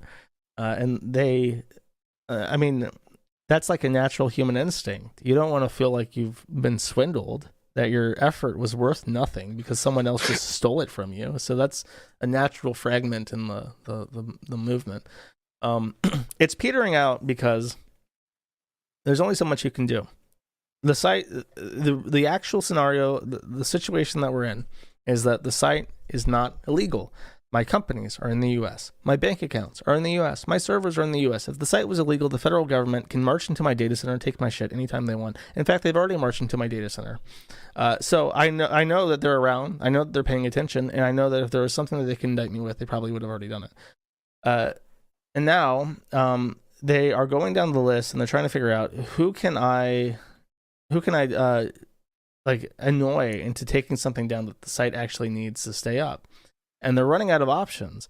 The site is has found, like, right now on the front end of the Kiwifarms, there is five or six different servers on 5 or 6 different hosts, and I've put them up. And that's how, if you access the site, you access them through them. So, and it's very easy. If you just type in NS lookup, you get a list of IPs. You put one of those IPs into a Huus database, and you will see who owns it, and you can send them an email if you want to. And so far, to my surprise, I bought 6 because I thought that all of them would drop in an hour. I have like a Shinjaru, which is based out of Malaysia. I have Alex Host, which is based out of Moldova. I have Visas, which is based out of Ukraine. I have one in the Netherlands and one out of the US.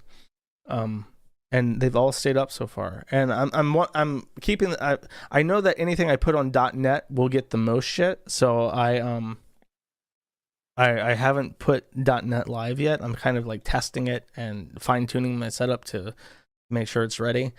But I'll be interested to see what happens with that. The main issue is simply the application level filtering. I need to figure out a good way to do DDoS filtering for just like regular attacks on the network. And I need to get my network fortified. So I think once that happens, once I'm more happy with my router setup, then I'll move. Sure. I'll put it back on .net and see what happens with the proxies and stuff. Well, it's going to be interesting to see which way it goes. I know you've been fucking running all over the place the last 2 weeks dealing with all this shit. I mean, and it's been weird to watch. I think it's pretty telling to watch who's come down on each side of this. You know what I mean? Because there's some people before they were like, I love Kiwifarms, but now they're like, this is great, fuck them, you know. I just don't want to see who could possibly be like that. Well, he's probably rage picking right now as we speak. Well, he I mean, that was way before the Keffals. He's always been like that. Oh yeah. It's, you know, it's just that there are people like that, you know, that seem to fucking flip on a dime.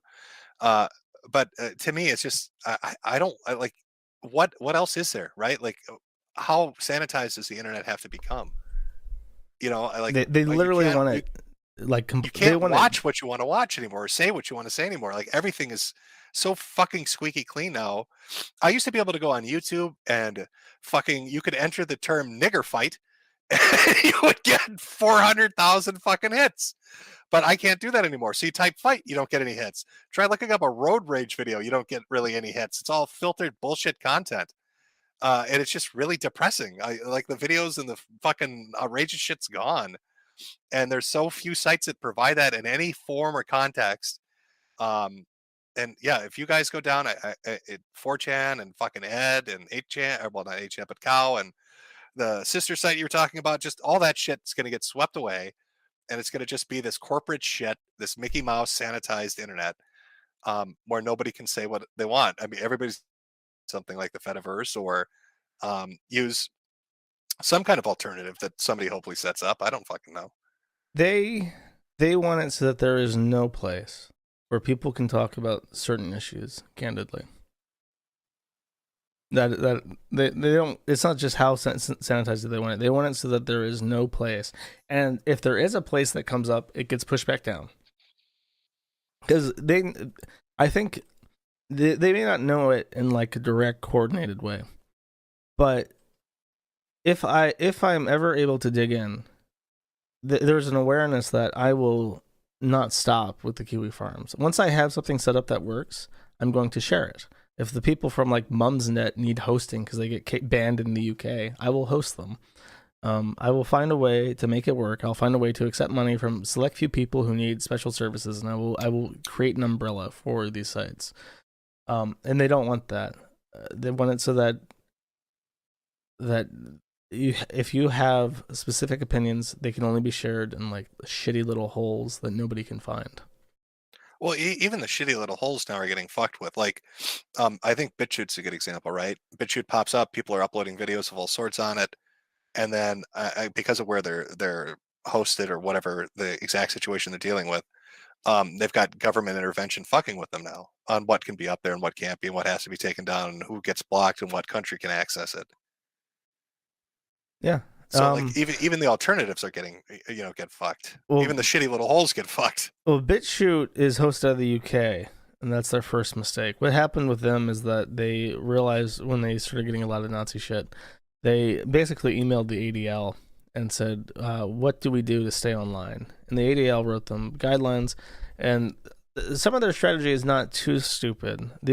I've thought about this myself, and it may be easier to have like geographed access to the site, but as a caveat, if I have things like the EU where EU access is limited, if I just keep the onion open, then people, I'll have a screen that says when you join from the .onion, please select your region, and you can just say, I'm from the US, and how would I know? It's just it's Scout's honor.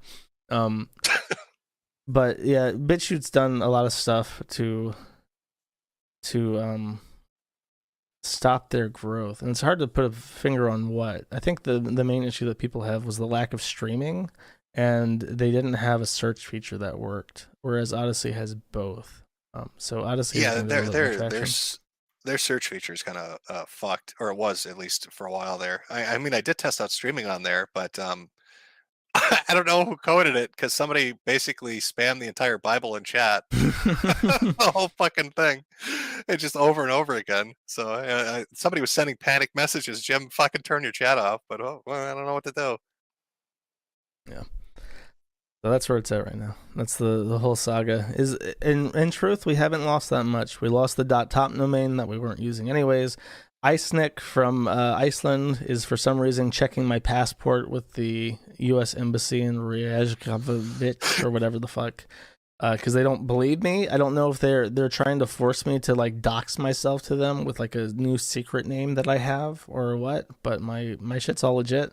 So we lost the .is domain as well, and we lost Cloudflare. Why don't you fuck with them and send them a fake passport with a Nears picture and just say you're him and see how they react. see if they understand what you've done. Because I lost my Google Voice number too, right? And I told you this, but I also complained to the FCC about it. I said that my phone number was illegally stolen from me by Google, and the FCC responded and said, we've submitted this to Google and they have to reply as to why they've done this in 30 days. So it's like, I'm going to fight for everything. I'm going to keep my .is domain. I'm going to get my fucking Google Voice number back, and I'm going to meet them on every one of these challenges. I'm going to litigate this in the most Jewish way possible, because everything that I do is completely legit, and if they disagree, they can point to the statute that says otherwise. And you're gonna fund this fight with those patches. I'm gonna fund the fight with a complicated network of proof of stake and proof of work cryptocurrencies and also patches. And the patches. Remember MITI.live? Yes, but not right now Live. Because Cloudflare is putting up how dangerous you are. MITI.live like 2 weeks from now. You'll have like a week before they're all sold out. Well, this has been entertaining, talking about the Trun saga, the Trunshine saga, and The death of the internet. The death of the internet. It's always a fucking happy, fun topic, isn't it? Yeah, if you find a way to laugh about it, it's still funny. It is. There was this great interconnected network of every computer in the entire world, and everyone, even people in Russia and China, Malaysia and Rwanda and Brazil, they could all get together and play Dota 2 and scream obscenities and racial slurs at each other, and it was a great fun time had by all. How did it die, Dad? Well, one day a bunch of mutilated dick snippers got together and got really offended that nobody would call them a she, so they petitioned to all the different agencies in the world en masse until they revoked services and the internet fractured down the middle. And now it's gone forever. Now it's gone forever. Now we communicate by shortwave radio again. Yep, and we have to buy porn at the gas station in magazine form. It's really a fucking dark time, son. It's Yes. really a dark time. The Chinese took over the post office, and now when you import your hentai from Japan, you have to pay like a 200% tax that goes directly to the HRT fund from social services. They renamed it the post op. Oh office, no! Yeah. You need a proof of packaging received. You have to show them your genitals. It's really an embarrassing fucking situation, son.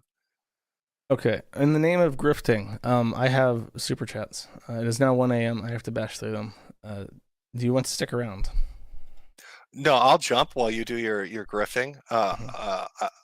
So you can get to your chats. Besides, I got to go eat dinner. I forgot the time zone difference, so I thought, 3 in the afternoon would be great. I forgot you're halfway around the world. When you grift, don't forget to show your patches. I'm telling you, hat funding is amazing, and patch funding is probably amazing too. Do the hats actually do that well? Are you being serious? Hats have done fantastic. I mean, they're made by little Chinese girls in some factory halfway across the world. So I can't really speak to the best of quality, but I'm not making them. I'm just selling them. But no, the hats. People like the hats. I don't know. Hats do well. Mugs do well. Maybe you could make a Trunshine mug and sell it to people. I'm sure people would love that. See, my issue is not like selling them. It's like I have to do the logistics. I can't have a storefront. I have to do everything myself. Yeah, you're stuck with that like drop shipping, retail arbitrage shit. So yeah, it's a 3PL. Yeah, clusterfuck headache. Yeah. All right, man. Well, take it easy. Thanks for having me on as a guest. Fuck Keffals. Fuck Ethan Ralph. Fuck Nick Bate. Why not? He's in prison. He'll never hear it, but fuck him anyway. Fuck Amos Yee. And I'm probably gonna go watch a fat girl get beaten by an Egyptian now. Chantal, how do you spell it? Chantal. And Nadir's name is spelled Nadir.